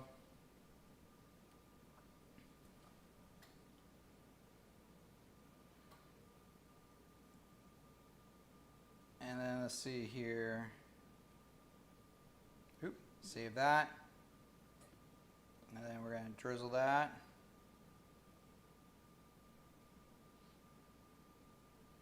And then that's going to go there.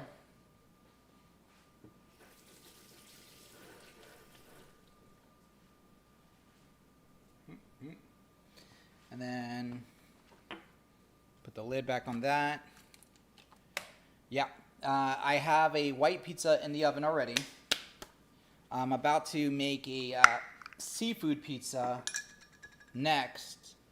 But I wanted to get this out of the way since I already have the ingredients for this. And I have no idea what I'm doing with this right now.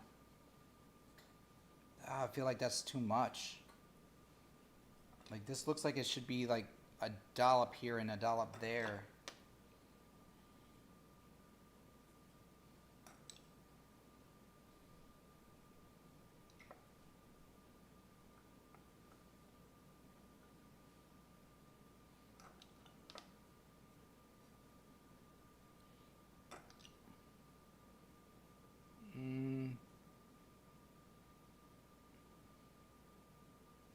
Well, so I'm gonna bring some of these pizzas to Mom. You know, whoa, that is a strong flavor. I'm gonna leave one of this off, and then like I made miso soup with like fish. So it's not all pizza, but I've been breaking it down into different things. Wow, that's a strong flavor. And then let's see here. Like here, we got some chunks of meat, beef. And that's gonna go into something else.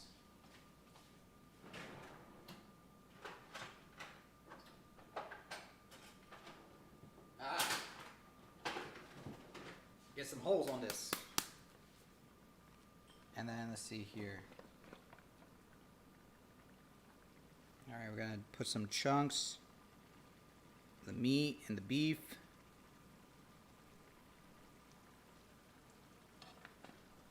And then we get that in there.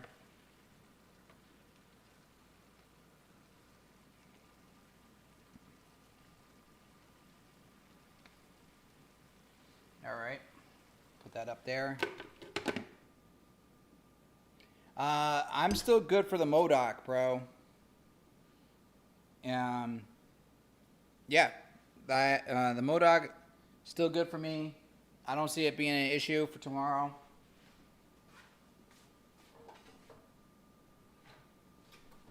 Take this.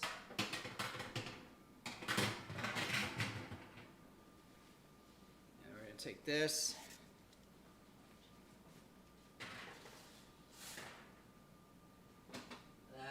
Ooh, that looks good. Okay, I'm gonna give that another 5 to 10 minutes.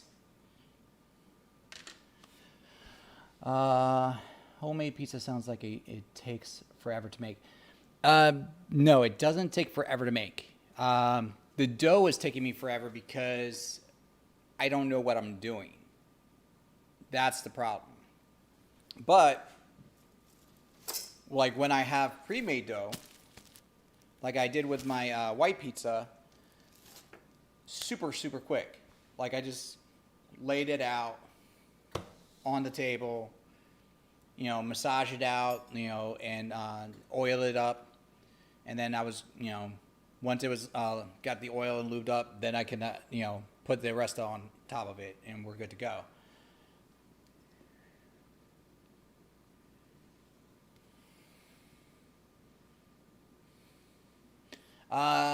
I'm going to go with 6 because I have to drive back and forth, so I'm not entirely too sure what the drive is like. I know it's in Bradenton that I got to go to. So just to be frank, I'm not 100% as far as the drive. So I'm going to say let's keep it for 6.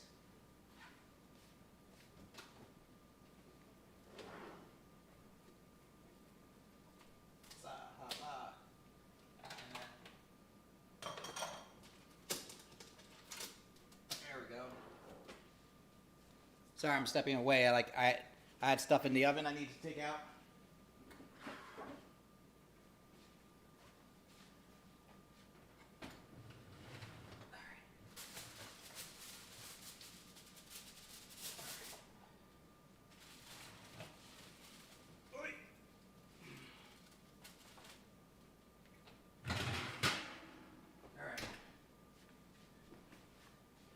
All right, I'm back.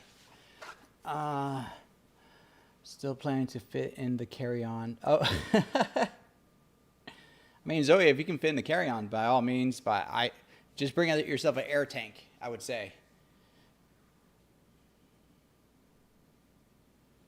Last time I've been to theaters, That's an excellent question.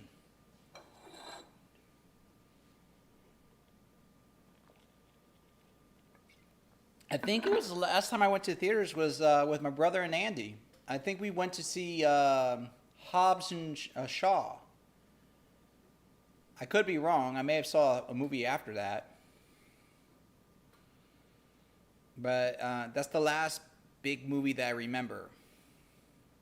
Or maybe I'm just remember that one more vividly because of the new Fast and Furious movie coming out. Not that I'm excited for it, it's just that I vividly remember that movie coming out now.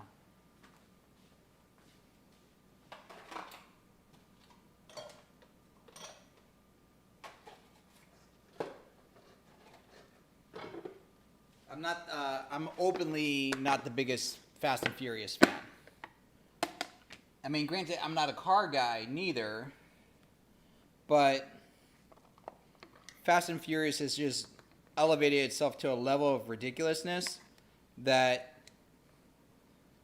kind of throws me out of the mix when it comes to like trying to follow the movie.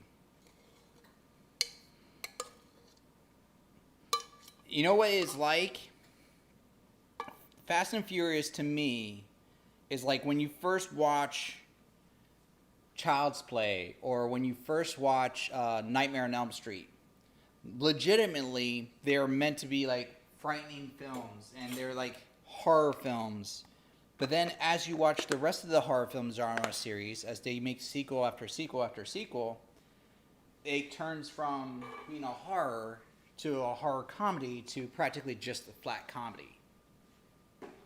Because it's just really, really ridiculous at the extent of what they do.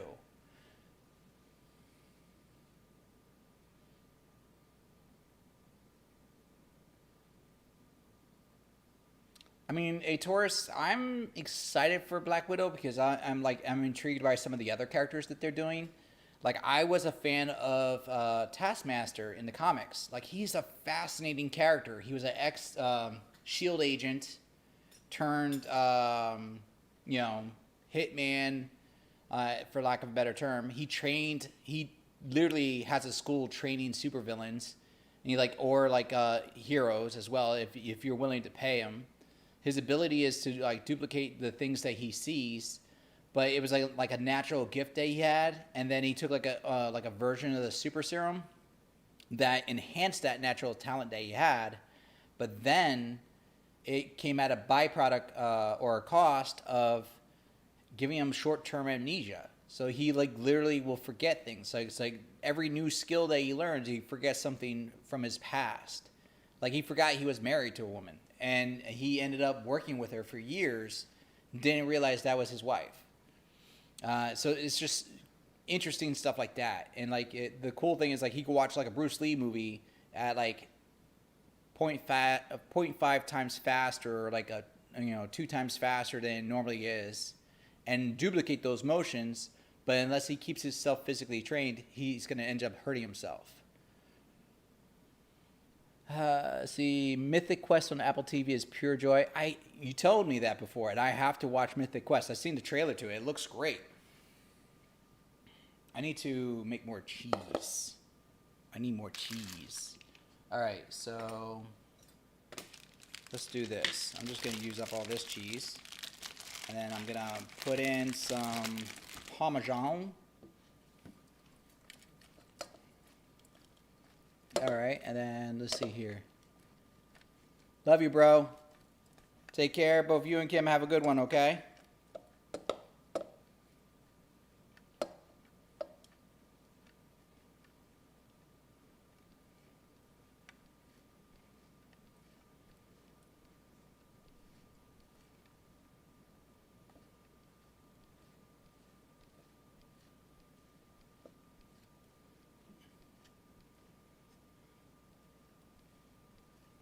Ooh, you know what?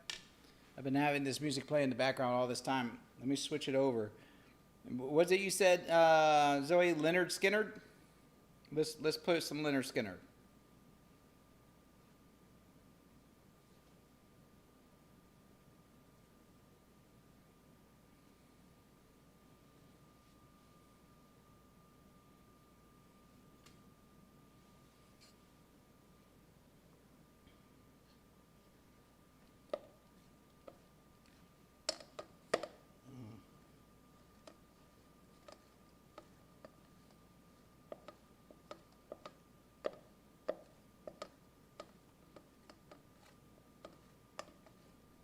It's not.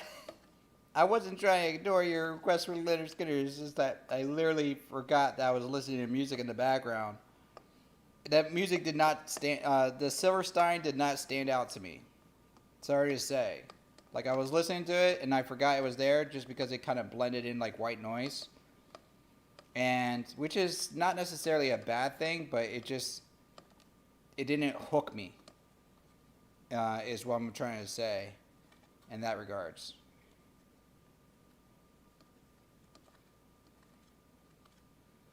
Okay.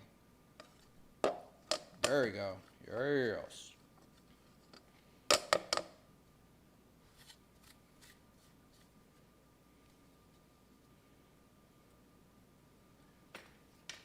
Get some little moisture there. And then we're going to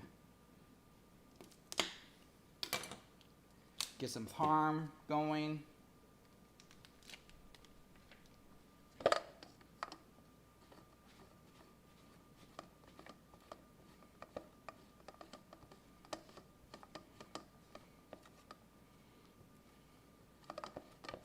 I'm shredding my parm because I want to mix it in with the mozzarella that I'm going to be doing for the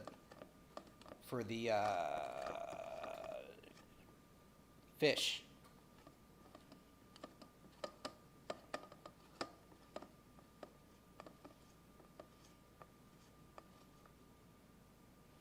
There we go.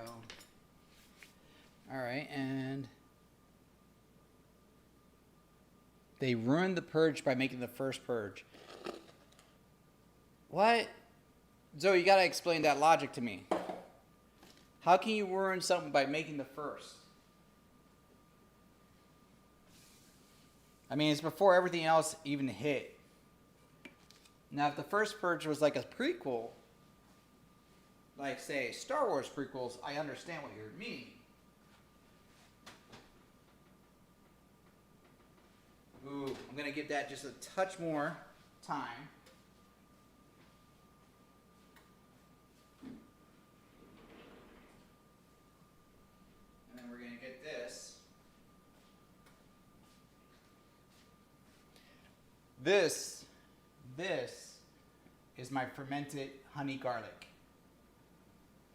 Like when it's really done, it's good. It's golden. It's golden deliciousness.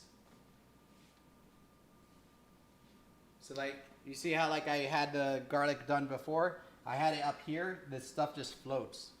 It's gonna eventually like sink down. You want to stir it every now and then. It becomes delish. And then I'm gonna cover this. All right, and then yeah, I think that's good. I think this is good. All right, so we're gonna take this.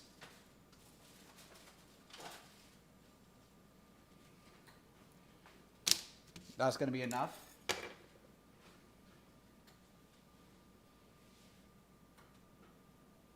Oh, there's my mitts.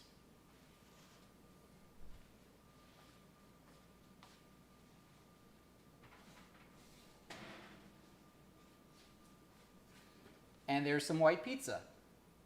Hala, ha ha.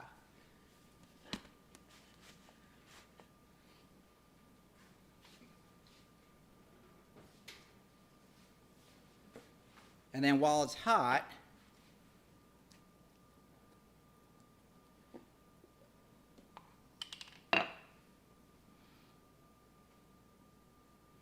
oh, okay. So you're allowed to come, but you have no idea where to go.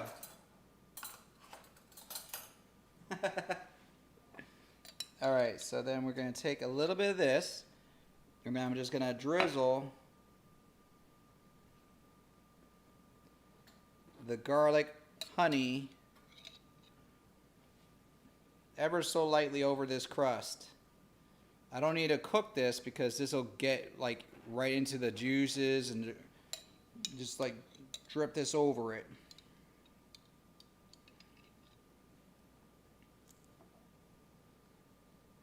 I'm not looking for it to drip over the sides. If anything, I want it to drip back into cheeses.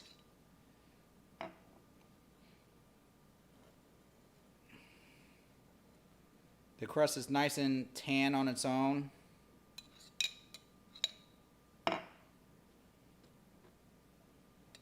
And if you want to just like drizzle a little bit,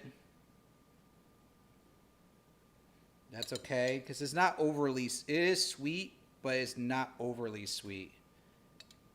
The oils from the garlic help cut it a little bit, and you're gonna have a lot of oil from this ricotta cheese with the olive oil that you have on here. And then, I mean, if you have a brush, you can use the brush to brush this in more. I do have a brush, but I'm gonna use it for something else.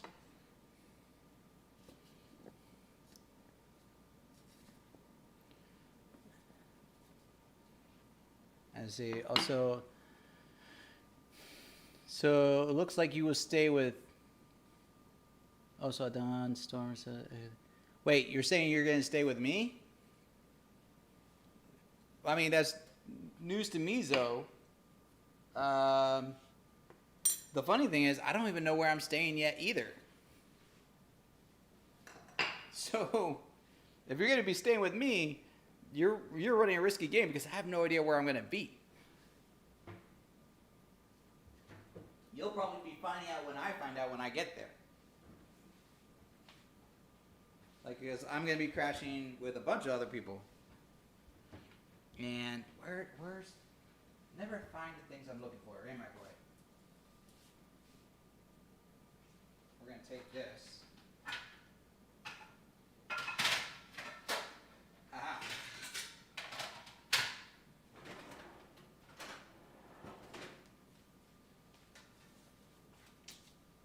I'll make this work.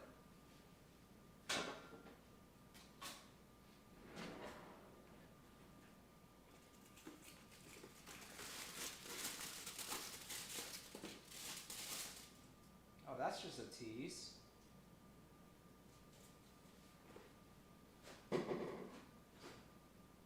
I had another one. Oh, there it is.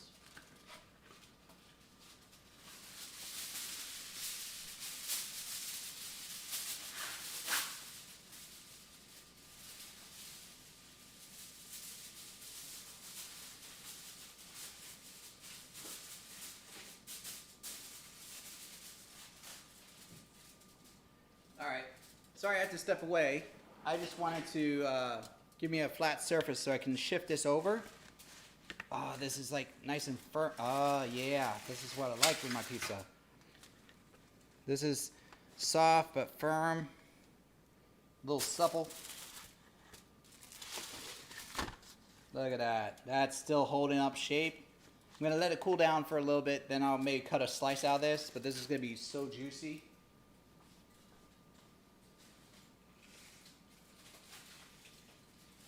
Listen, I got my eyes on you. Watch me. Alright, so now that honey garlic is on my thumb, let's see here.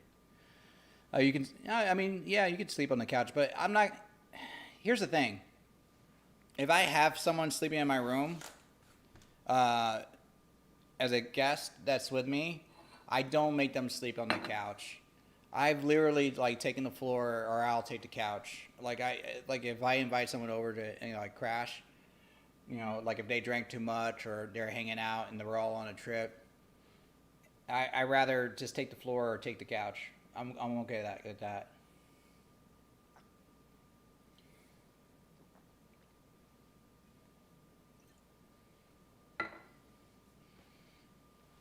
All right, and then let's see here.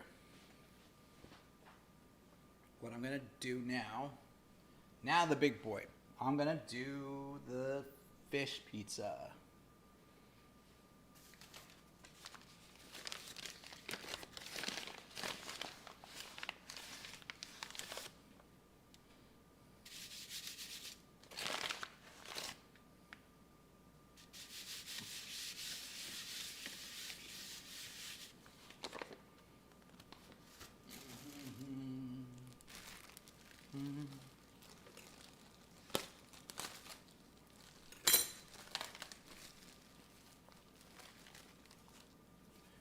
Actually, probably want more flour on my hands in general.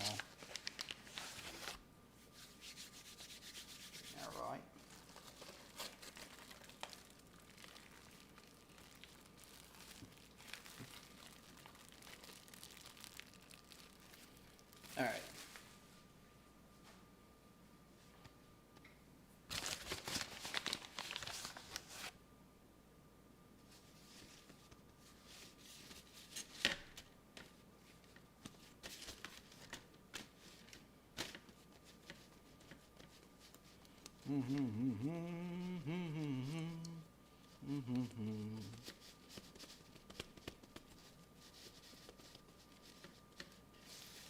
You can tell by the way I, push this dough out that I am definitely not a professional at this. I am literally knuckling it.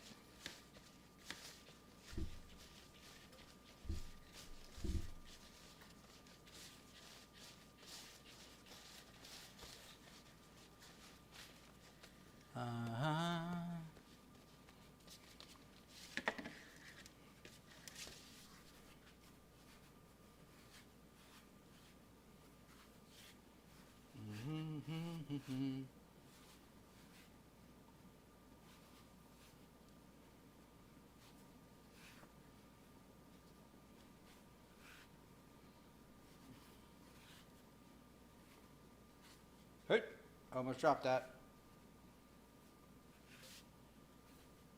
Right now I'm listening to a commercial, but I was listening to Leonard Skinner.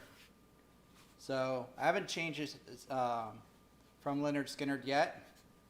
I might go to the other suggestion, which was, I think, Pink Floyd. I think the last time I listened to Pink Floyd was, I was listening to the soundtrack to The Faculty, and then, like, I heard the remake of Pink Floyd's Another Brick in the Wall, and then I just went down that rabbit hole of listening to Pink Floyd, which nothing wrong with. Like, they have some good stuff.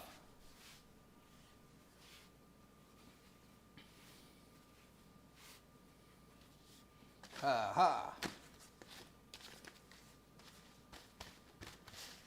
Alright. Alright, I'm going to take the same approach with this, where I'm going to, like, toss it in the oven for a little bit.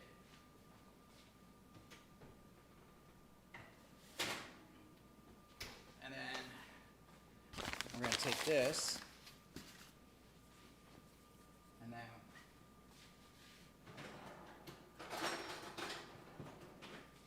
take that, take this. Sadly, I don't have a smaller brush. But you know what? Just because this may seem like it's too big, doesn't mean you can't make it work. It just means you have to, use it sparingly. And maybe,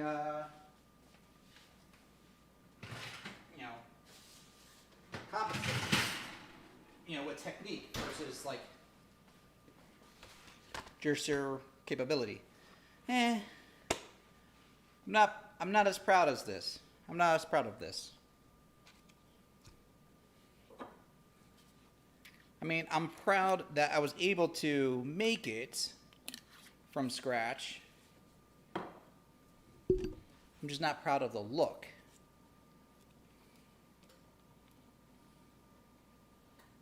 I'm gonna brush that with a little bit of the truffle oil. Probably should have brushed it with the truffle oil before I put it in there. But I like my crust to be a little bit, juicy. So I don't mind it not being as crisp on the outside, but the crust looks pretty crisp. And then, let's see here. I might use the truffle oil for the crust for the seafood pizza. I might do that. But we're going to take this, and then we're going to put that one there. So that's truffle pasta sauce, truffle oil, mozzarella cheese, beef and pork, right? And then this is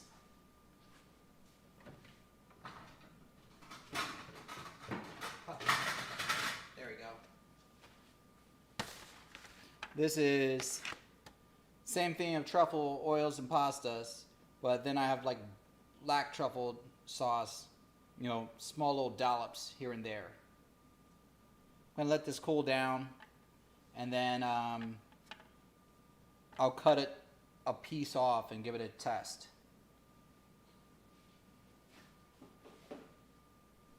And then while that's working,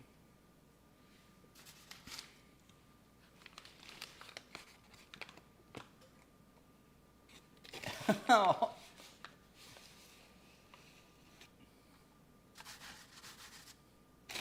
mean, I'm proud just the fact that I was able to make dough, Zoe, and Stormy, both of you. And Stormy, I don't think you were able to witness it, but Zoe did see. I struggled making that dough at first. Like, it gave me instructions, but the instructions didn't say, like, use specifically this much because we have this much. Measure it this way. Time it out this much. It was, like, the most sparing instructions you can think of.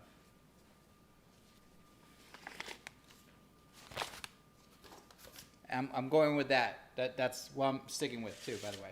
That's my story.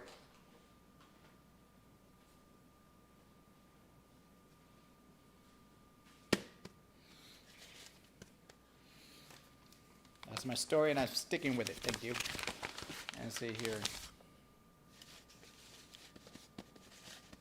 Like, this is the dough I made from scratch.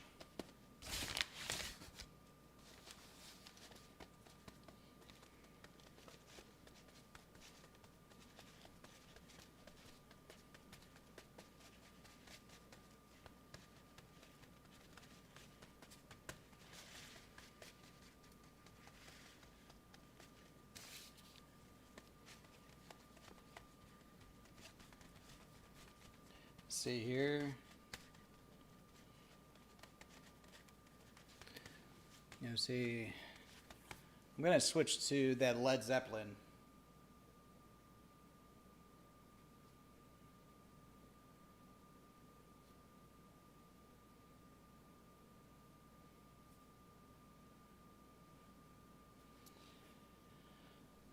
What was the group? Was it Led Zeppelin that had Icarus as their logo for their album or their whatnot?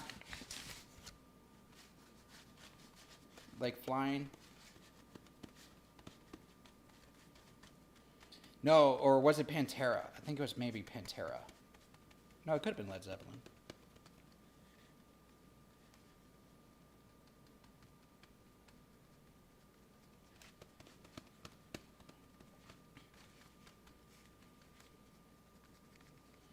All right, I'm gonna make this like a thin crust seafood pizza.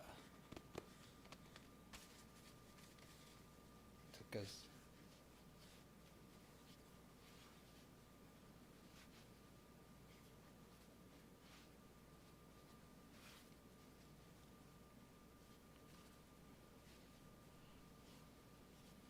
I feel like it was like an 80s group that had Icarus as a logo. Because I remember having a butt buckle that had Icarus, and like someone was like, that's from this one rock group. And I'm like, oh, okay.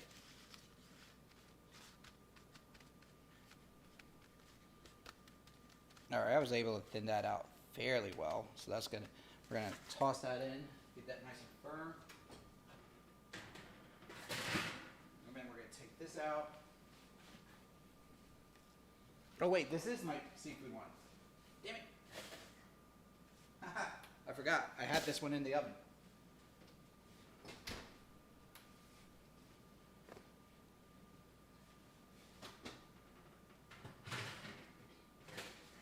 Alright, so this is not going to be seafood.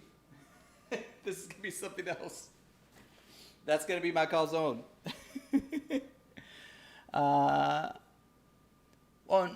Stormy, you don't have to apologize. Of course, you know, that's understandable.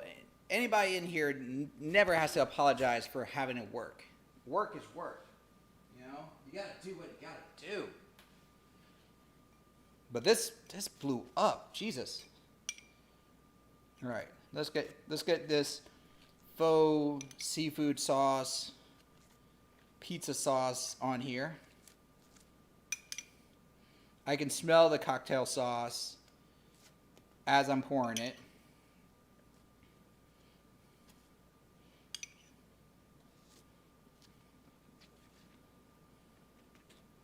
This is going to be a valley, almost deep dish style.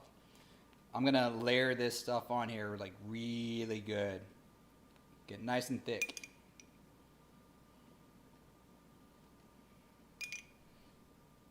All right, so I think that's going to be good for saucing.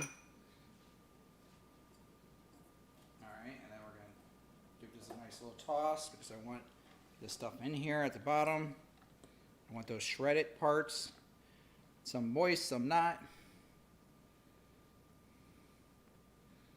I'm okay if I don't get out every bit.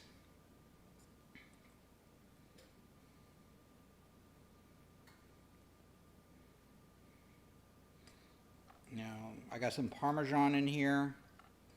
I want that dryness.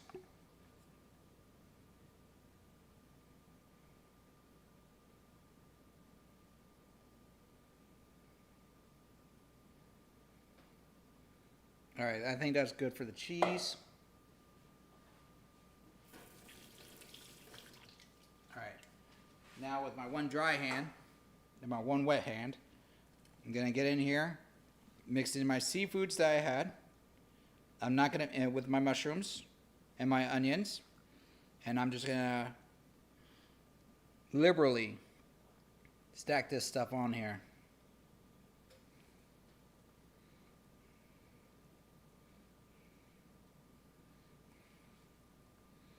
You know, just like let this get in there. Probably not even going to be able to do all of this in here.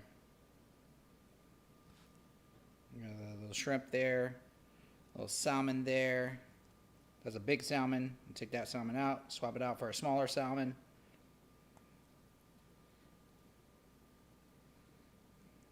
A little bit of salmon skin.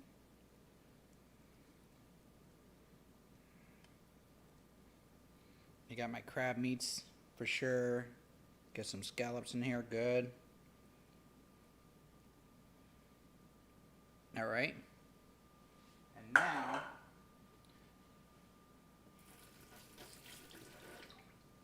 just because I want to make sure I get everything in here, I'm going to capitalize on this because I'm not doing two of these.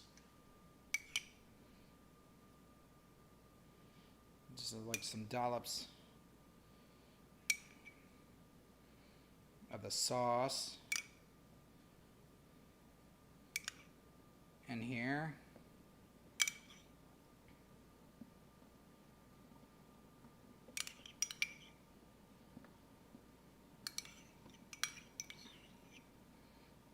Very good.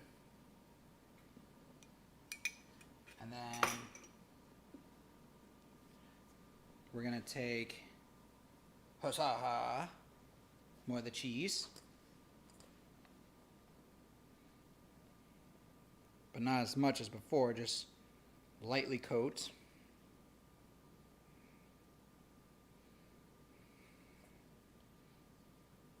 Now my only concern is that the fish might be a little bit overcooked. I mean, I'm okay with it in the sense that it's gonna be like, I'm not going to be worried about it being undercooked. It's just like some parts of it may be a little bit tougher.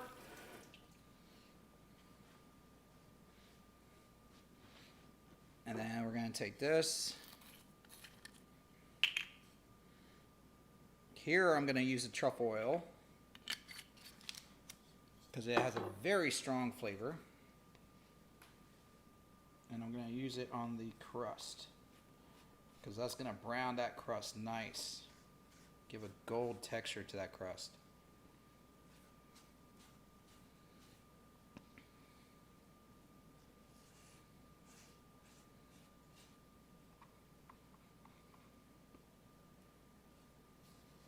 And I don't care if I get a little bit of the truffle oil on top of the center of the toppings, because it's just going to have like that much more flavor. In fact, saying that now, I'm just going to just drizzle that throughout there. There you go. Good Rex. All right.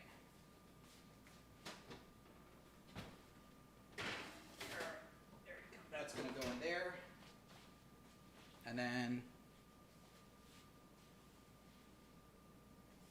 that's what I was looking for. This is going to be the calzone.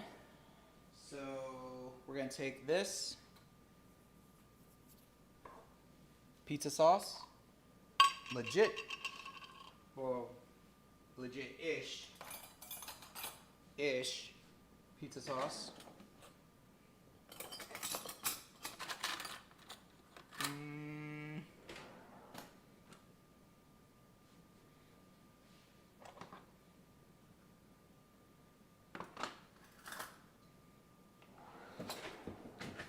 This is why you should always like clean your stuff as you go, because you run out of utensils.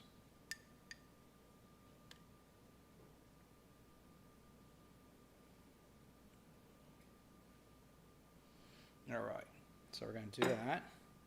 Place that there. And then, actually, the world's smallest spoon. In school, yeah. Way down inside. I need. Either you my love. I'm gonna give you my love. Oh, I know what I love. Wanna hold a love. A love. What I love. I'm learning. I'm in learning.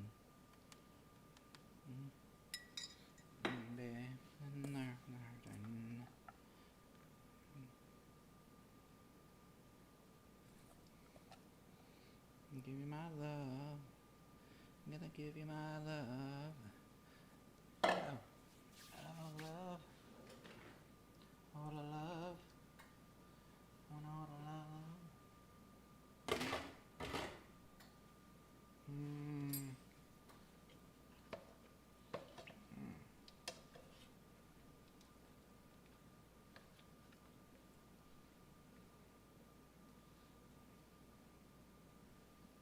Alright, we're going to take that out. We're going to put that in there. Hey. This actually burns, but you know, it's the sacrifices you made for recipes and flavors. Alright. Those are really fatty. I'm not hating that, but I know I don't want to put that in there.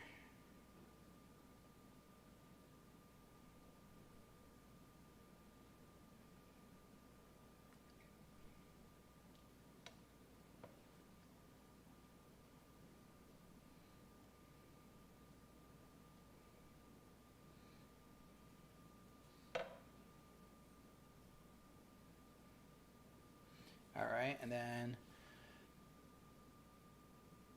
oh, you would have just dumped out the jar. I am gonna put more of the jar in here. I just want to make sure, and like I put enough in here, you know, and not have it dripping all over the place. So the cheese is gonna like melt in. You're gonna get oils from the cheese. It's gonna drip all over the place. The sauce, this one in particular, because remember I got 2 jars. This one has a lot of flavor in comparison to the first one that I mixed with the cocktail sauce.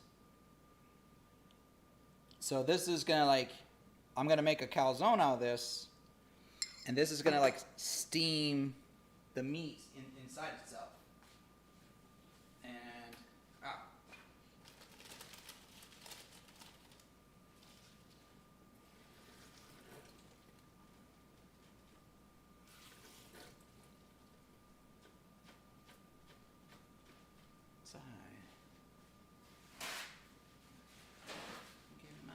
My love.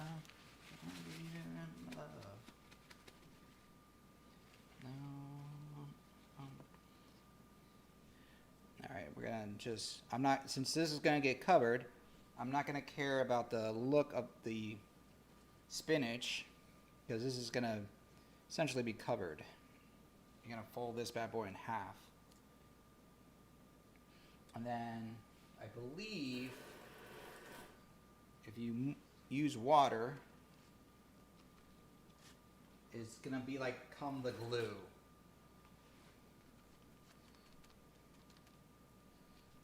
For the sides. So like I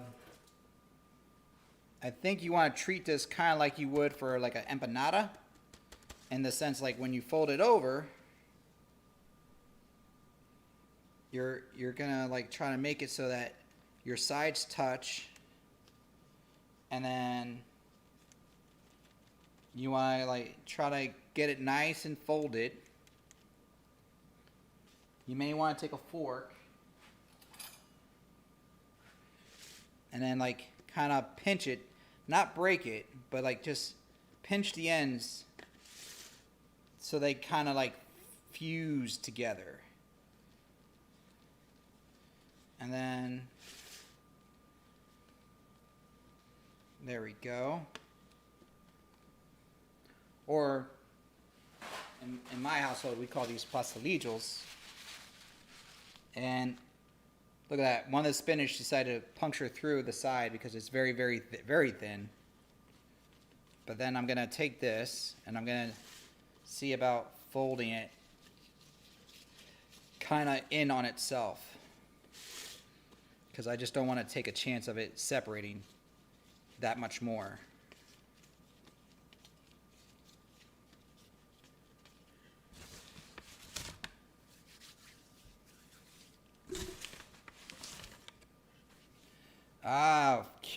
You're curious about my favorite anime. So, I shuffle through animes like it's the drink of the week. If it's like an anime movie, there are several that I could just watch anytime. Like, I love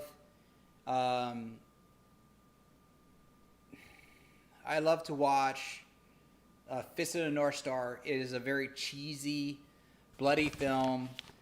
Dialogue is not that great. Has like classic Japanese rock.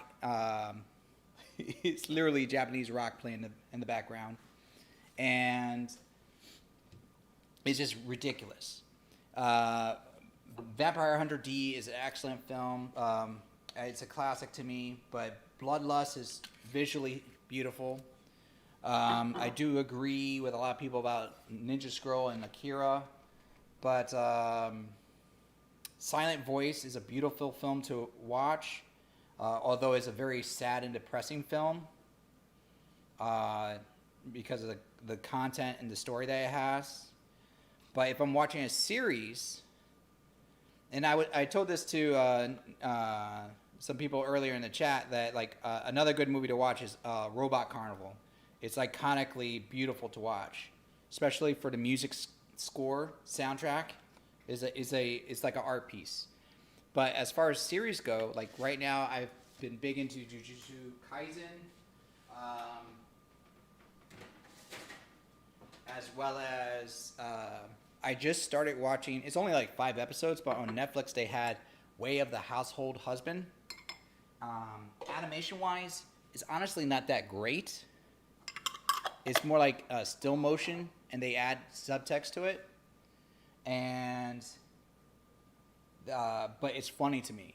Is a guy who is like known as the Immortal Dragon, a former Yakuza who was like legendary. He took down like this rival gang in a single night, and then he just disappeared. And then he mysteriously shows up, and he's like shopping for groceries with a cat. And they're like, dude, where have you been? And he's like, I'm a household husband now. He's like, and don't you look down on it. It's just as bad. It's just as tough as, if not tougher, than the waves. And he treats every single action that he does for cleaning chores and maintaining the house for his wife as he's getting his last mission from a Yakuza boss. Like he wanted to treat his wife to a present, so he got a part-time job just so he could buy her a gift. And then she goes, and he gets her the gift, and she goes, I already had this one. He's like, I'm so sorry, boss lady. He takes out his pinky and gets ready to cut it off, and she clotheslines him. I just found that hilarious. I'll show you. Oh, and Berserk, the original Berserk was a fantastic story. Favorite comic book character? If I'm talking about from U.S. Comics. U.S. Comics. You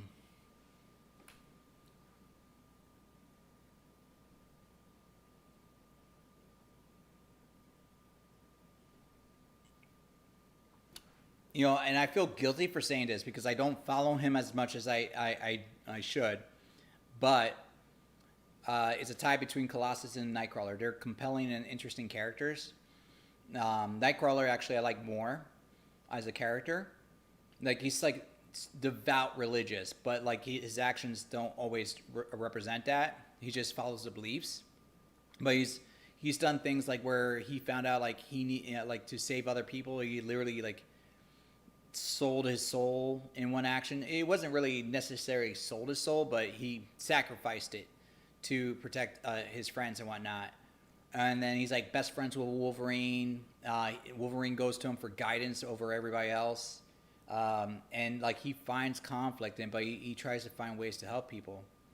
No, well, they kind of did him in the movie okay, but his character in the comics and in this and in the storylines is so much better. Like he's traveled to the multiverse. He was part of the Excalibur team, where he was like literally protecting our world from the forces of magic. So it wasn't just about mutants. And like he is quite literally like a modern day swashbuckler. Like he's a geek in that sense. Like if he could reenact a movie, he probably would do Princess Bride and be that the black pirate from Princess Bride kind of situation. So he is a fun character. And the first time I was introduced to him was when I saw, as a kid, I saw the X-Men pilot called X-Men Pride of the X-Men, which was actually very good. Could use some more seasoning. But it was a beautiful looking cartoon. Dialogue was not that great, but you could tell it was like really, really well done.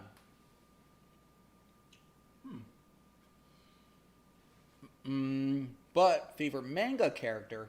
Ooh. Now we're stepping out of the U.S. Guts is definitely on the top, but Guyver. Show from Guyver. That was like a character, like a high school kid. He finds like a biological armor that gets fused to him, and it gives him like superpowers, which sounds cool in itself.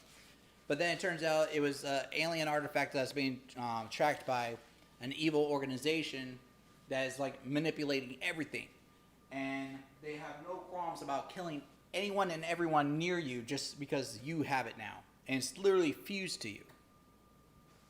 And so now he's trying to protect his family, his friends, while this organization is literally eliminating things around him and trying to pull him away and capture him, so they can do experiments, extract this thing from his mind.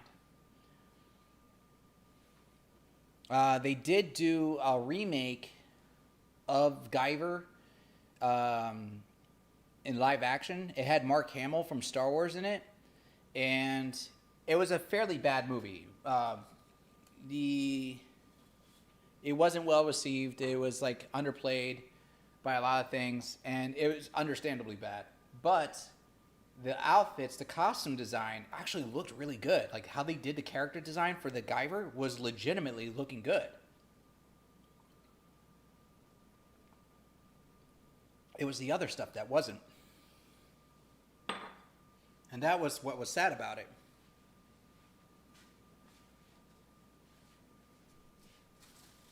All right.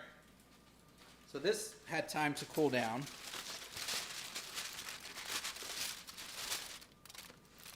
Ah ha ha.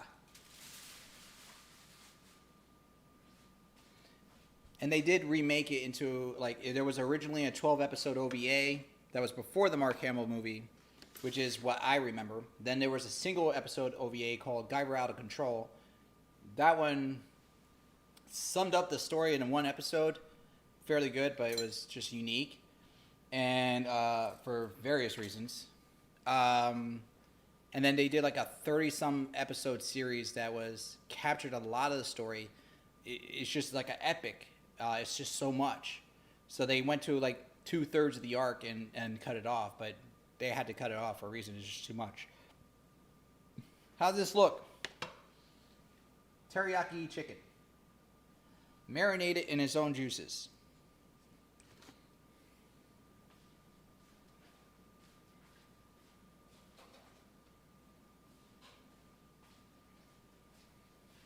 So I did it earlier in the week because I had 2 batches of this.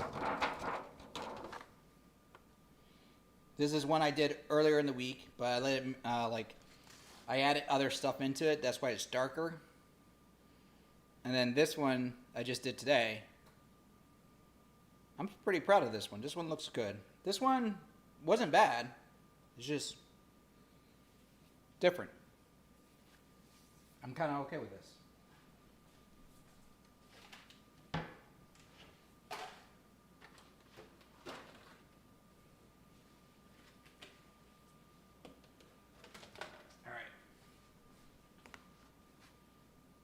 I'm going to mix the 2 sauces because they're essentially the same sauces. I just added a little bit more to that.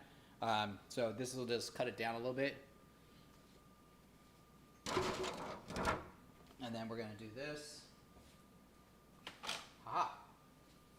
Thank you, Zoe, for the compliment.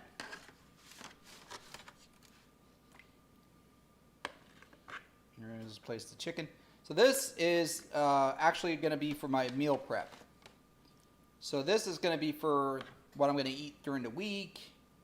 I have broccoli slaw that's I already bought, and that's going to just, I have some slaw. I heat this up, and then I stack this on top of the slaw, and then I might, if I feel like it, I take the sauce, toss it in the pan, thin it out a little bit more for the juices, and then right there, just drizzle it over the slaw, and boom. With that, I have a very filling, pretty hearty meal, all in one bowl. It doesn't take long to reheat.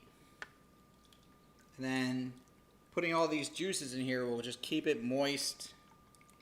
Sorry if anybody doesn't like that word, but it's facts. It'll just keep it that way. And then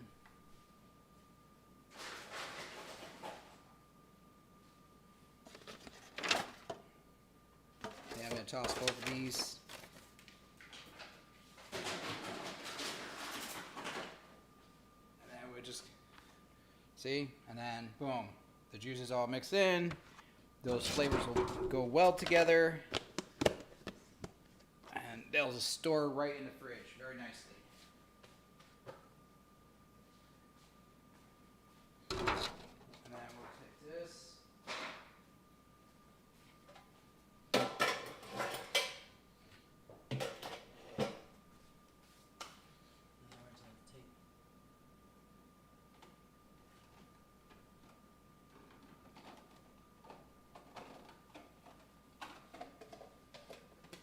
There we go.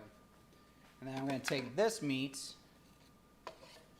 This is also going to be part of my meal prep because I can take this, make me some eggs, toss this in the pan again just to heat it up, give it a little bit extra, of that good stuff on the, the sear.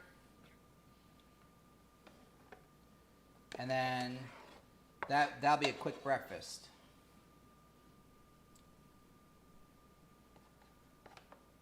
And then I mean, not everything needs to be moist, but it does not hurt. It definitely helps depending on what you're eating and what you're working with. So it definitely helps. And then we're gonna take this, unplug that just for safety. So put that aside. And then there you go. I got some nice meats that I can just toss in the grill. I'm gonna be good with that.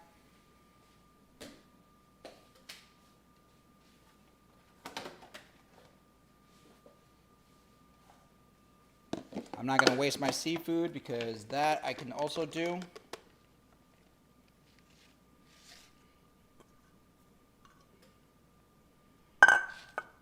Sorry about that noise.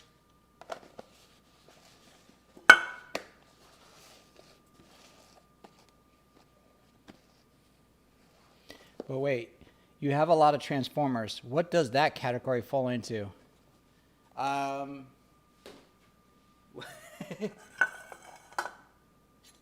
So do you mean, does Transformers fall into anime or into like US television?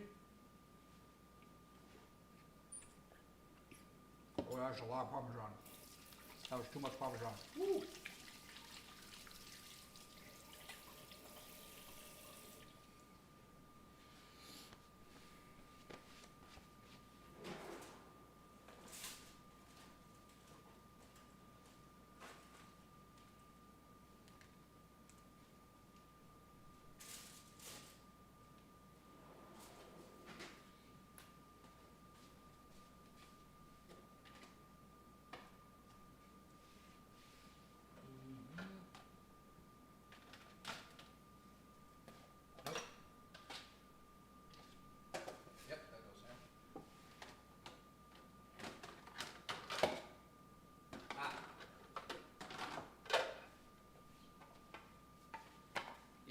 That goes right there. I mean, Transformers is such a broad subject matter. I love Transformers as figurines more than I did as a cartoon. I grew up loving them as a cartoon, without 100%. But as figurines, they are fantastic. They're like just, one, they're very posable. I mean, they were semi-posable when you get to the old classics. But the fact that you could transform them into like other things is like when you had Legos, you could do a lot of options. So you could make it into a vehicle, pose the vehicle, change it into a robot, pose a robot. But now the new ones, they're legit really good. Now I don't even mean like the super expensive ones. Like you can get a $20 figure and it's like really stupid good. And if you pay a little bit more, then it looks like a statue or like it looks like it came off the cartoon itself. And I don't mean like in a stupid way. I mean like legitimately it looks like you couldn't see like the parts that it turned into the machine. So like great example from the Transformers movie, there was a character called Cyclonus, which was a purple figure, looks like a jet, like a space jet. And then I just got the figure from it and I was playing around with it the other day because I wanted to pose it, and so I opened up the box and I start posing it around, and then I'm like, I'm gonna transform it, and it was seamless. Like I couldn't see like in a lot of ports and other than some parts where was a robot and where was a jet, and it just fascinated me. And so for me, Transformers were like small puzzles that you can play with as a kid, and they became like figurines that you can pose, and they became statues a lot of times. So I have Transformers that just look like statues, and it's really awesome when you get those really, really nice ones.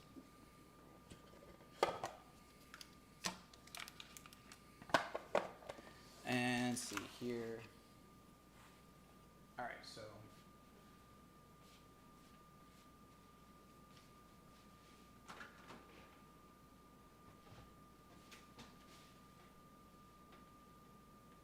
that's almost done.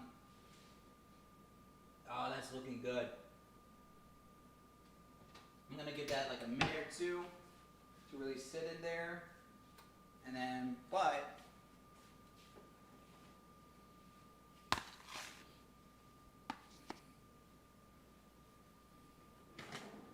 All right, so.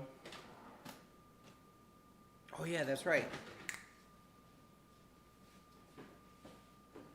I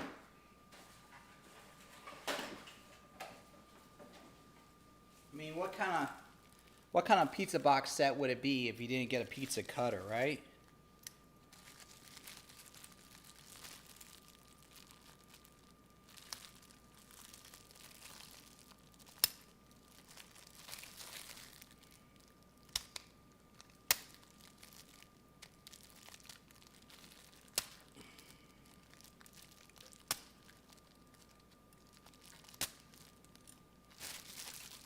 There we go. Ah, it's not the best pizza cutter, but it looks good.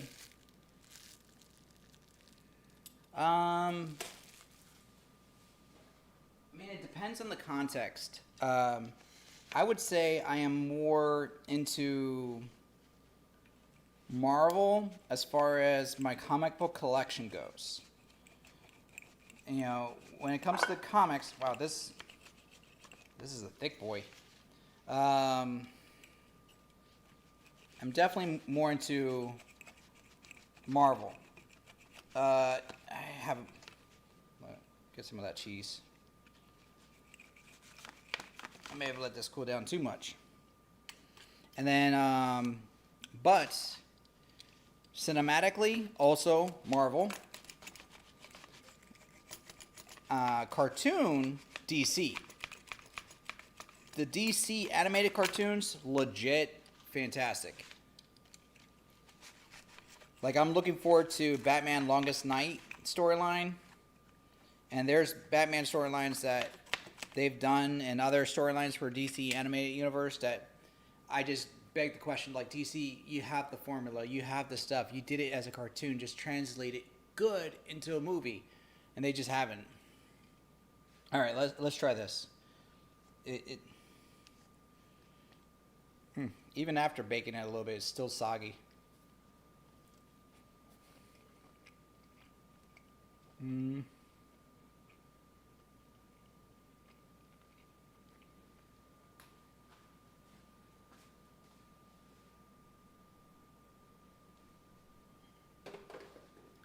Okay. I'm gonna finish the crust, but let me try this one.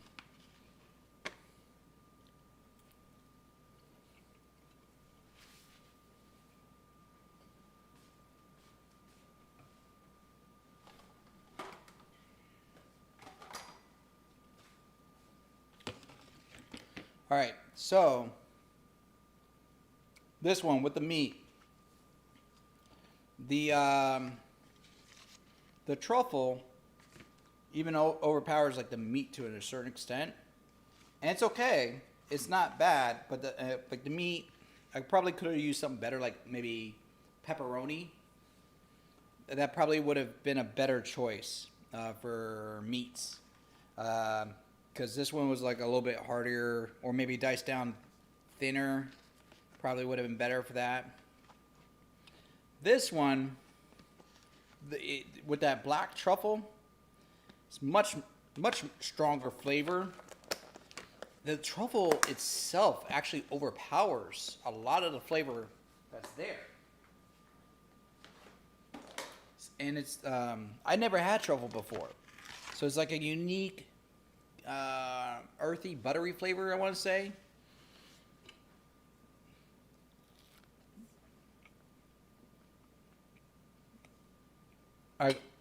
That's wheat pizza. It's not standard flour. It was wheat flour. So, but the crust by itself is okay. But the truffle, yeah, definitely is strong.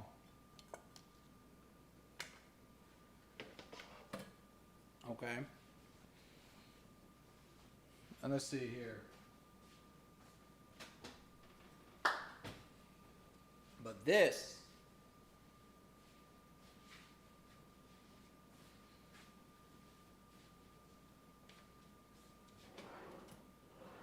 where did I put the other stuff? All right, let me put this this back.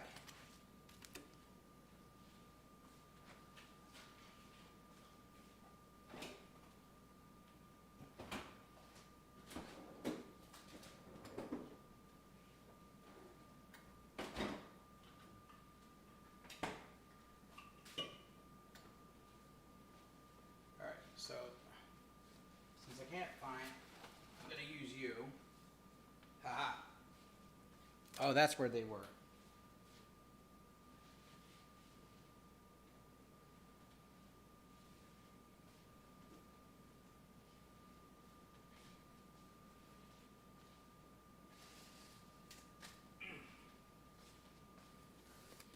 Voila. Seafood pizza. How's that look? You almost can't tell that there's seafood. It does have a good strong smell, but not in a bad way. You know, you want that scent, but you don't want that smell of the ocean. And then, did I put my garlic butter away?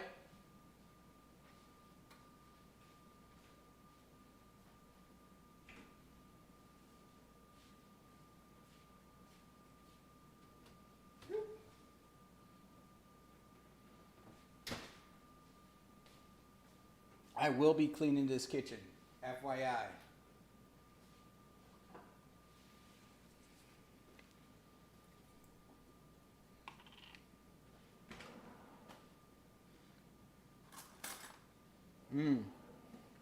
Another baby spoon, but not as baby as before.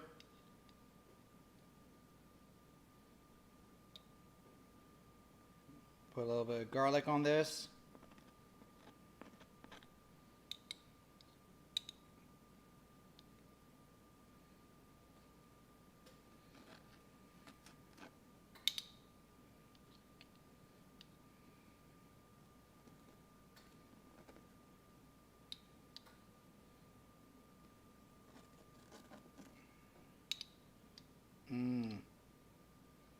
Give it a nice little glaze of garlic and juices and the honeys.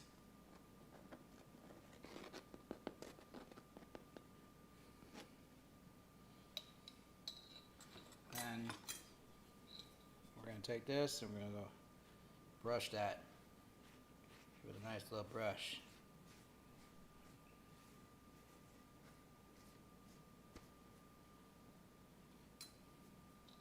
All right.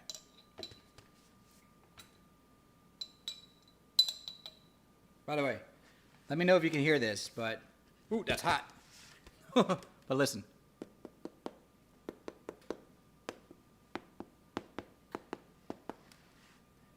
That sound, if you heard it, to me sounds like a delicious, well done crust.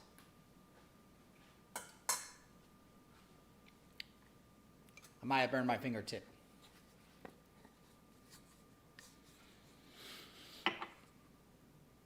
Oh, Billy, the seafood pizza looks good to you? I feel proud then. I mean, I'm not saying that I'm not proud that you think it looks good too, Zoe. But, you know, the more feedback I get is what makes me feel good.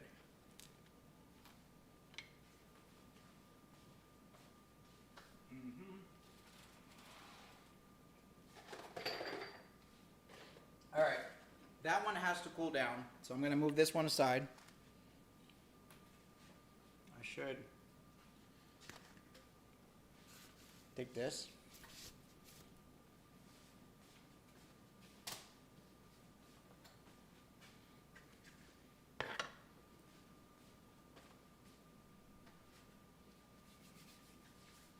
All right, and then we're going to move this. So now it's roughly time for me to start cleaning a little bit. Because I got a lot of stuff that, if I don't clean this, Mama's going to kill me.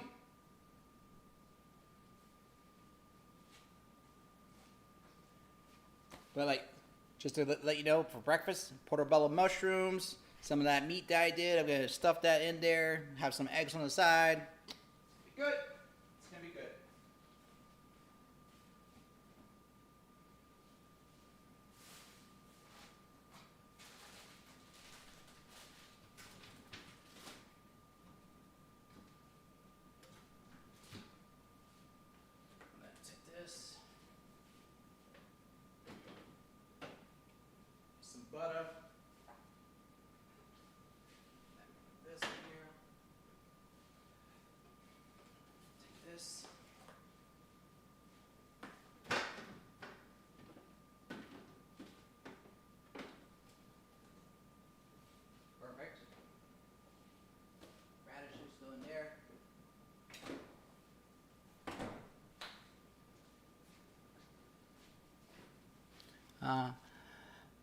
Storm, you want a slice?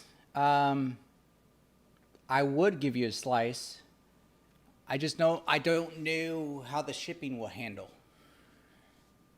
I had a recent bad experience with FedEx, and I feel very poorly about if I'm going to send food via FedEx.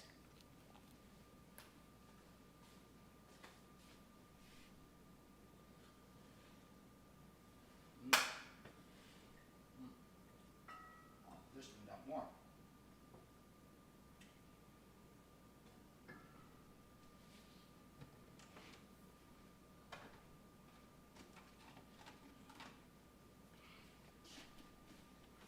All right, so but honestly, if I could figure out a way to ship this stuff safely, where I think it will get there in a timely manner, and it wouldn't be destroyed by the time the shipping and handling was done with it, I would be comfortable shipping this stuff. But that's hot.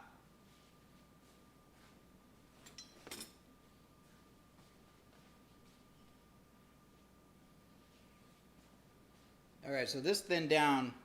It thinned out a fair amount, but that's going to be like just concentrated flavor. That's just all concentrated.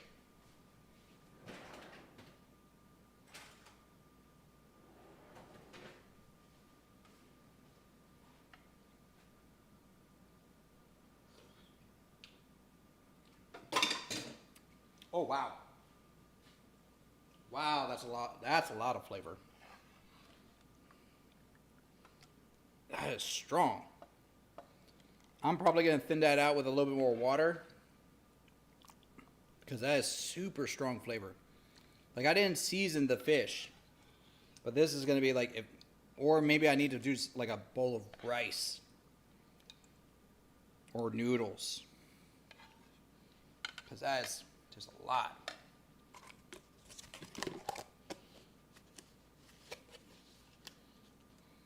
Not that lid. That lid. Get in. Come on. Do you not fit?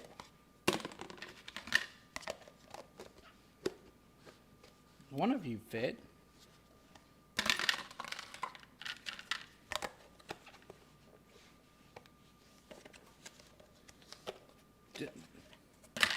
Seriously? Oh, there we go. I don't know why that one doesn't want to fit.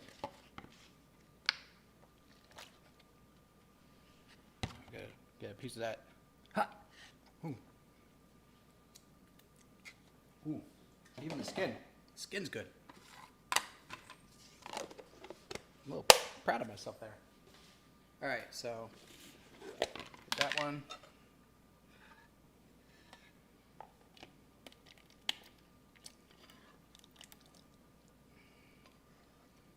Take that.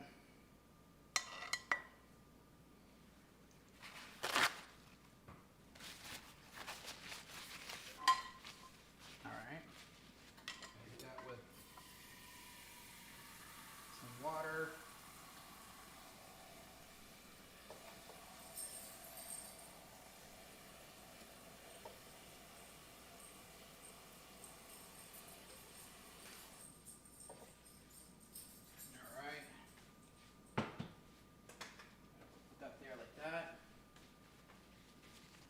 Then what I'm going to do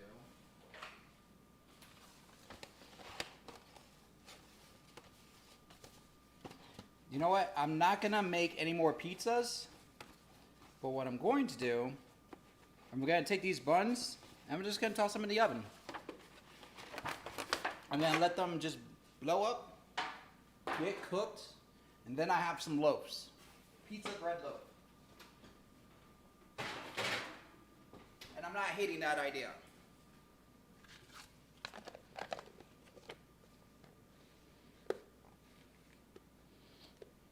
Yeah, I mean, there are aspects of DC that I love, and I'm familiar with some of their stories. What? Is it just that? Is that one? Is that another? bowl that just doesn't want... Why don't you want to go on your lids? Jesus. There are certain DC stories and characters that I actually enjoy and love.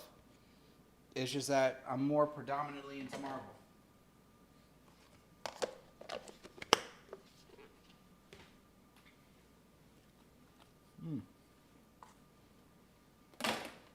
I'm making more of a mess just trying to figure out which lids go to where.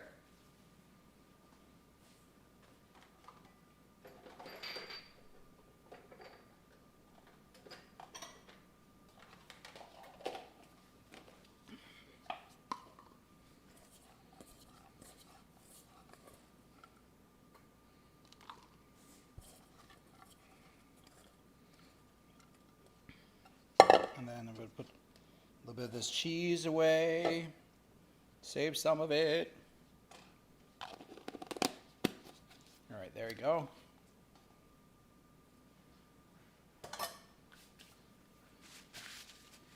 And we got this. That all goes there. Got this.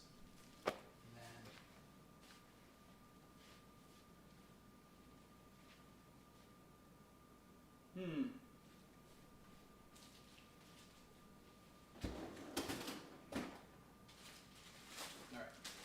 So this is going to go inside here.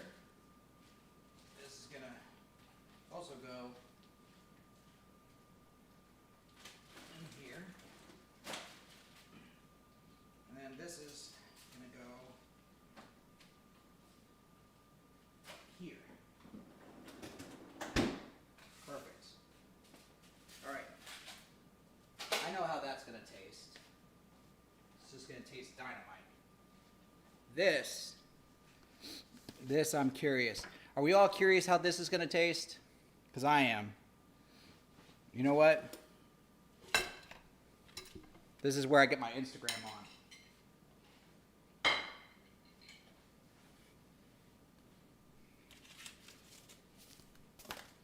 All right, let's get the fancy. Boom. I think a single shot should be fine.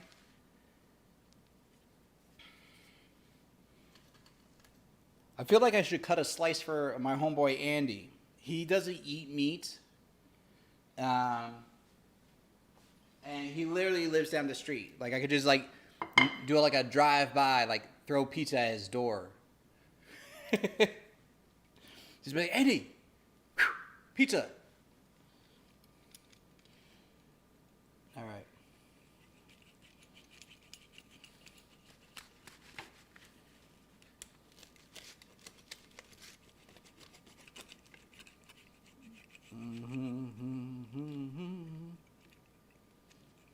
I could tell already that the bottom crust is, even though it was partially cooked, it is very soft because of all the oils and juices from the sauce and the cheeses. So it's easy to tell. I'm going to cut myself a fairly decent slice because I feel like I want to get everything that's to be had. And then we're going to take this and then we're going to get in there.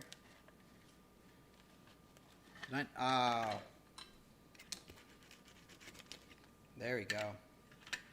Crust is a little bit, it's glossy, but it's a little bit sticky because of the garlic oil. The garlic butter. But I'm okay with this. There you go. So that's our slice of our seafood pizza.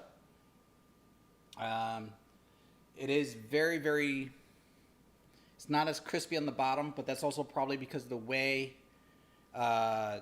it's been prepped. I don't have obviously I just use a tin. I don't have I don't have a pizza stone, and it's cooking in a regular oven.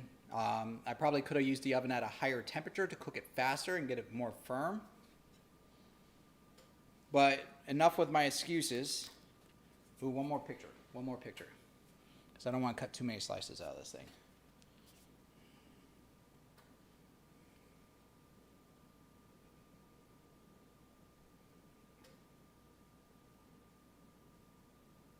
All right. Just wanted that one more picture. All right. So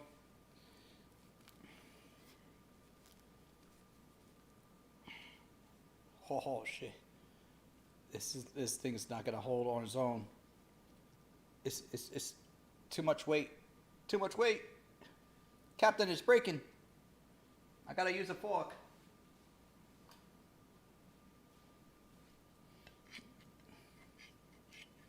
All right. The weight was causing it to fold over on itself, so it wasn't supporting itself, which is a little bit disappointing. That just tells me I used too much ingredients, but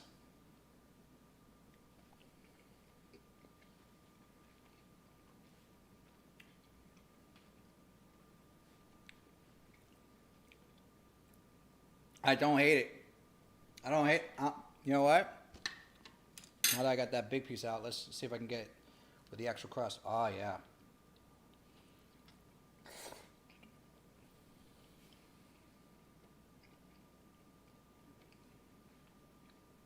I like it. I could tweak it a little bit more, but I was worried that like the swordfish and the salmon will become too tough. It actually softened up a little bit more in the oven than when I had it in the pan. And the onions, they help break down. I get the meatiness of the mushroom. And then the cocktail sauce that I mixed in with the pizza sauce actually worked. So I get like that bite of the cocktail sauce working with it. So as I'm eating like this meaty fish, like I can tell when I'm eating like a swordfish versus when I'm having a bit of crab. And then, or like I'm eating the shrimp, and then all of a sudden like I get that bite of the cocktail sauce that's coming in. And it's not overpowering because I cut it with the pizza sauce. And I used that cheap pizza sauce, so it wasn't like I was butchering it with like massive flavors. The cheap pizza sauce is very minimal in flavor. It's pretty bland. So it's just actually thinning out the cocktail sauce. And then when you get to the crust,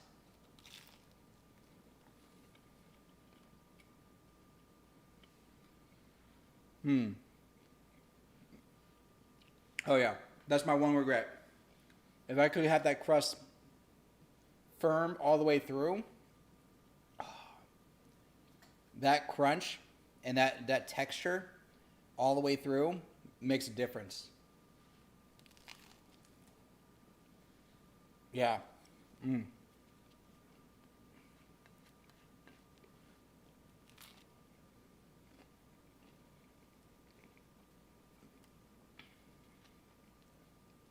so glad I did not have lunch.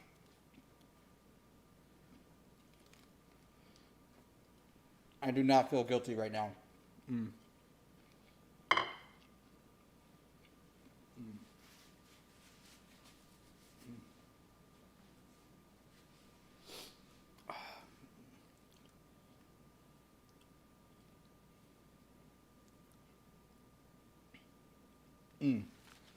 know what?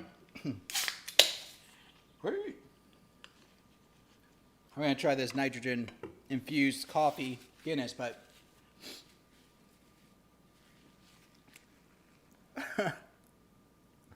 it's not quite Nino's Pizza. It's not quite there. But for a pizza I had not eaten in like 20 plus years, I'm actually a little bit teary-eyed. It's bringing back, wow. It's not quite there, but just the nostalgia of having a seafood pizza like this. I'm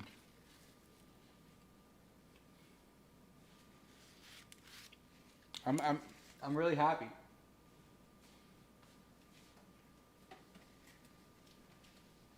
I'm legitimately happy. I'm definitely gonna save a good slice of that for my mom, and I'm gonna keep that nice in the stored area so it stays leveled. She's gonna love that. I'm quite sure she's gonna love that.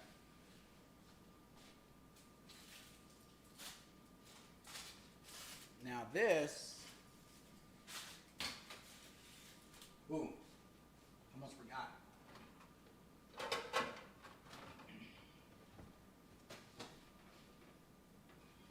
Almost forgot. This needs to go here. I need to take this out.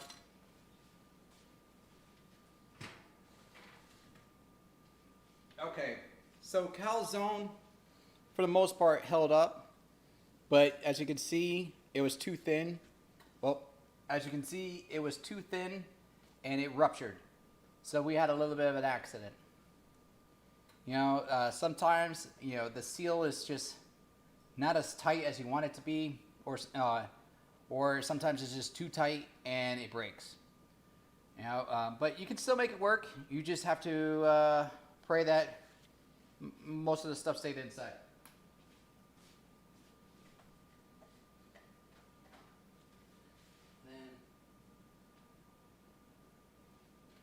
Then we're gonna take this, and then I want to do.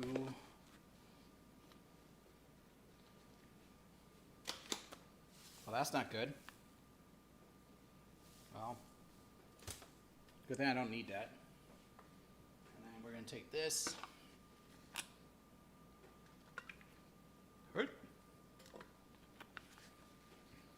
And yes, Zoe, practice does make perfect. It is the key. The key to refining and making things better.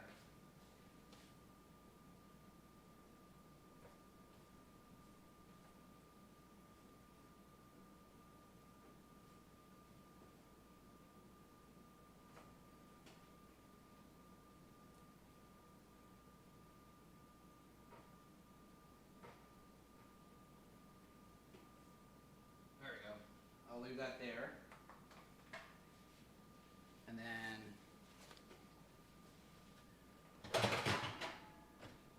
that way we don't waste.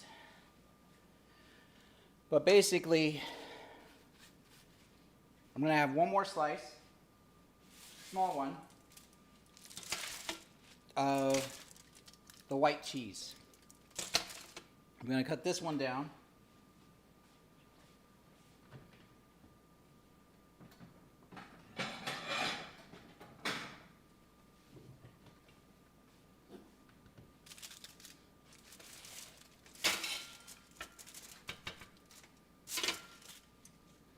Alright, this one's going to be a little bit trickier because I don't want to cut it in this tray because of the fact that this tray has slits. So it's just a recipe for an accident. So I'm going to use this plate and just do enough to get a light cut. A thin, light cut. And before I forget, because I do like the way this pizza looks, I did not like how the other pizzas looked. Besides my seafood pizza, I did like how it looked, but the truffle one I did not like. I'm going to take this one. There we go. I might have to translate this to a thumbnail. Ah.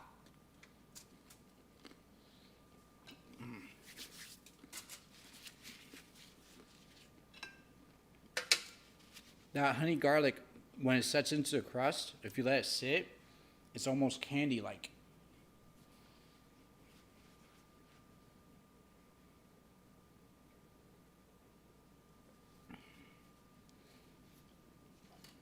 All right.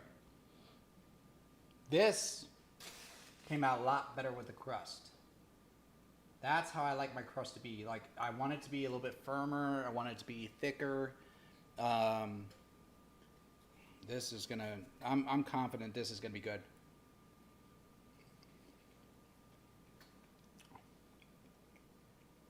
Yeah. Oh, damn. The white pizza is my favorite pizza, without question. And I like the idea of what I did with the baby tomatoes. Because like I said, when I usually do this, I do big tomatoes to get those luscious, thick tomatoes, and I do thin slices. And I drape the thin slices, but when you bite into the baby tomato that's cut down, it like literally explodes in your mouth. And you get the juices just pop. It's like one of those fruit gushers. And the juice just like cuts through the grease.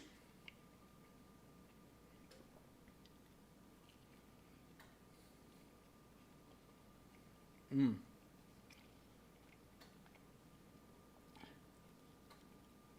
And then finish off with a little bit of sweetness from that honey garlic. Mmm. Oh, damn.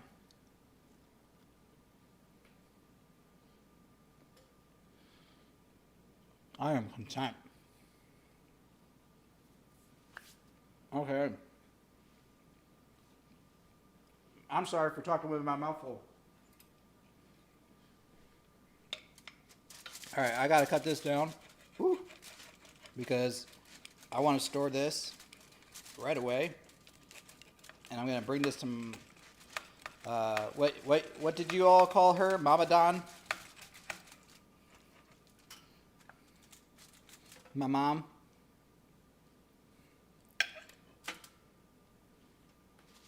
Let's see here. Let's see. We're gonna take this.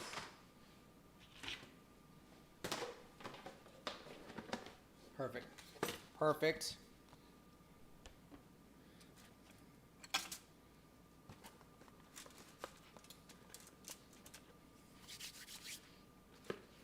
Almost perfect. Dollar Tree. Never sleep on the Dollar Tree.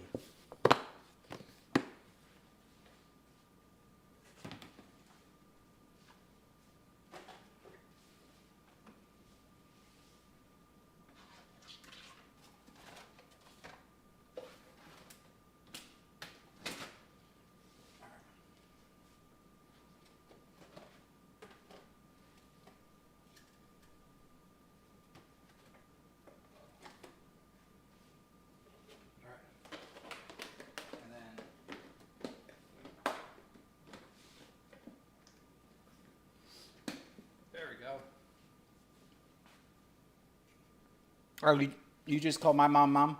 I mean, that's fine. All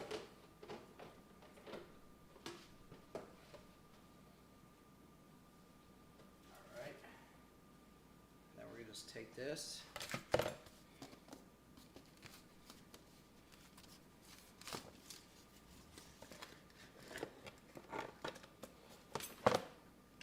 Almost. Almost.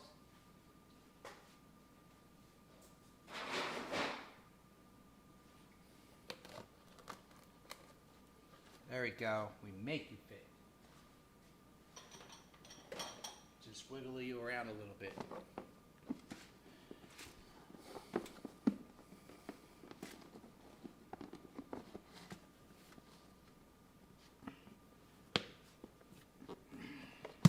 There we go. That's going to be good. And then we're going to grab... Back up, boy!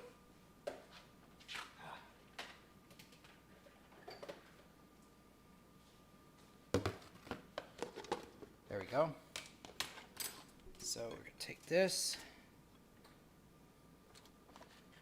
There we go.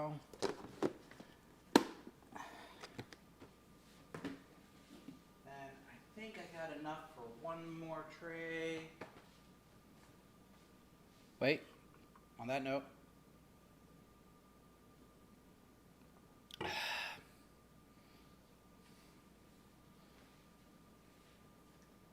Ooh.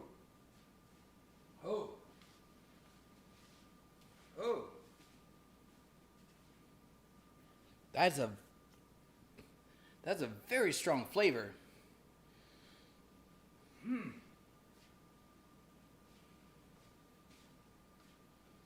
don't know how I feel about it.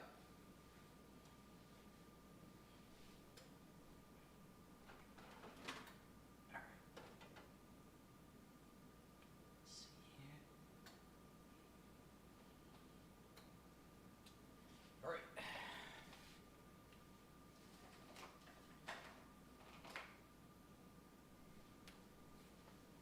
All right, we're gonna take this, put that there, and we're gonna take this. Oh yeah.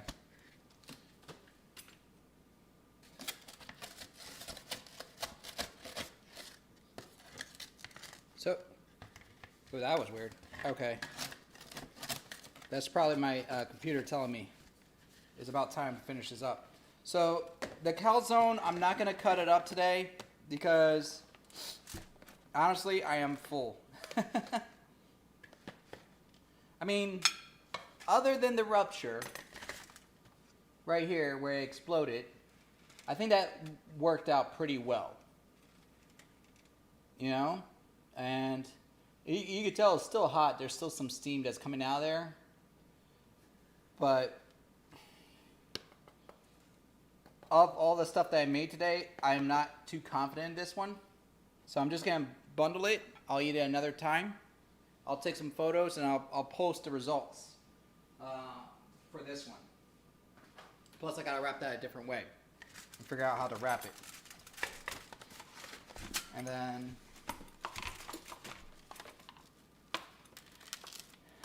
oh, the calzone looks Zoe approved.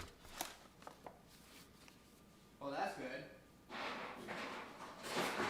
I mean, I'm confident it's definitely fully cooked. I don't think anything's wrong with it. I just think that flavor palette wise, I think the better ones were the last two I just had. You know, my gut is telling me that. And you know, it's one of those things like when you finish on a high, you don't want to do anything that will take you back down on that finish. You want to stay on that victory lap. So like you win a race or you win a competition, you don't want someone to come up to you and be like, yeah, you won, but you know, you lost this in the process. No, man, catch me later. Right now I'm celebrating.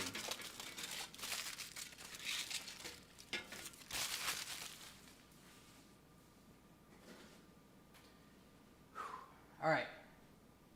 Well, on that note, I made a mess. I got a lot of cleaning to do. I got a lot of work to do. And I did promise people I'll be available later on. So, in that regards, I am going to say thank you all for joining me. I'm going to wrap it up here. Plus, my lighting is not the best right now. I look glossy. But it's been a pleasure. Thank you all for joining me. I didn't share as many stories this time as I did before. Maybe next time I'll have some more stories for you. And I'll think of up some more recipes. I know some of the NerdTots want to do some recipes themselves, so maybe next time they'll be with us. Next weekend I will be at Angels, so we'll be doing some stuff. So I don't know if I'll be cooking next weekend, but we'll have some projects and some stuff on the way that we'll be doing from his place. And you'll probably get to see his dogs too. On that note, everyone, thank you so very much for joining me. As I said before, I'm repeating myself, but truly, I feel blessed every time you join, so thank you. Again, as I always say, watch some anime, expand your minds, and just be excellent. Laters.